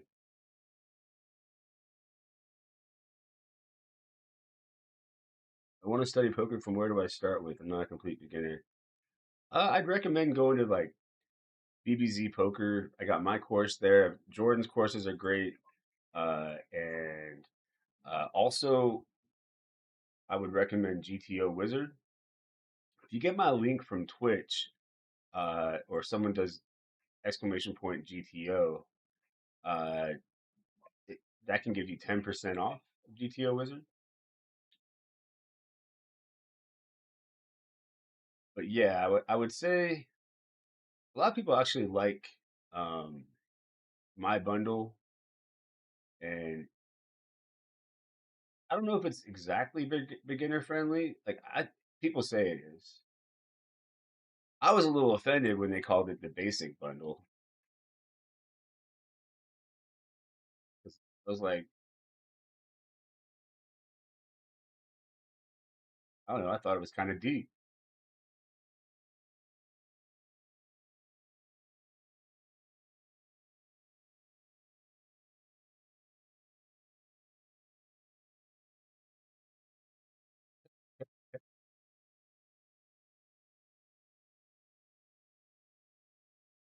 This is just stupid. But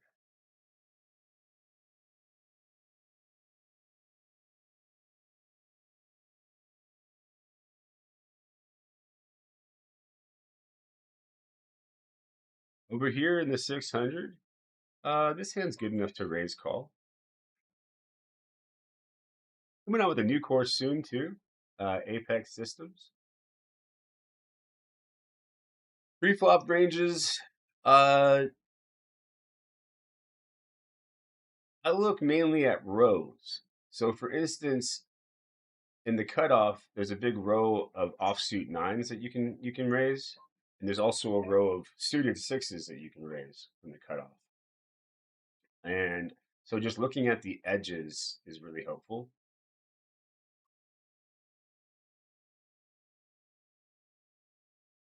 I tend to teach shapes when it comes to ranges, rather than expecting people to do like uh, perfect memorization as possible when there's like 10,000 charts.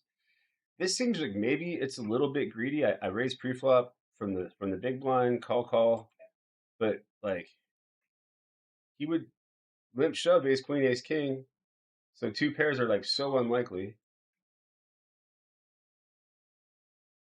and he's gonna feel like he has to call off with like any ace. What?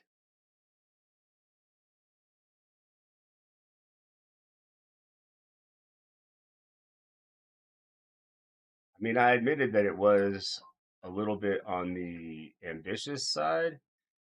That being said, like he literally would be. I don't know why he took so long with the ace six though. That's a snap call.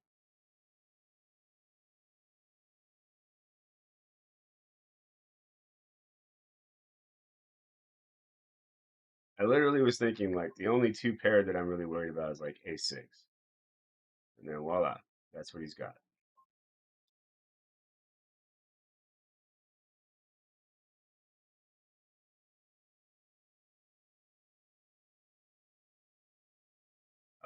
Where am I streaming usually? I'm on Twitch. I've got way more people watching me on Twitch right now. You can't afford courses. I mean, streams work, man. Pre-flop ranges, if you can, I would say also like save your hands if you can, and when you have a question, look it up.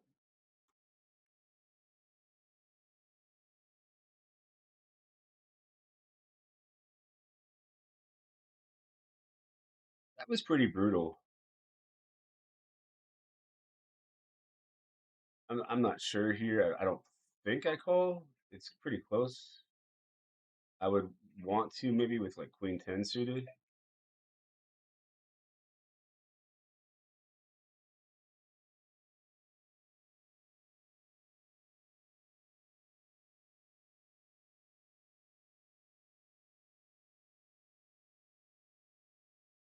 Over here, we're two from the money.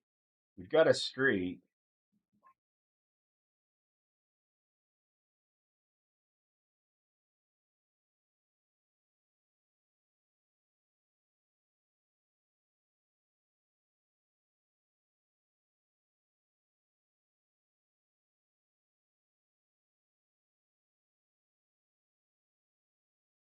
Oh, raise, please.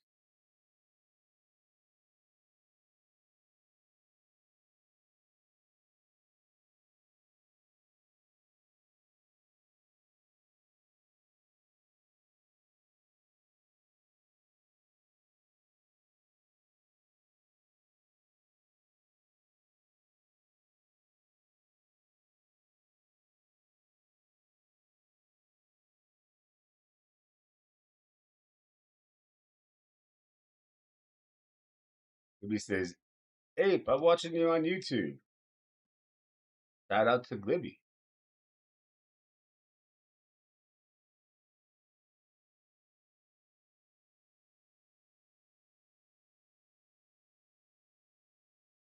This guy seems pretty loosey goosey. I'm gonna get it in here.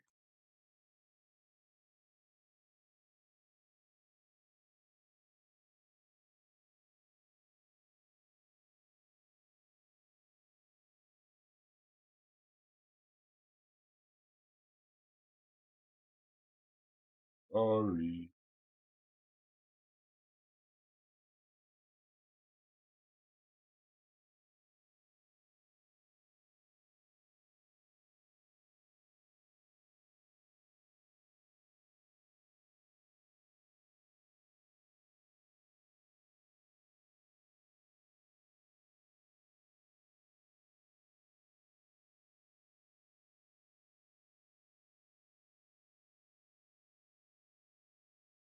Ooh, just got this raised through. We'll take it.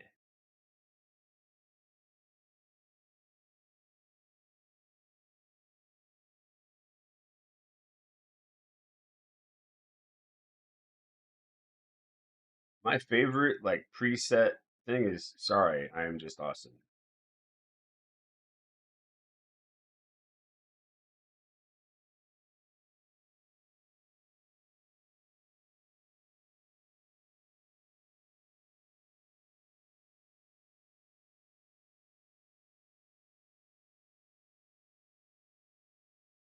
What is this? It's going so slow.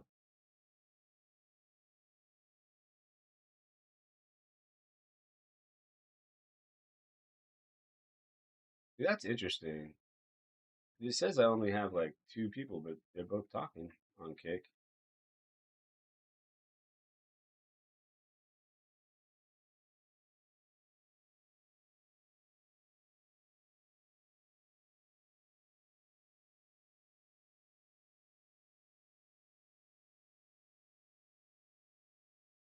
It's not really a good card for me. 6-8 gets there. Uh,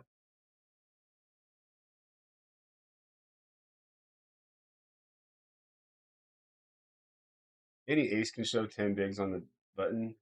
That's why they called. What the fuck, man? Like, it's supposed to be just a chop. Ooh,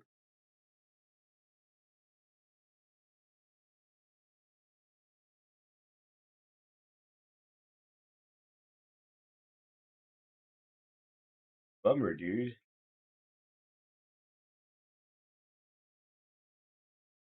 Here, got the shove.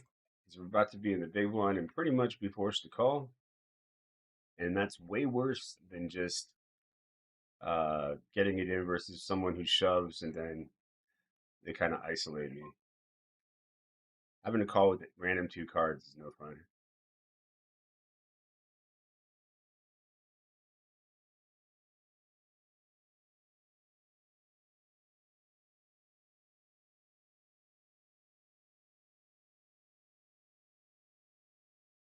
my ace jack. I thought I had a hand that was good enough to do that too. Eight deuce, he calls me with. I mean, he just has pot odds, but I think you can probably like just go ahead and muck the eight deuce versus my under the gun shove. Maybe not. I mean, you really don't need much equity there. Yeah, you're getting such sick pot odds.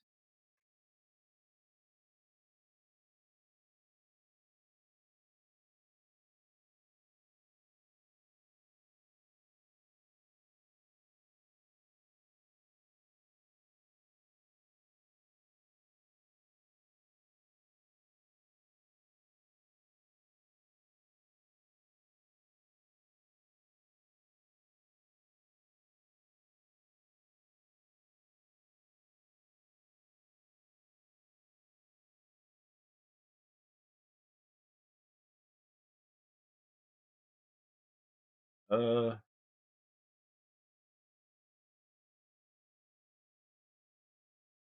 think this is actually a call, like, cause yeah,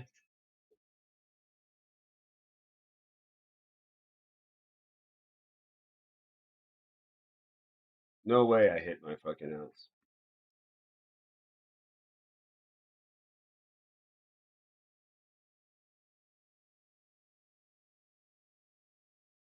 But Maruski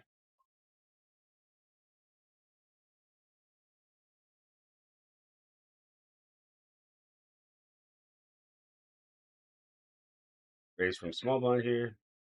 You can raise your suited trash, not your like, not your offsuit trash though, unless they really overfold.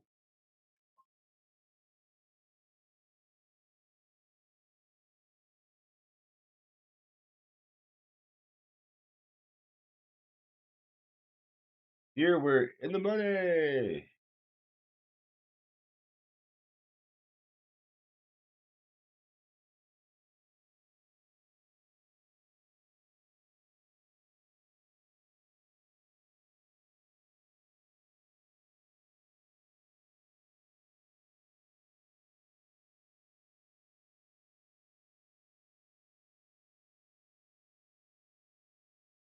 I've been raising a lot here. It feels like oh, they got a low three bet though.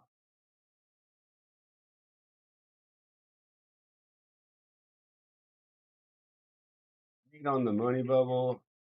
It's such a small line anyway. Yeah, I was honestly like if this wasn't like absolute bottom of my buying range, I would have folded, which is not good advice. I was like literally like, oh, they don't three bet very often. They did a pure like a straight 3x, which is usually a little bit strong, like not folding. And yeah, right on the money level, I don't really want to get it in there. So yeah, fold would have been better.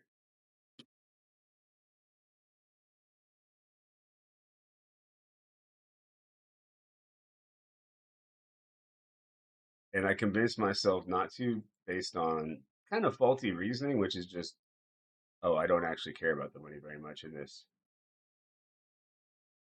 But it was like 2x mine, so maybe I should have.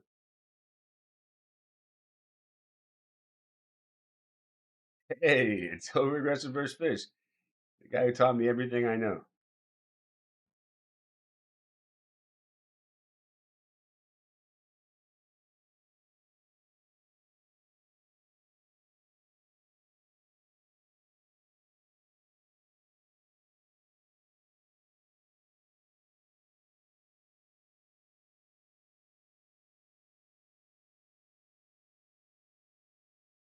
Well, it's worked with the ace jack in the 600. I like my show. I think it's fine.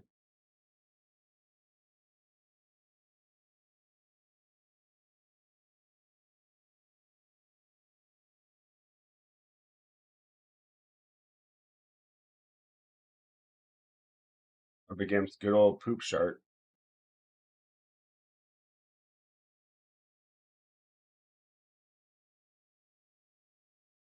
And from the hijack, I don't think so. There isn't much ICM until final two tables in this spot, although we're quite close to the final two tables.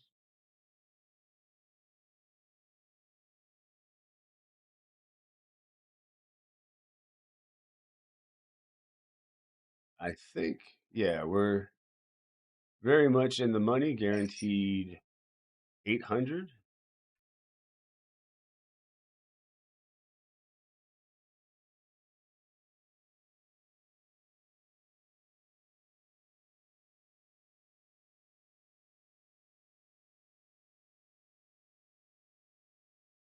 Can you elaborate more on shapes, please? Okay. So, like for instance, if we're talking about what you bluff raise from the big blind versus small blind limp, I have a one shape that I call the triangle of trash, and it starts at king deuce and goes up, and it's sort of like the triangle like is in the middle around like 10-6 offsuit, and then it goes back down.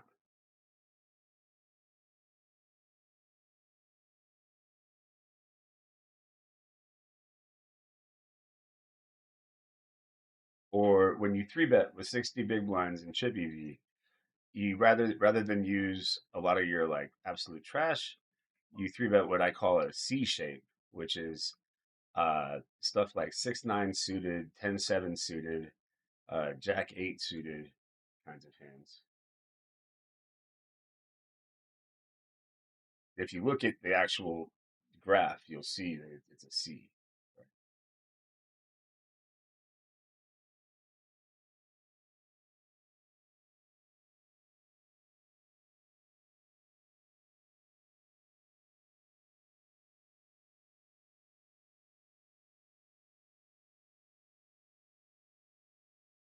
I wasn't sure if I wanted limp call or limp raise here.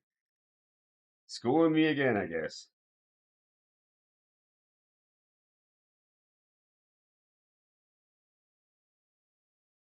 Probably a limp call, but again, there's just not a whole lot of ICM. Like the next page up is 13th. And I'm pretty sure you can actually shove that hand like face up. We're crumbling.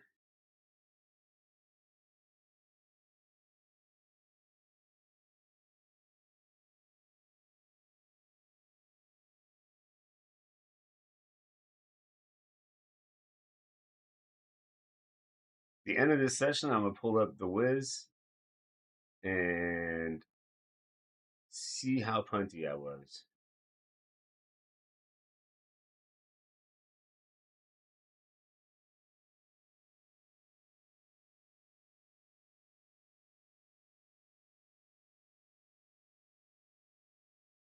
Pretty ranges in cash games, it depends. If there's a big ante in the cash game, it's somewhat similar to tournament chippy Vs, but usually cash games don't have antes, so they're much tighter. You also lean towards three betting a little bit more because of rake.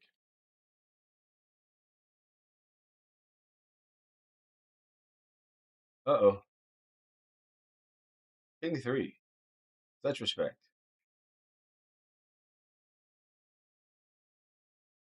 It's reasonable, but at 11 bigs, I think you can call. I think it's actually king deuce starts to fold at like 12. King three is like real borderline. You look like you've been working out. Looking good, man. Congrats. Thanks. I've been I've lost a little bit of weight and I'm trying, man. I'm trying at the gym. There was a point in time when I worked out like twice a day and I lost like 100 pounds. And I just kind of wonder where that guy went because even when I'm in the gym, I'm like wanting to get out of there. Like my favorite part of the gym recently has been being done.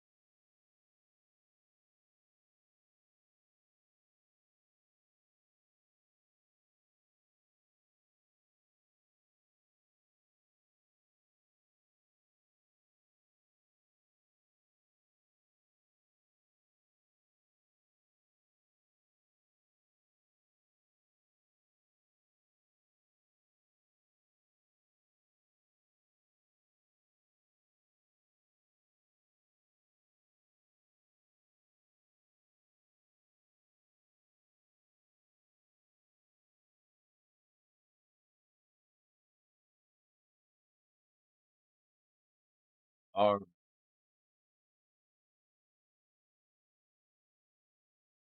more speed chess.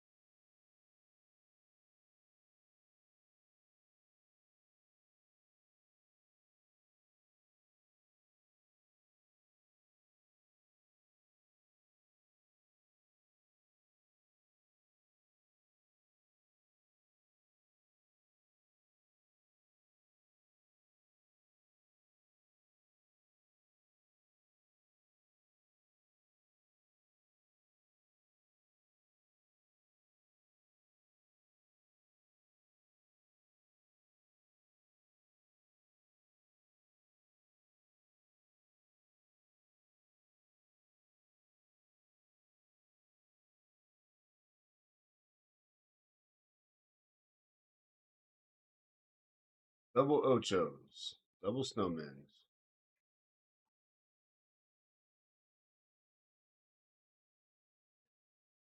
One Folderooski.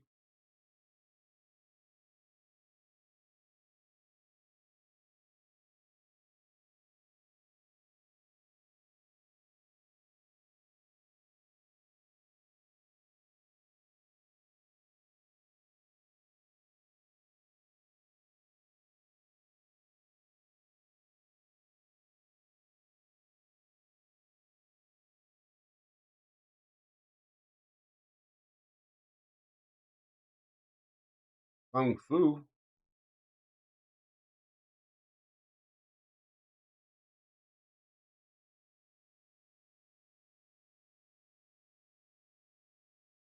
Oh, bro.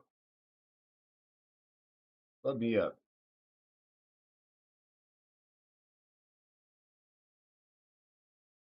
Oh, wow. Ace King suited, though, ain't really folding.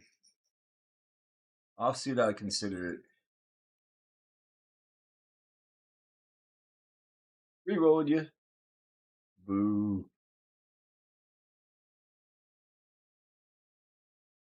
Well, we chopped up Kung Fu's, buddy. That's okay.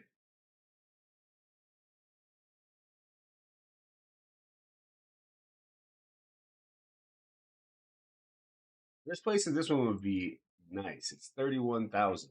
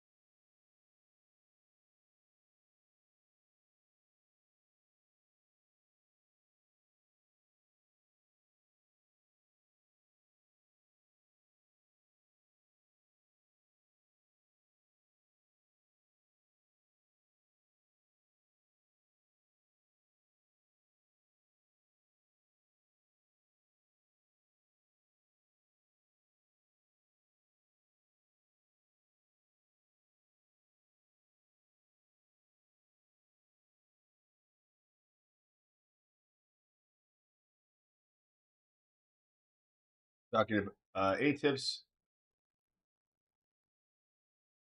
Okay, so the ranges differ for Chippy V and ICM.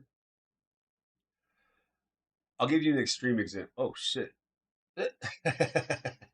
How long has it been like that? Oh, Lord.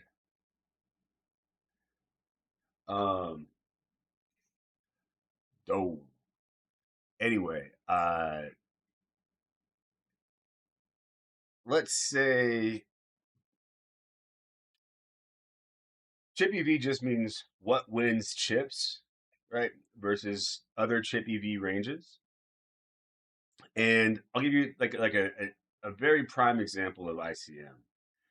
Uh, let's say you've got like 8 big blinds on the actual money bubble in a tournament that pays 300 people.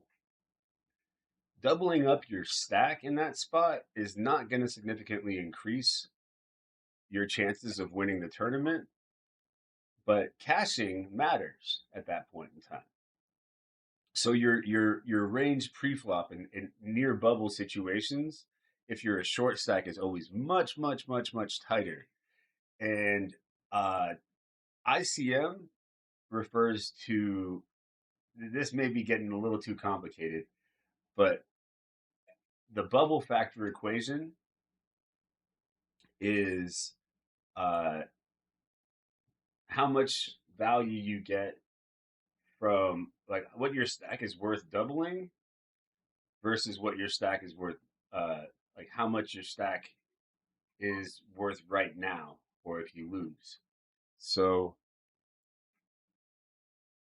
there's essentially a tax on your stack when there's ICM pressure, that you'll often hear about called risk premium. And it even exists like 25 big blinds. I mean, 25% of the field left. And it turns into playing a little more tightly versus raises, but also three betting more, right? Re raising and avoiding post flop a bit more because of the risk premium. How to memorize button versus EP pre-flop. We're talking about ranges again. I generally look at the shape where the cutoffs are. There's a very big difference, though, for instance, between chip EV button versus EP, because you're supposed to call like 6, 7 suited and even like a little bit wider, all the suited nines and such things like that. But if let's say you have the same stack, like 30 big blinds effective, but you're further along in the tournament, you're not going to make near as many of those flats as you do. Like you flat like 18% versus under the gun and chip EV, and something like 8%, or you VPIP like 8 to 12%, depending on the ICM pressure. So it's tough to even memorize exactly how ranges shift at different points in the tournament.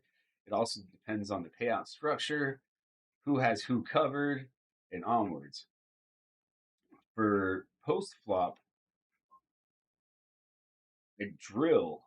However, I also look at aggregate reports and try to come up with overall heuristics. For instance, boards that you get to bet a lot, two high card boards like King Jack X Rainbow. Boards that you don't get to bet a lot, uh, middle connected, monotone, um, and yeah, from there I usually try to just look at the boards that are bet the most, the boards that are checked the most, look at my check raise frequencies, and I'll tell you now, I analyze it in a number of different ways, like who has more of what card, and in that specific spot, out of position has more 10x and above, and in position has more 9x and below. Uh, Drilling that spot is the main way to really get it, though. EP versus button is the spot where you get to see bet as the pre-flop raiser, the second most. What do you think the first most is? Yeah, man, my camera follows me around. It's like this OBS thing. And the first time it ever did it, I freaked out. Like I thought that like somebody was watching me.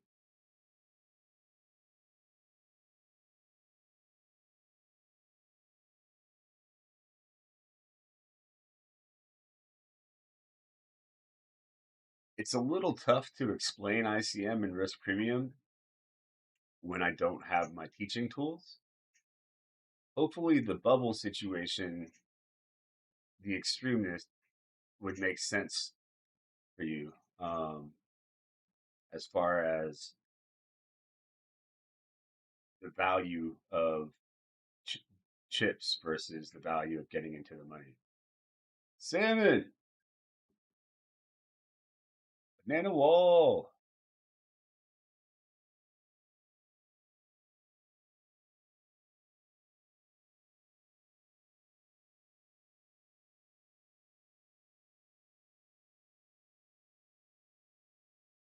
Mostly flatting ranges, though. What you can put people on is suited connector. I mean, suited broadways and pairs.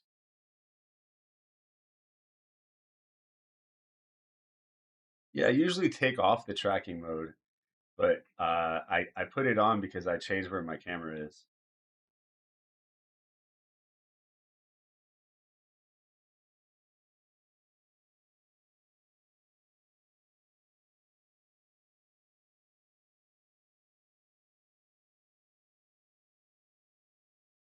ICM ranges are not just tighter. Often, for instance, when you have a chip lead, you can raise more since everyone else is being tight. And in fact, if you have someone, oh my gosh, that call is terrible.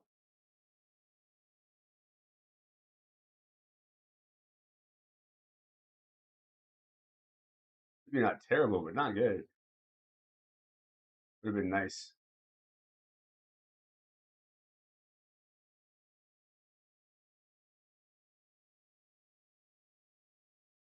I'm not actually with ICM. You play a tighter range often, but it often means you're actually playing that range by three betting. Like you rejam more with 20 big blinds versus late position than you do uh, in Chippy B. You don't love getting called here, but suited ace jack.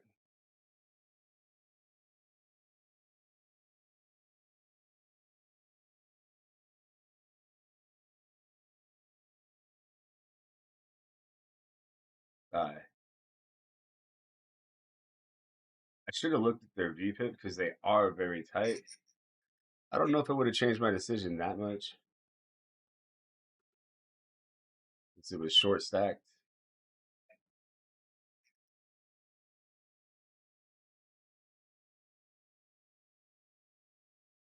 Kung Fu's crazy, man.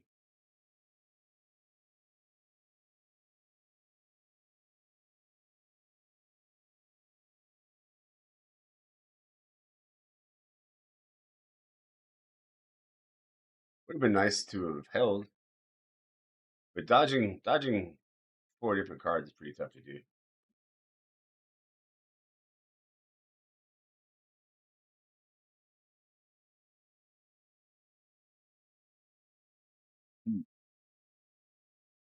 Well, all of the major sweats are no longer.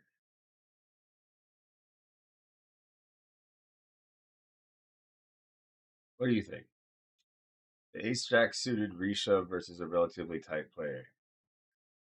I mean, they for sure have folds. It's just that, like, when they raise call, it's like they're not raise calling ace 10, or at least they shouldn't be. I'd rather reshove there with something like, I don't know, queen jack suited, because at least you make some ace x folds.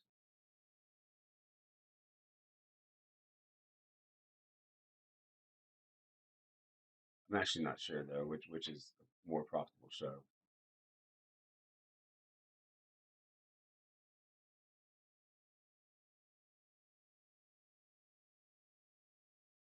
I'm sure that if I look it up, it's going to be fine though.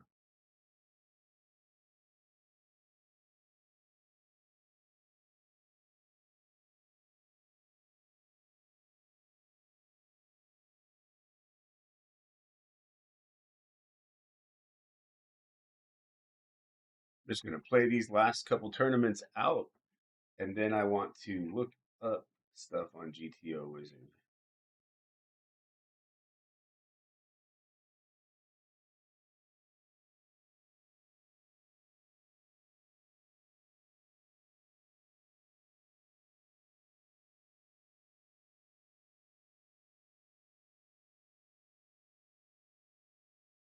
Bummerville.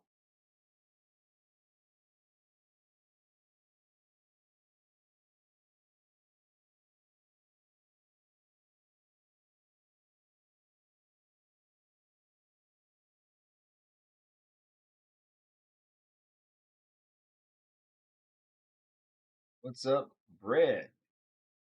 Getting that loaf.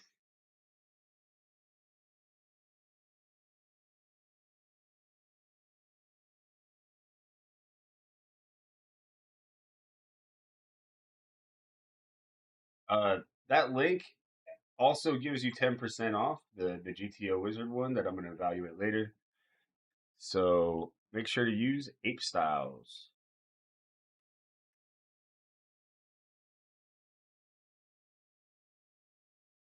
Fit. Hey, I've got a new GTO Wiz. Hold on one second. Uh, this one definitely gives 10%, so I gotta make sure y'all have it.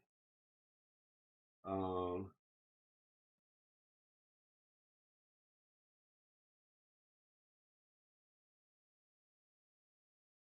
wait, it says my old link works.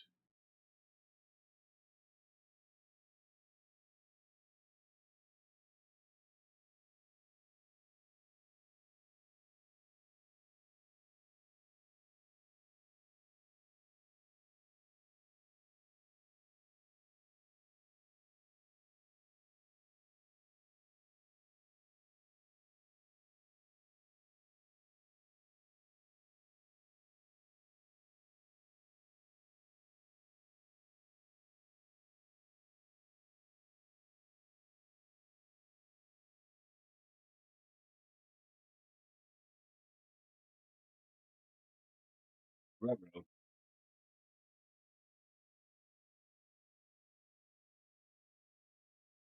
course, the one that I'm not that enthusiastic about, I'm gonna win.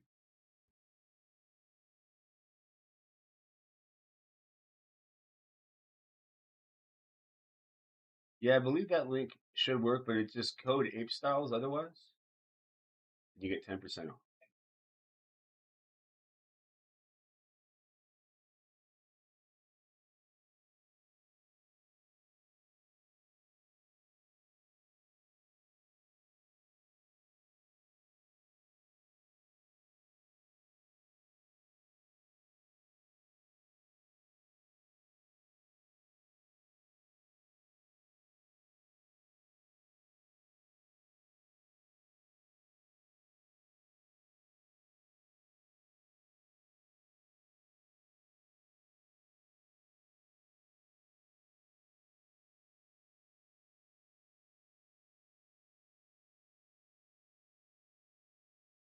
I'll probably be back on Thursday, play the Venom, and play GOPC.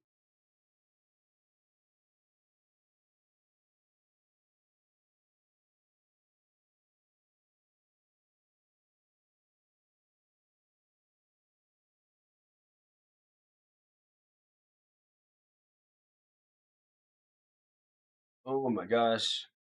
Again, the one I don't care that much. Oh man.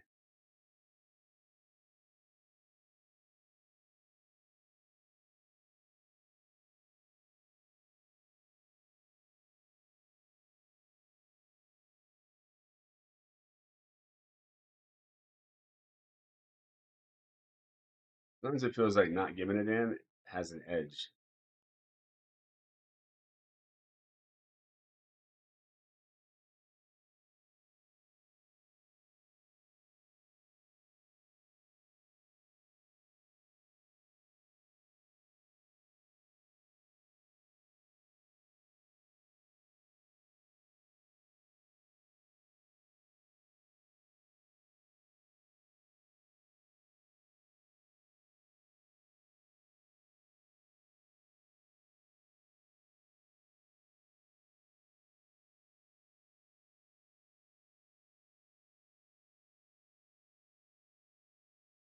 Was trying to go after the bounty, but no, sir.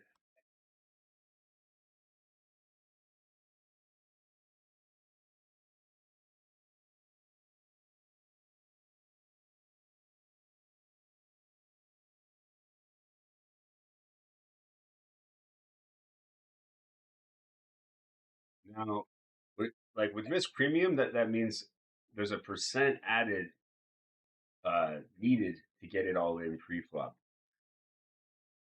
In bounties, there's actually the opposite called an equity drop, where you need like 5 to 10% less equity to get it in pre-flop.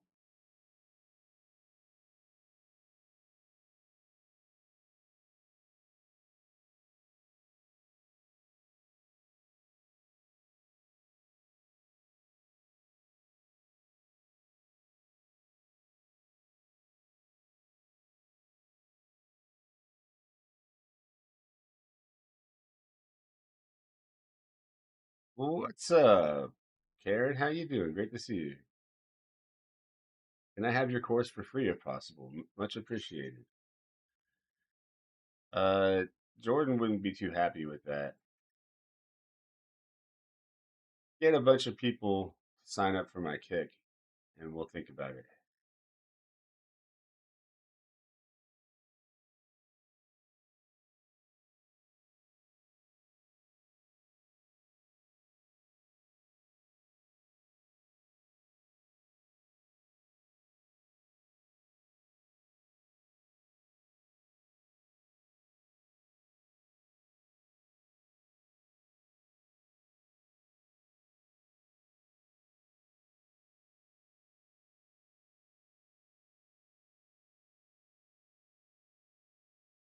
We don't fold.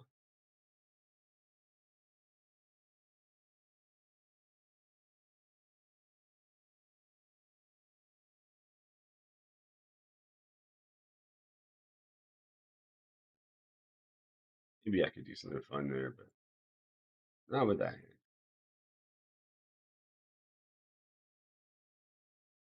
2.5x seems like when Illusory and I both have like the all in. Oh wow.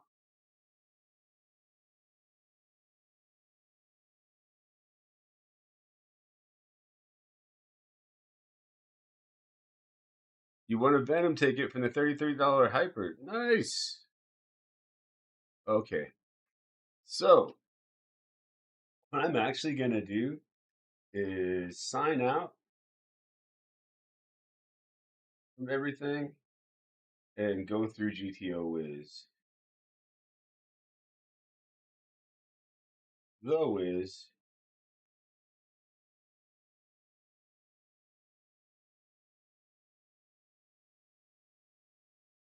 All right.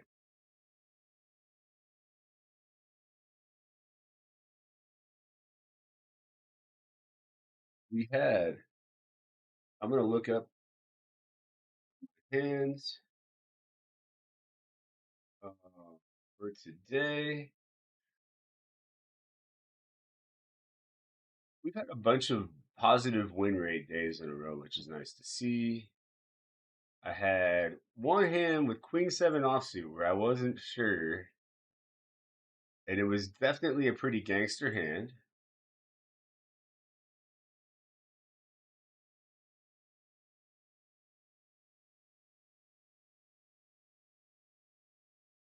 Uh, Small blind.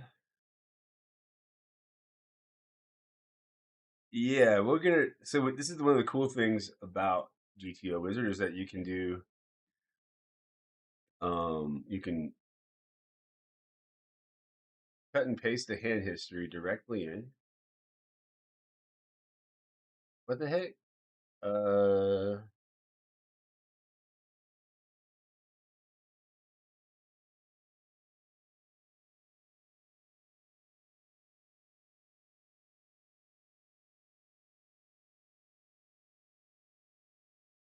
I think I made a very loose bet on the turn, and I thought that I had a reasonable hand for it.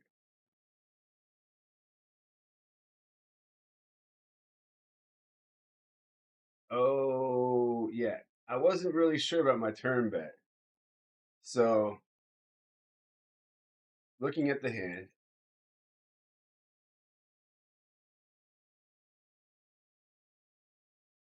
uh, I chose the bet, even though it's much less of a bet than a check.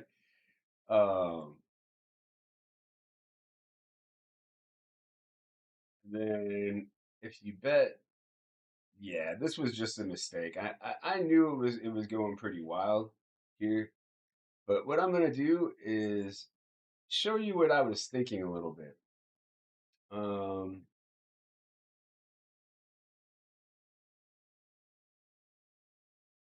oh shit.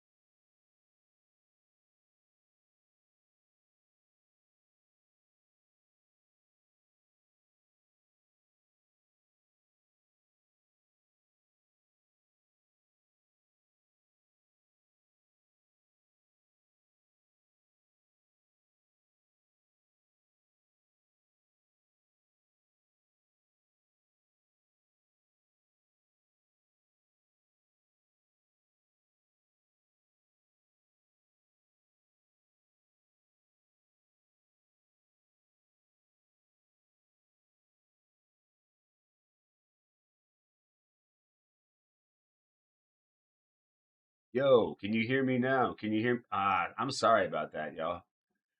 I'm looking at this hand where I got raised.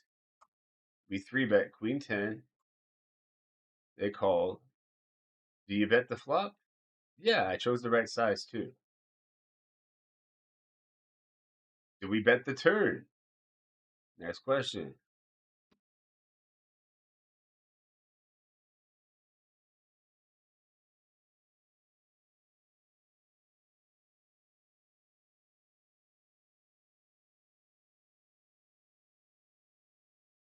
And I'm not really sure about beginner YouTubes. If anyone has any recommendations, put them in the chat. Uh, check out, is this turn a bet? Just barely, just barely. But it's 8% of the time, and it's the same EV.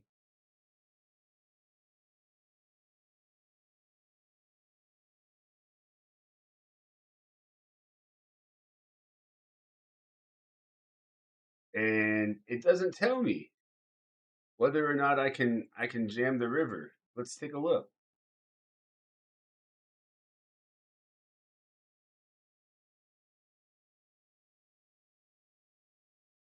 All right, flop, Queen 10 off, Betsky, call, ace. Probably the only turn that I keep firing. If we have clubs, we definitely bet. I chose like half pot. And then on the river, forgot what it was. Uh, two. Yeah, blank. Very forgettable river.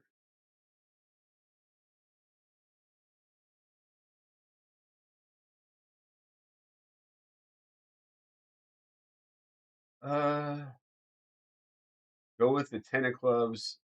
I mean,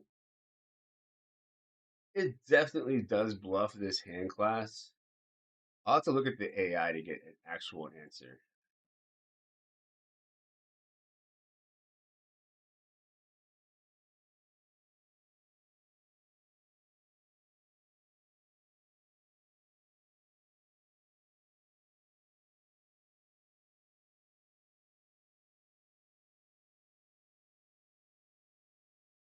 Yeah, I'll look at my A7 hand versus you, Mr. Over Aggressive Fish. Uh, but yeah, I can bet my hand sometimes on the turn. It's not great.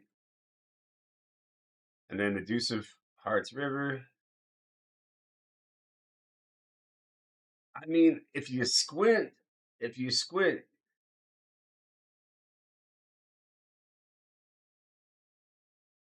not terrible. So I don't know if it's a W, but it's not an L. Speaking of L's, where we limp shoved A7 in the money, blind versus blind for 25 bigs. I'll just do either 10% left with 1,000 players. So that's in the money, or like final three tables. We're going to look for small blind. Yeah, this is close enough. I had A7 offsuit here. You can just front shove, right? But if you limp and then they raise, oh man. But it's not minus EV. It's much better than folding. You can literally just jam. That's what I said, that like you can put your cards face up and jam and chip EV. Um and but yeah, once they actually raise, their range changes a little bit, and also A7 realizes pretty well. That being said, you can limp shove ace deuce here. Uh so it's not terrible to limp shove. It's but it's not preferred. I thought about just calling. In fact, I thought it might be the right play. Um, ICM wise, not a whole lot, but yeah, versus the big blind, we had 4.4% risk premium. Uh, we go all in. Does big blind call? Yeah, their play standard. Which and this calling range kind of shows you why ace seven is not a limp shove, is because you just get called by all better unless it's king queen, king ten through king queen. There should be sound now. Shit.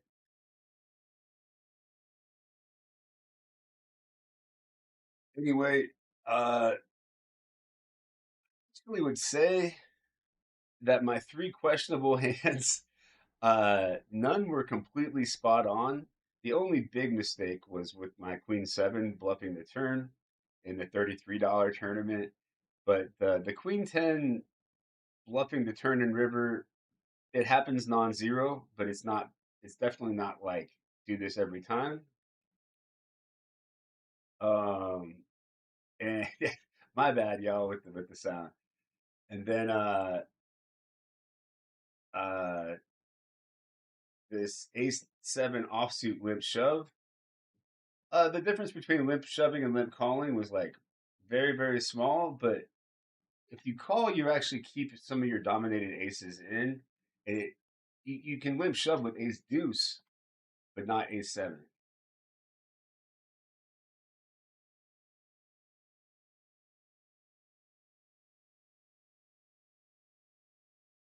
Yeah. What can I say? I'm a streaming pro streamer. Anyway, it's been a fun day, y'all. Appreciate all your support. I'm gonna head out of here now and actually probably go practice my guitar. Much love. I'm out, y'all.